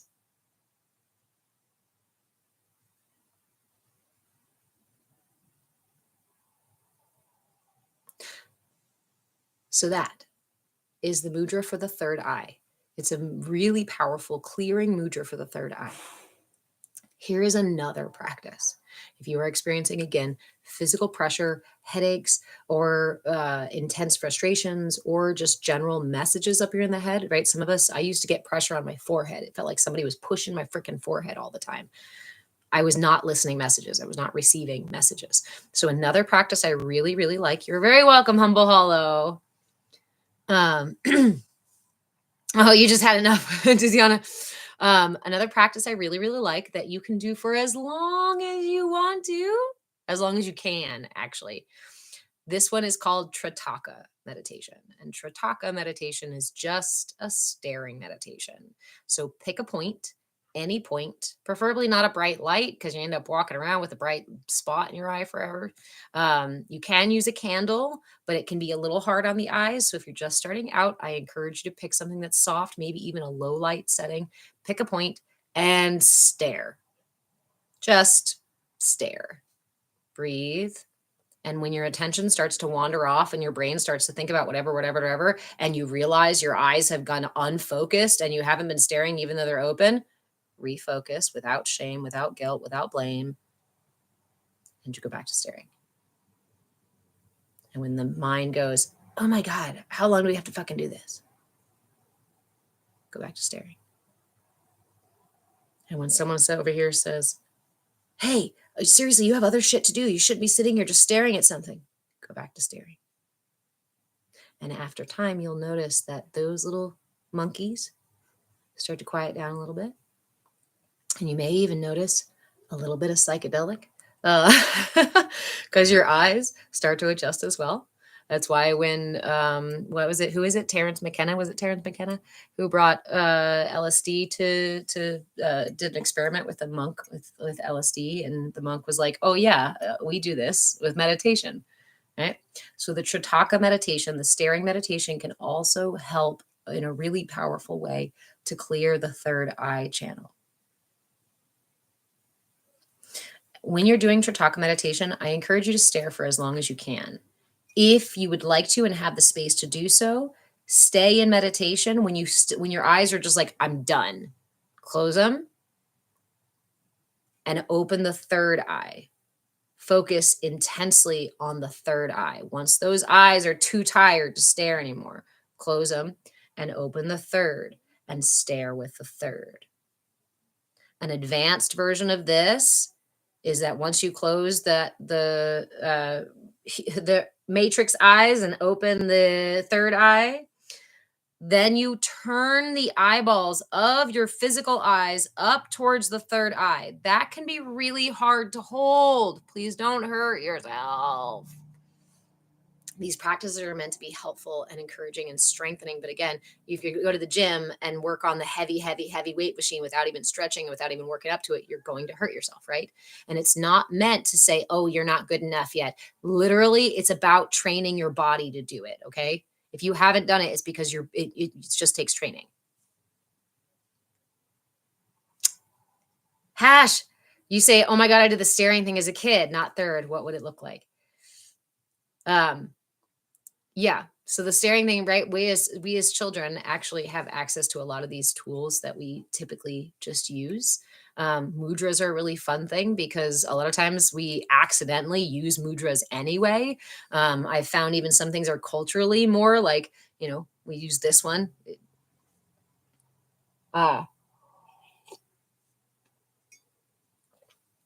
Peculiar doesn't mean anything. If I get a massive headache when I close my eyes and focus on my third eye, it just means that there's imbalances. It just means that it's not easy for your system to do. As humans, we are designed to be able to roll those eyes up and look through the third eye. It's one of those things that we aren't culturally that we don't associate or understand. We're not culturally associated with. It's same with the heart. The heart as actually our first mode of communication, but culturally in the West, we believe that it's the mind. And so we focus all of our attention on the mind and we completely miss the amount of communication and the stuff that's happening with the heart. It's just being unfamiliar.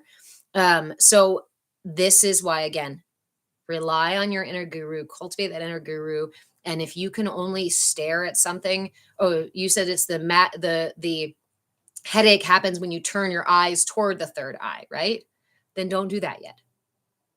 Focus only on the staring part. And when your eyes get tired, close your eyes and relax them.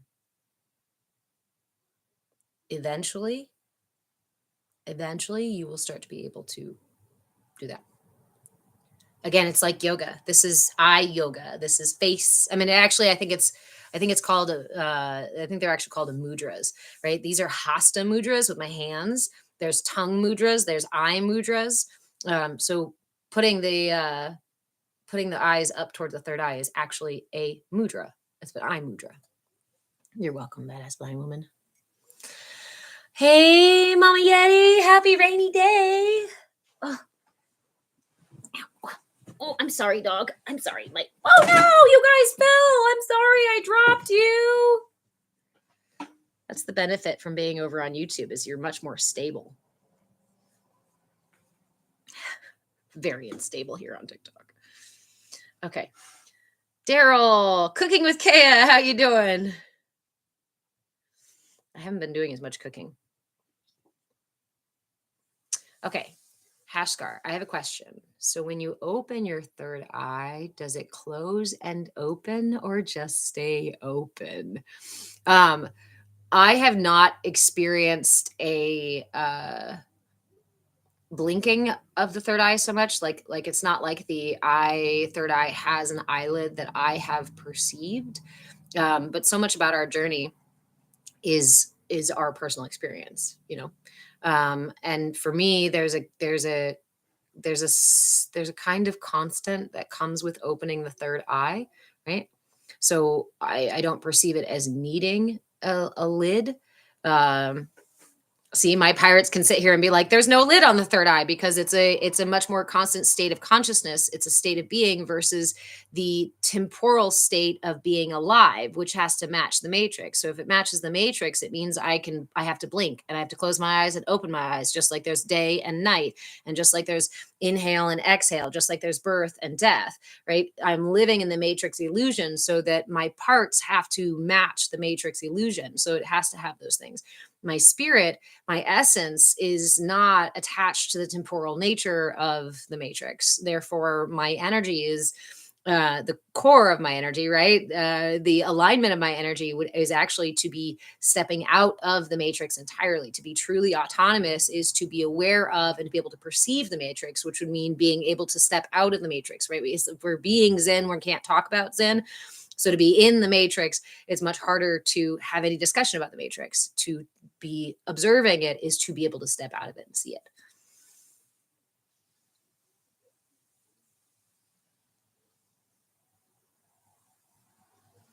I just finished a seance, Daryl. Those are fun and exhausting. They can be. Um, I encourage anybody who doing any kind of work with energy, if you are feeling exhausted during or after any kind of energy work, and that includes seances, because seances are a type of energy work, and it's a type of being a vessel and channeling those things. I deeply, deeply, deeply, deeply, deeply hope that you work on grounding practices, work on the difference between using my personal energy and opening my channels for energy to flow through. They're two different experiences. And when I did energy work before and felt myself drained, it was because I was not using that universal source of energy and my channels were not clear. So if you are doing seances or channeling and those energies come in, they can still come in, but they're going to ping around all of your tensions and all of your ego stuff and all of your personal imbalances and whatever. And it can be very what's the word I'm looking for? It not distorts. It distorts the energy. So if you really want to get the most out of a seance and out of your channeling, then you want to make sure that your channels are cleared, more clear. Otherwise, you're going to end up exhausted every time. Timothy, what does it mean when the third eye is like pinging, throbbing? It's not a bad throb, like a heartbeat, so to speak. Any sort of physical manifestation in your body is a direct and personal message for you.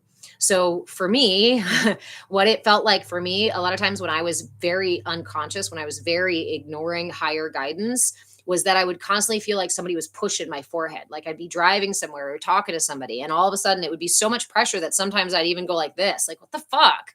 It kept being like that, right? The message you receive is going to be an interaction between your personal constitution, your personal programming, and your experiences. And then the way that it manifests today. Those are all, it's not just nature, it's not just nurture, it's nature and nurture that makes us up. So when it's throbbing for you, I always just take it as it's like a red flag. It's like a flashing light. It's like my check engine light. What your system is saying is, I need your attention. And the only person who can give it the attention it needs is you. So when you're feeling that, grab your journal, grab this mudra, close your eyes and listen, do some breath work, find a meditative or mindfulness practice that really resonates with you, that's easy for you to get into. I also like tapping. Sometimes I like to use my fingers and a mantra to clear my mind enough to receive something, because sometimes I got a busy mind. Sometimes it's just about staring in a Tritaka meditation and waiting for the message to come through.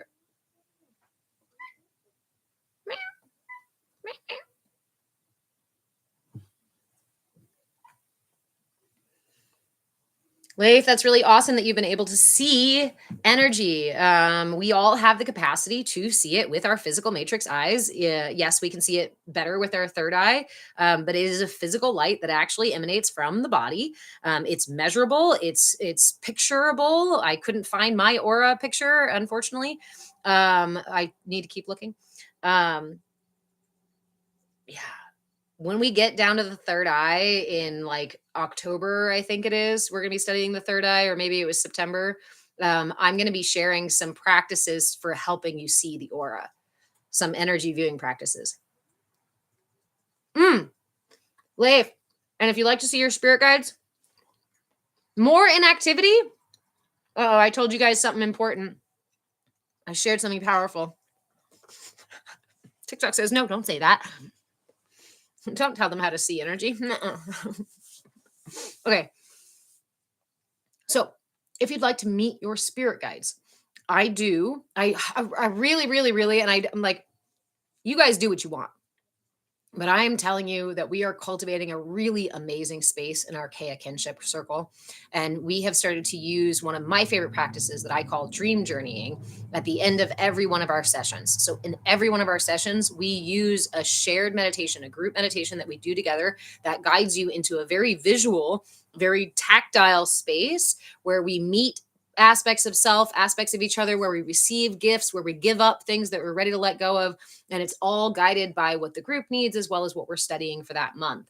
If you are interested in seeing your spirit guides, I can guide you to a space where you can perceive those. It's one of my favorite and one of the earliest practices that I learned and I used to share as a coach, as a healer.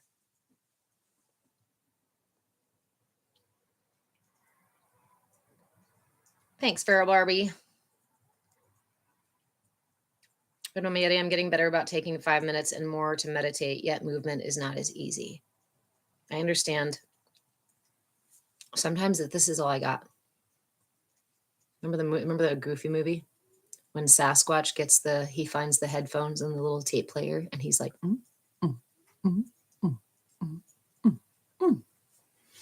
I think it was like some disco, whatever. You can tell by the way I use my walk. Yeah, that's totally what it is. Sometimes that's all the movement I have for the day.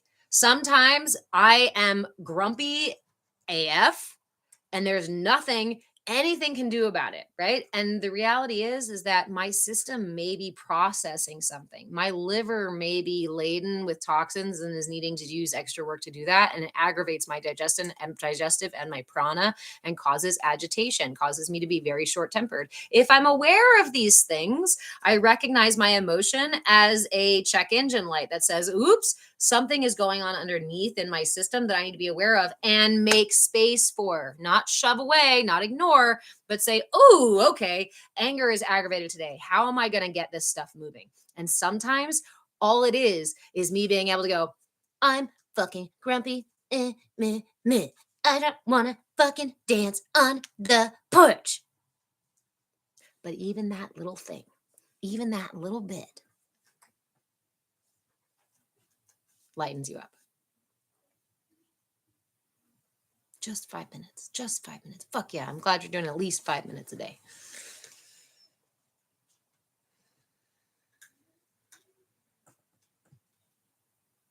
You just learned tapping. Nice. I have a fantastic he's called the Tapping Point, a friend of mine on here who's usually in here, and I usually boost him when he's in here. He came by earlier and I was in the middle of talking about something and I don't think he's in here anymore. He's called the Tapping Point and he hosts live tapping sessions and he holds a really awesome space. Hashgar, can your heart chakra hurt if you ignore a message?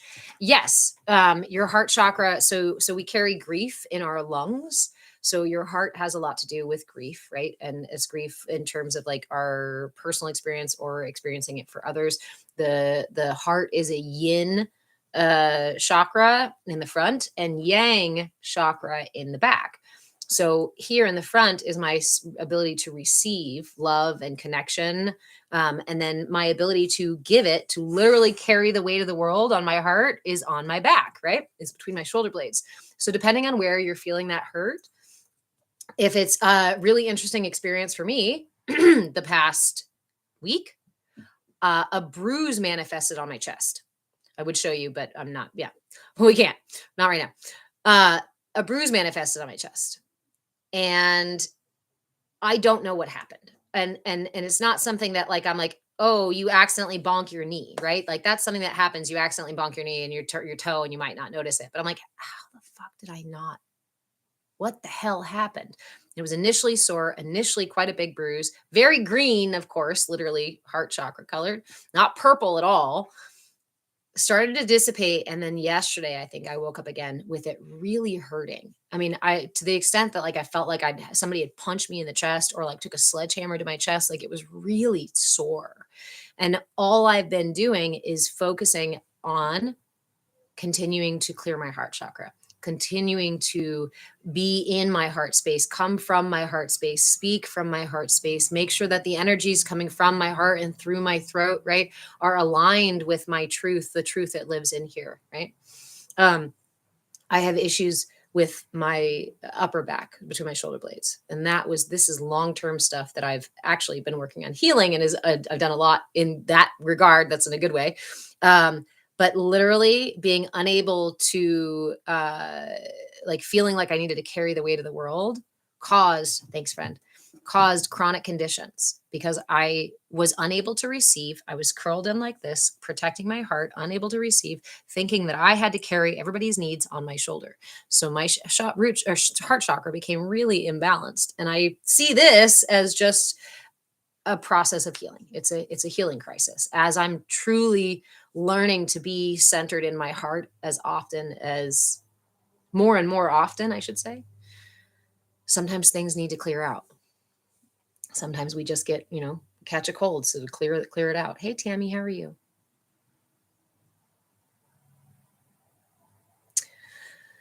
Philosophia, if you're no longer feeling that as an advancement or regression, I believe that, and I've found that your energy system is going to keep asking for your help. Even when we like, if the child resigns and stops crying to ask for help, the energy system is still going to try to get needs met. Even if the conscious brain says, oh, that doesn't work for me to ask for help, my system's still going to try to realign me.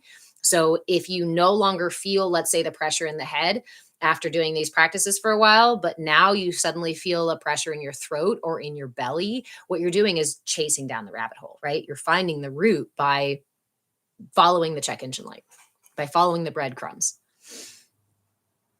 Any movement is progress, right? It's not about perfection. It's not about the end goal. It's about being present with the process. Timothy, love you too. Erica, I see what appears to be more like smoke coming off a being's head, sometimes usually cats. That's a really cool energy to perceive. You are still perceiving the energy body, right?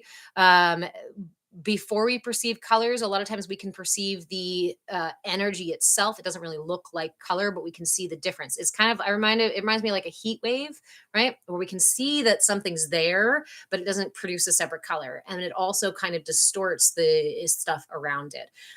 If you are having any of these happening to you, I encourage you to write them down, journal, keep track, just because it's really nice to be able to look back and see those things and understand and check back with yourself, because it may stop happening for a while. And then in 5 years, it starts happening again. You're like, what the hell is this? It's never happened again. It never happened before. Oh, but it did when you were going through this previous thing in your life.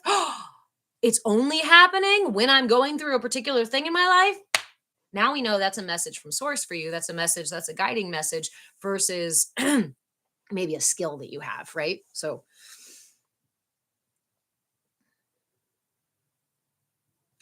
Hashgar, what kind of film do you need to see the aura field? That is so cool. So I don't know. I'm not the technical person for how to film the aura. I know that there are different films and different machines that can perceive it and chart it and map it for you. If you want to get more deeply into that, I believe you could probably go look at the Heart Math, 1 + 1 = 2, Heart Math Institute. They're based in New York, I do believe, and they've been doing studies on the heart and the aura and the energy field for several decades now. And they have quite an interesting amount of information on those things.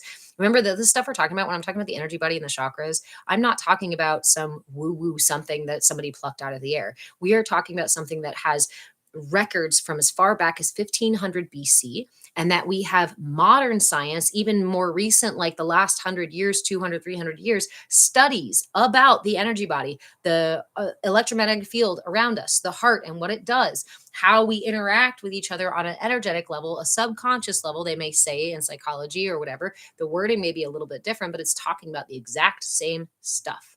So if anybody ever tells you, the chakras are a bunch of bullshit, they're missing the keys.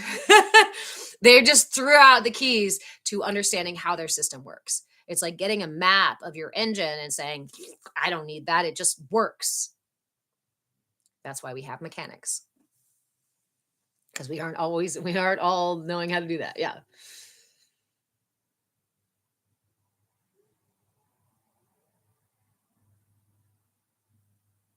Erica, I'm glad we're all human. You picture me nice 24/7? No. Guys, I'm not healed. I'm not. I get mad. I raise my voice. I feel scared.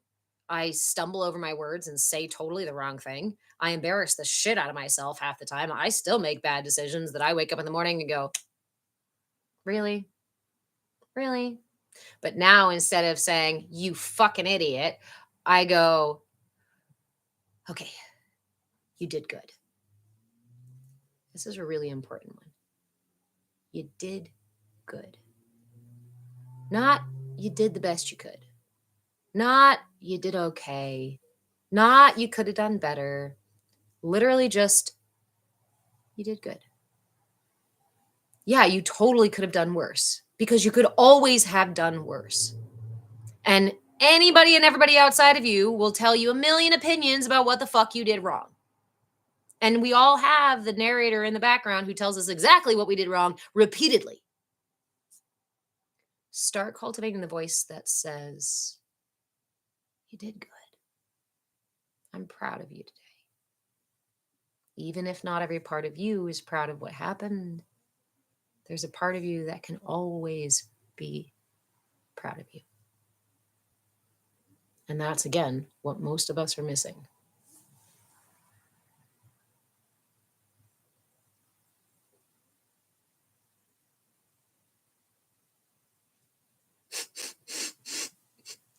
Red Mama Yeti. I tried to do the grumpy dance song. Good reminder that the small needle movements are very valuable. They're very valuable. Oops, I'm catching up on comments here. Yes, Tammy, really nicely said. Good people have anger and frustration. We just claim it. And I think that's, I try to steer away from good or bad again, because those are value judgments, right? That are based on my own conditioning and programming and beliefs, and ultimately not my decision to really make for everybody else. But ultimately, we are all humans.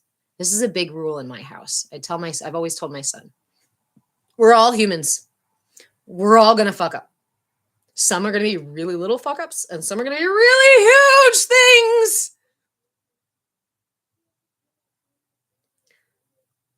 It's not about avoiding that, because you're never going to. It's about how you show up for the cleanup. It's about how you take responsibility for it, and whether you then act upon taking the responsibility. Because we can say, oh, I fucked up. Oh, I'm sorry. Oh, I know I should do better next time. And then keep patterning the same pattern. And that's not the same. Actually, I think it was Daniel Tiger had a cute little song. It was something simple, little jingle. It's first, I'm sorry, and then how can I help? And so I've raised him with this understanding that when we make mistakes, we make mistakes, and we're not responsible for somebody else's reaction. But if I know that my actions caused or interacted with you in a way that didn't feel good, ultimately in my truth, I don't want to hurt other people. And I can learn from it when I say, oh, I didn't realize that action like that, what have you, hurt you. well, now I can understand why you're hurt. And if it's accessible to me or available to me, maybe I can do things differently, right? Because we care about each other and we are growing and building and supporting each other. Doesn't mean me subjugating me myself and forgetting all of who I am to follow and, step on eggshells all around you. Hell no. That's not balanced. But it's also not balanced to demand that everybody else just deal with your shit and you never clean it up.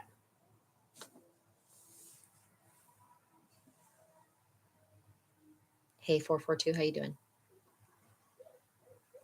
Peculiar, you're very welcome. I used to do several classes a week. And so being on here on Saturdays for a long time is just kind of the best I've got right now.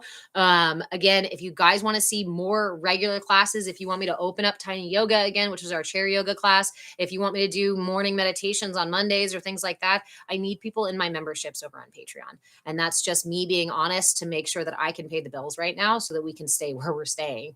And so I can get my kid new clothes, you know what I mean? That kind of stuff. So I can buy the dog food and crap like that. Like just the regular stuff. We still live in this world. So if I'm going to keep doing this, which I am doing full time still, I need the support of you guys. So you can find me on Patreon and Move with Change. Also, any of the interaction and stuff here on TikTok helps. Patreon is the best place to support because Patreon only takes like 5 or 6% of what I make. TikTok takes up to 60% of what I make. And I don't qualify for shit over on YouTube. So go to Patreon. If you want to support in other ways, you can reach out to me about trade or about my tip jar and that kind of stuff. But all that is available through the Patreon page as well.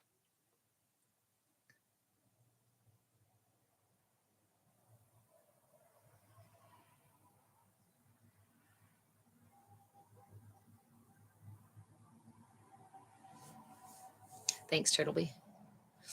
Tammy, mudra of the day. So we have mudras of the month. We need you posted and on LinkedIn and Reddit in the Awaken groups. Hey, if somebody wants to be my social media manager, you can put me all over the place. I can only, I'm at a glass ceiling. I can only do so much. And that's why I had to pull back from my classes because I was doing more than I could do. And I was stressing myself out and not being able to pay the bills. So thank you guys. Thank you, Monica. I'll pin you here too. Again, there should be links in bio, but please send me a message if you need them. Go right on, Bet. I have studied Sufism a little bit. As a non-denominational reverend, I kind of dabbled in a bunch of these different denominations to understand the perspectives and to find the common threads within them. And Sufism is one of those that I very much considered for a while in terms of like choosing a particular doctrine. Because of the way that they integrate the understanding of energy and the understanding of how we are connected to source through our physical self, through our energetic self. In fact, there's a song that's written by there's several really beautiful Sufi singers, right, who do their Sanskrit prayers and things. But one of them, she says the English piece, and she goes, "If you don't see God in all, you won't see God at all, at all. If you don't see God in all, you won't see God at all, at all." I love, I can't even pronounce her name. Nirinjar Kaur. I'm terrible. I butcher it every single time, but I will happily share that with any of you. I think she has some songs here on TikTok probably. But powerful mantras, powerful prayers, and the way that they do energy work and the way that they live in general in terms of like, I guess you'd call it piety, right? Like a commitment to their path. But I'm always very wary of any path that teaches us disconnection in its own way. But I think they all kind of teach us disconnection a little bit. Tammy.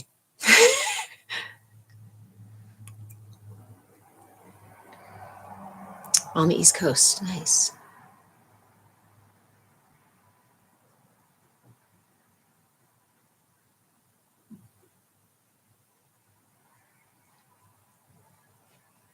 There was different divisions in spirituality. Can you tell me more? Also, thank you. Yeah, I mean, as a non-denominational reverend, right? I went to seminary school here in Oregon for a little while, and then finished up through the Universal Life Church, as well as some self-study in college. So I kind of piecemealed mine together.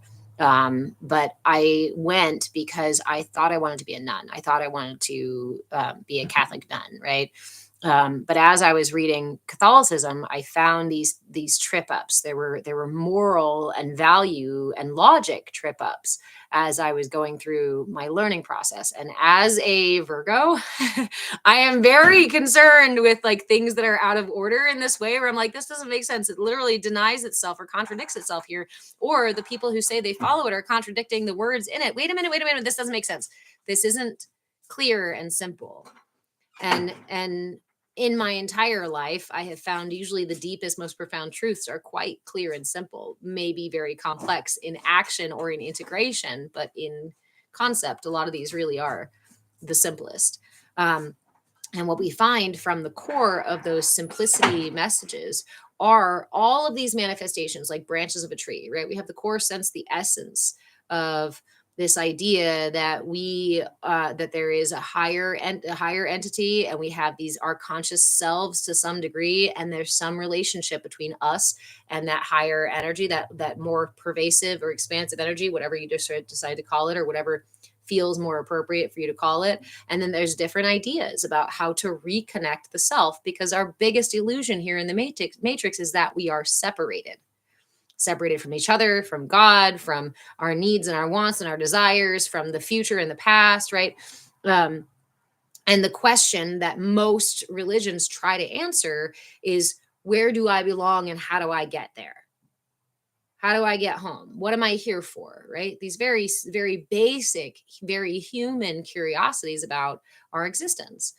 And the structures of religion, the different dogmas, try to explain it in different ways. What I love about Hinduism is the manifestation of all these different kind of sub deities, right? You have Brahman, which is the entirety of reality. Then you have the manifestation of the masculine and feminine of the divine, Shiva and Shakti. And from there, all of these different subparts manifest.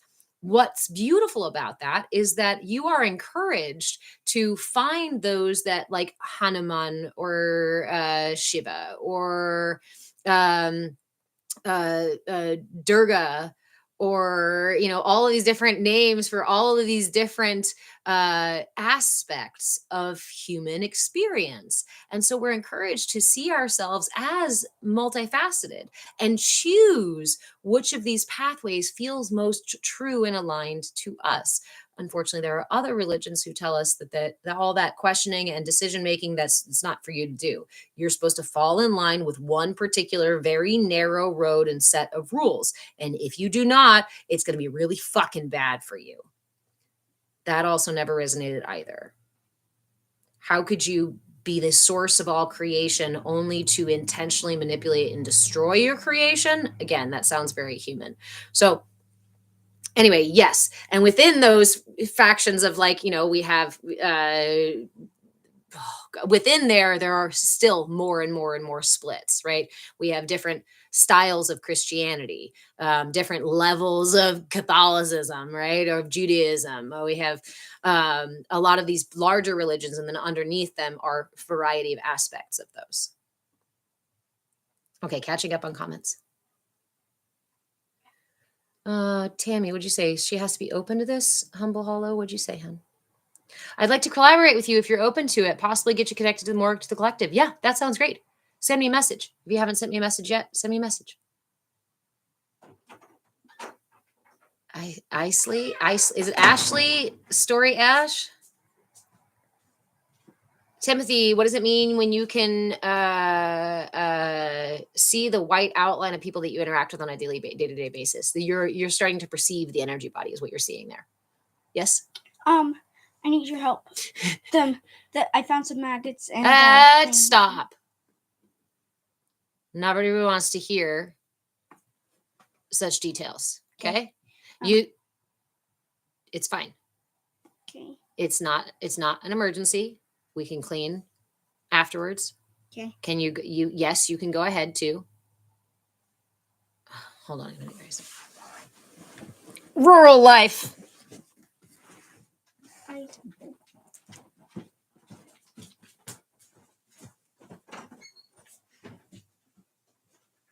Come in, please. Okay.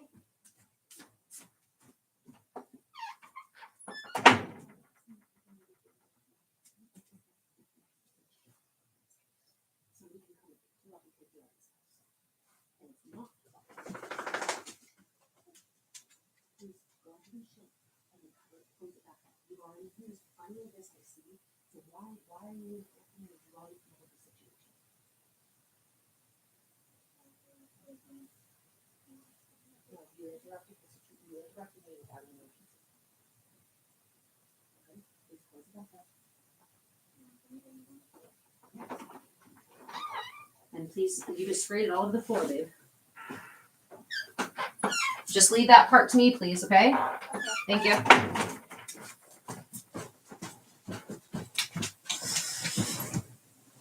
Compost. The adventures of composting. Okay. All right. I'm now 37 messages behind. So hold on. Tammy, what's the bunny ears one's called? I don't know what you mean. All right, let me catch up.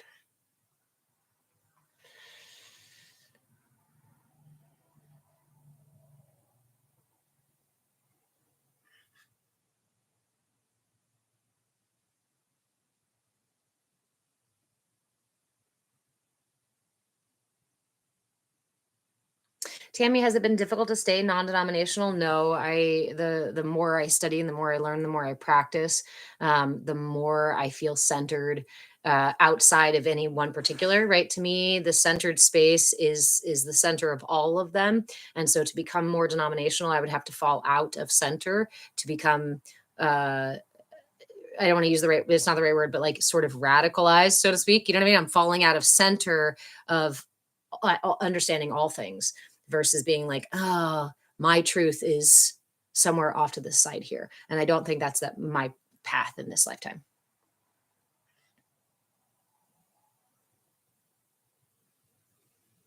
Humble hollow. I think that, again, the deepest truths are understood by children, right? We complicate them. When we complicate them, we turn them into manipulation tools. Yes, I am in Oregon. Yeah, Story Ash, all the different deities. Okay, I'm drops in the ocean. Heck yeah. I play divine hopscotch. Let me see.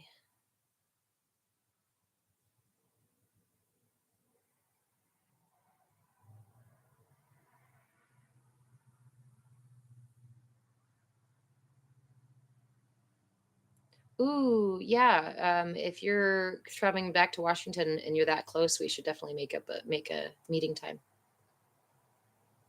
For those of you who are saying that you see white or you see the outline and you're interested in seeing colors, again, we will actually be practicing some aura viewing, energy viewing stuff when we work on the third eye. And I think that's going to be in September or October. But June, July, August, September. October, we'll work with the crown. November, we'll go to the stellar chakras and the minor upper chakras. And then December, I have a surprise for you that I'm not telling yet, but I'm really bad at keeping surprises. So I am liable to give it away. Yeah, so we will do energy viewing practices then.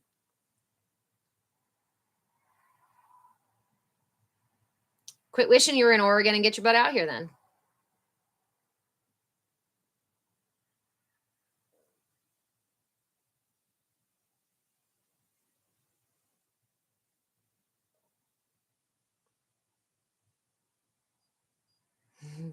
Timothy, you've been seeing it for a while, so sometimes you just stare at people, but it's nothing bad. So a really quick way to be able to see, yes, Cash, I'm off grid, um, partially off grid. I'm not completely off grid, but partially yes. For those of you, okay, aura viewing, brain bookmark, aura viewing, and then I'm gonna catch up on all these messages. Leif, thank you very much. Beliefs, understanding that my beliefs are based in my bias. My beliefs are based in my experience and can only be built by the experiences, by the interaction between my core self and the internal, external experiences I'm having.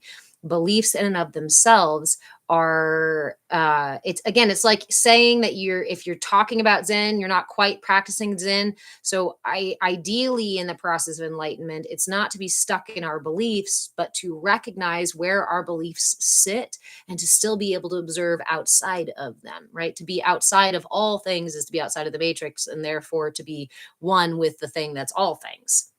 That's when we start to get really muddy.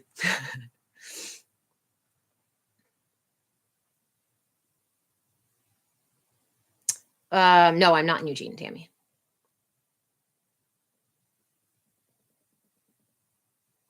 Hashgar, do I have books I recommend?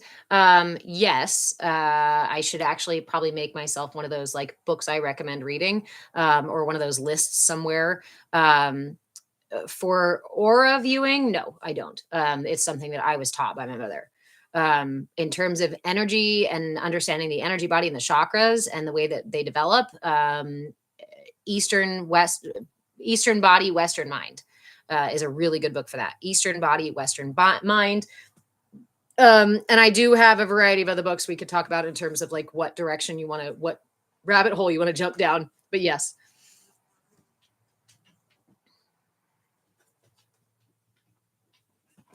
Nice, peculiar. That's your birthday month. Perfect. We'll get you all cleared up for your birthday.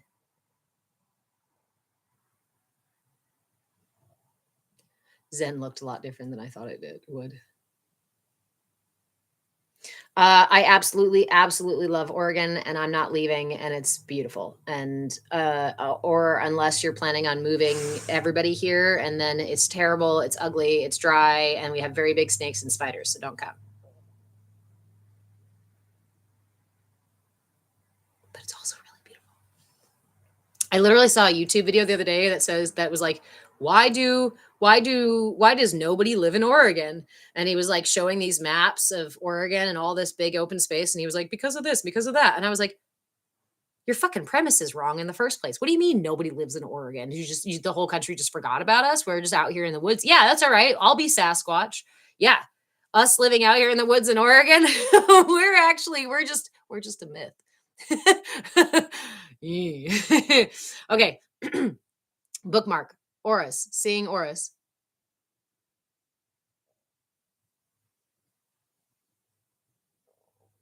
Story, Ash, that was one of the first things that my mother taught me, was seeing the energy out, the static in the air. Was being able to see that static in the air was one of the first ways that my mother said, look, it's literally all around you.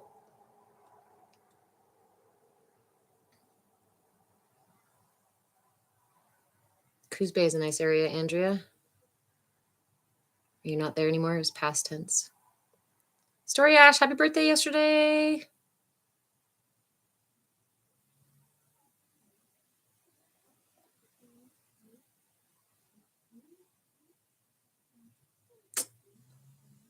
Rachel, was it one of those AI videos? No, it was an actual video of some dude like just making a YouTube thing being like, nobody lives in Oregon. I'm like, maybe you haven't been to Oregon. That's fine. We'll just say nobody lives out here. Yeah. I used to live in Connecticut, but I'm not a fan of the East Coast. I've been there, been all around. I've traveled all around the world. Not all around, but a lot. Yes, it is. Yes, it definitely is. Okay. What if you can see your face dematerialize? Then you're looking through the fucking veil.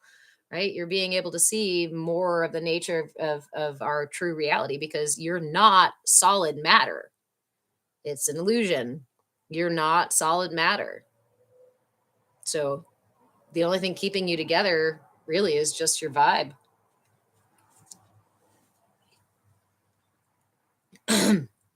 All right. Before we go all the way into before we have to wait for November or September, whichever one I said, October. Fuck if I remember shit. um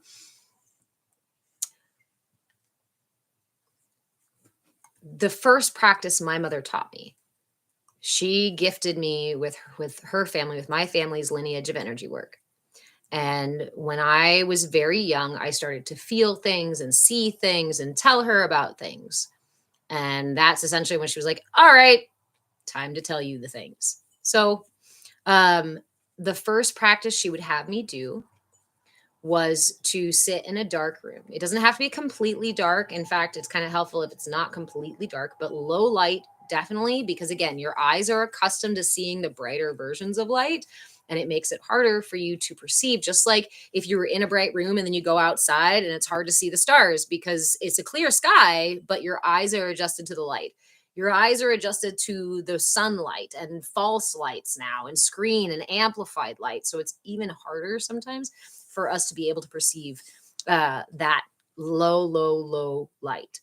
So please try to do so in a low light setting, but you can even do it in the dark. I used to practice all the time just laying there in bed in the dark.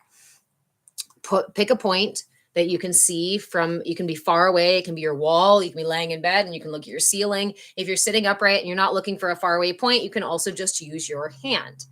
The trick is to stare. It's kind of like a Chautauqua meditation where we stare into the thing, really focus on the thing, and imagine something invisible or barely visible starts to come out of the thing, and follow that toward yourself until you're about halfway between your hand and your eyes. When you're doing this, your eyes may be like and get all wiggly because they're not used to doing it. They may feel tickly or tingly. They may revolt and just start blinking. Try again. It's kind of like those old, remember those old images that were all looked all crazy, and then you'd put your nose to it and slowly back away, and you could see the image in it. That's what you're doing. Essentially, as my mother always said, she goes, we're not separate. We're in a soup, and you can see that soup. You just have to adjust your eyes to see that soup, just like if you're going from a bright room to a dark night, right? Or to a dark room. Static soup static. So if you want to practice seeing them in your own time, in your own space, do so in low light. You could also do so when you're out in public and you want to, if you want to practice on people, I highly recommend practicing on the back of people, because people get a little weirded out when you're staring at them and they can see you staring at them. So if you're sitting in a movie theater somewhere, that's a really good spot to stare at the back of somebody's head and slowly imagine something coming out. The other way you can say it is that you unfocus your eyes. So you stare at a point and then unfocus your eyes. But it's not just unfocusing, because you need to see the thing that's between you and the other thing you're looking at. So you start with focused attention, focused gaze, and then my mother always taught me, you just imagine that something is coming out of the thing towards you and you have to follow it with your eyes. When you do that, you adjust your eyes and the light that's coming in so that you can actually perceive the auric field, or literally the energy, the photons in the air and all that stuff.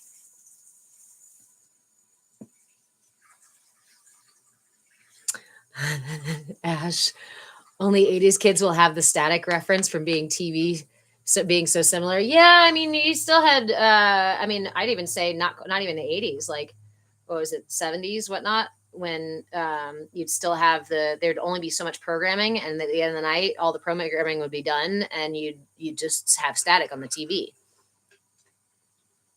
Carol Ann.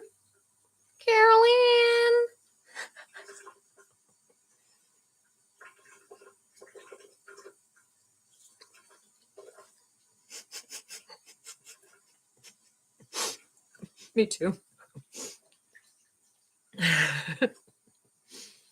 Yes, like the magic eye. That's what they were called, the magic eye paintings. But again, you can't just unfocus, right? If you tried it with the magic eye paintings, you can't just unfocus or you won't see anything either. There's a sweet spot in between there. And that's where you find it.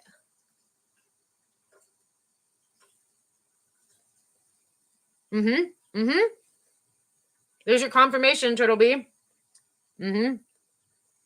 So again, you can do it on other people. Again, I recommend staring at the back of heads, not the faces. You can practice it on your own hand, palm of your hand or back of your hand. When you do this, don't look at the tip. Don't look at the edge. You're not looking at the edge. You're not trying to see directly this light, because that's the centered cone focus of your eyes, right? And if your eyes are used to perceiving a certain wavelength of light and you're trying to perceive the lighter wavelength on the edges of that, you need the edges of the corona, right? So don't focus on the actual part where you'd see the aura. You'd focus on, if you're looking at the back of somebody's head, focus on the center of the back of their head. If you're looking at them here, focus either right between their eyes or on their nose. You can even focus on their chin, because here on the chin, you can see things over here. You can see things over here. Don't go above the eyes, because then you're looking directly into this space and you're not going to be able to perceive it quite as well. You can't unsee it. Timothy, I witnessed the glow with one of my kids. I thought I was going crazy at first. And children, remember, children can perceive these things. Children can already see these things. I remember as a kid being able to see these things. That's part of why I was talking to my mom about it. I was like, why does that person have that color?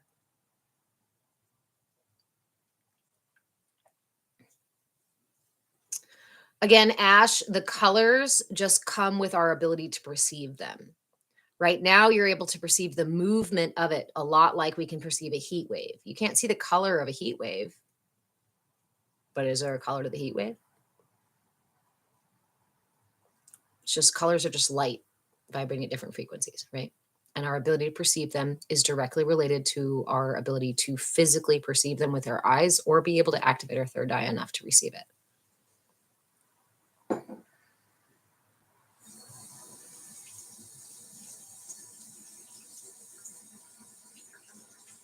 Clara, hey.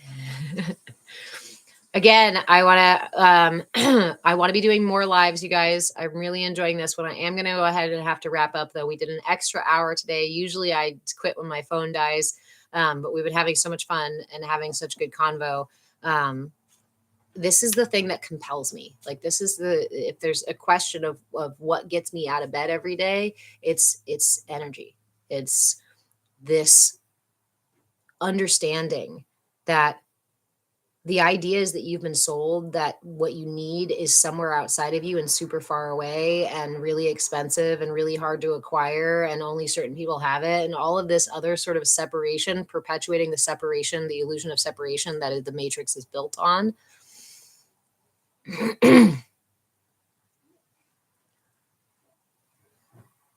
got to get out on. We got to get out of it. We don't have to. You don't have to. I have to. I have to find that centered place.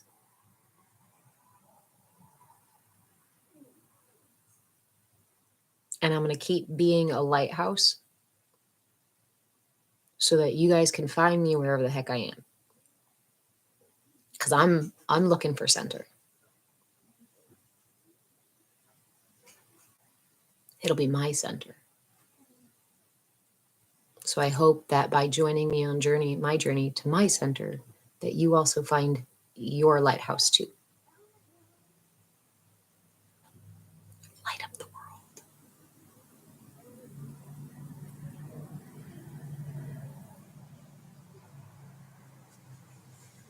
And again, I do my best to show up authentically, and some days that's a little more grumpy than others. Some days it's a little less energy than others. Some days I'm falling over my words and feel like crying. And some days I just don't show up because I'm not able to show up. But this when we get into it, it starts to feel like magic, starts to feel like alchemy. And I encourage you to follow the magic in your life. Wherever there is illumination, wherever you hear the fae dancing, wherever you see sparkles and feel bubbles, follow that. Because that's the alignment.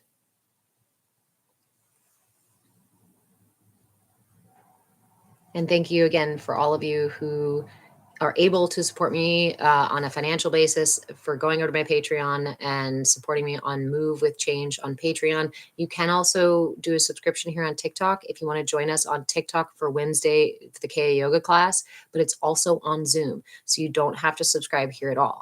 I'm not a fan of giving my money to the machine, and I want to encourage you to do the same. So if there are other ways that you want to support, if you have time and resources other than cash to help me pay bills, then reach out to me. If you want to get into private coaching or group coaching, or just want all of the replays for all of my classes for the last several years. That Wednesday yoga class, you do need some sort of membership level, and that can be as little as $5 over on Patreon. It can be, I think it's as minimum of $10 here so that I can account for the difference of what they take.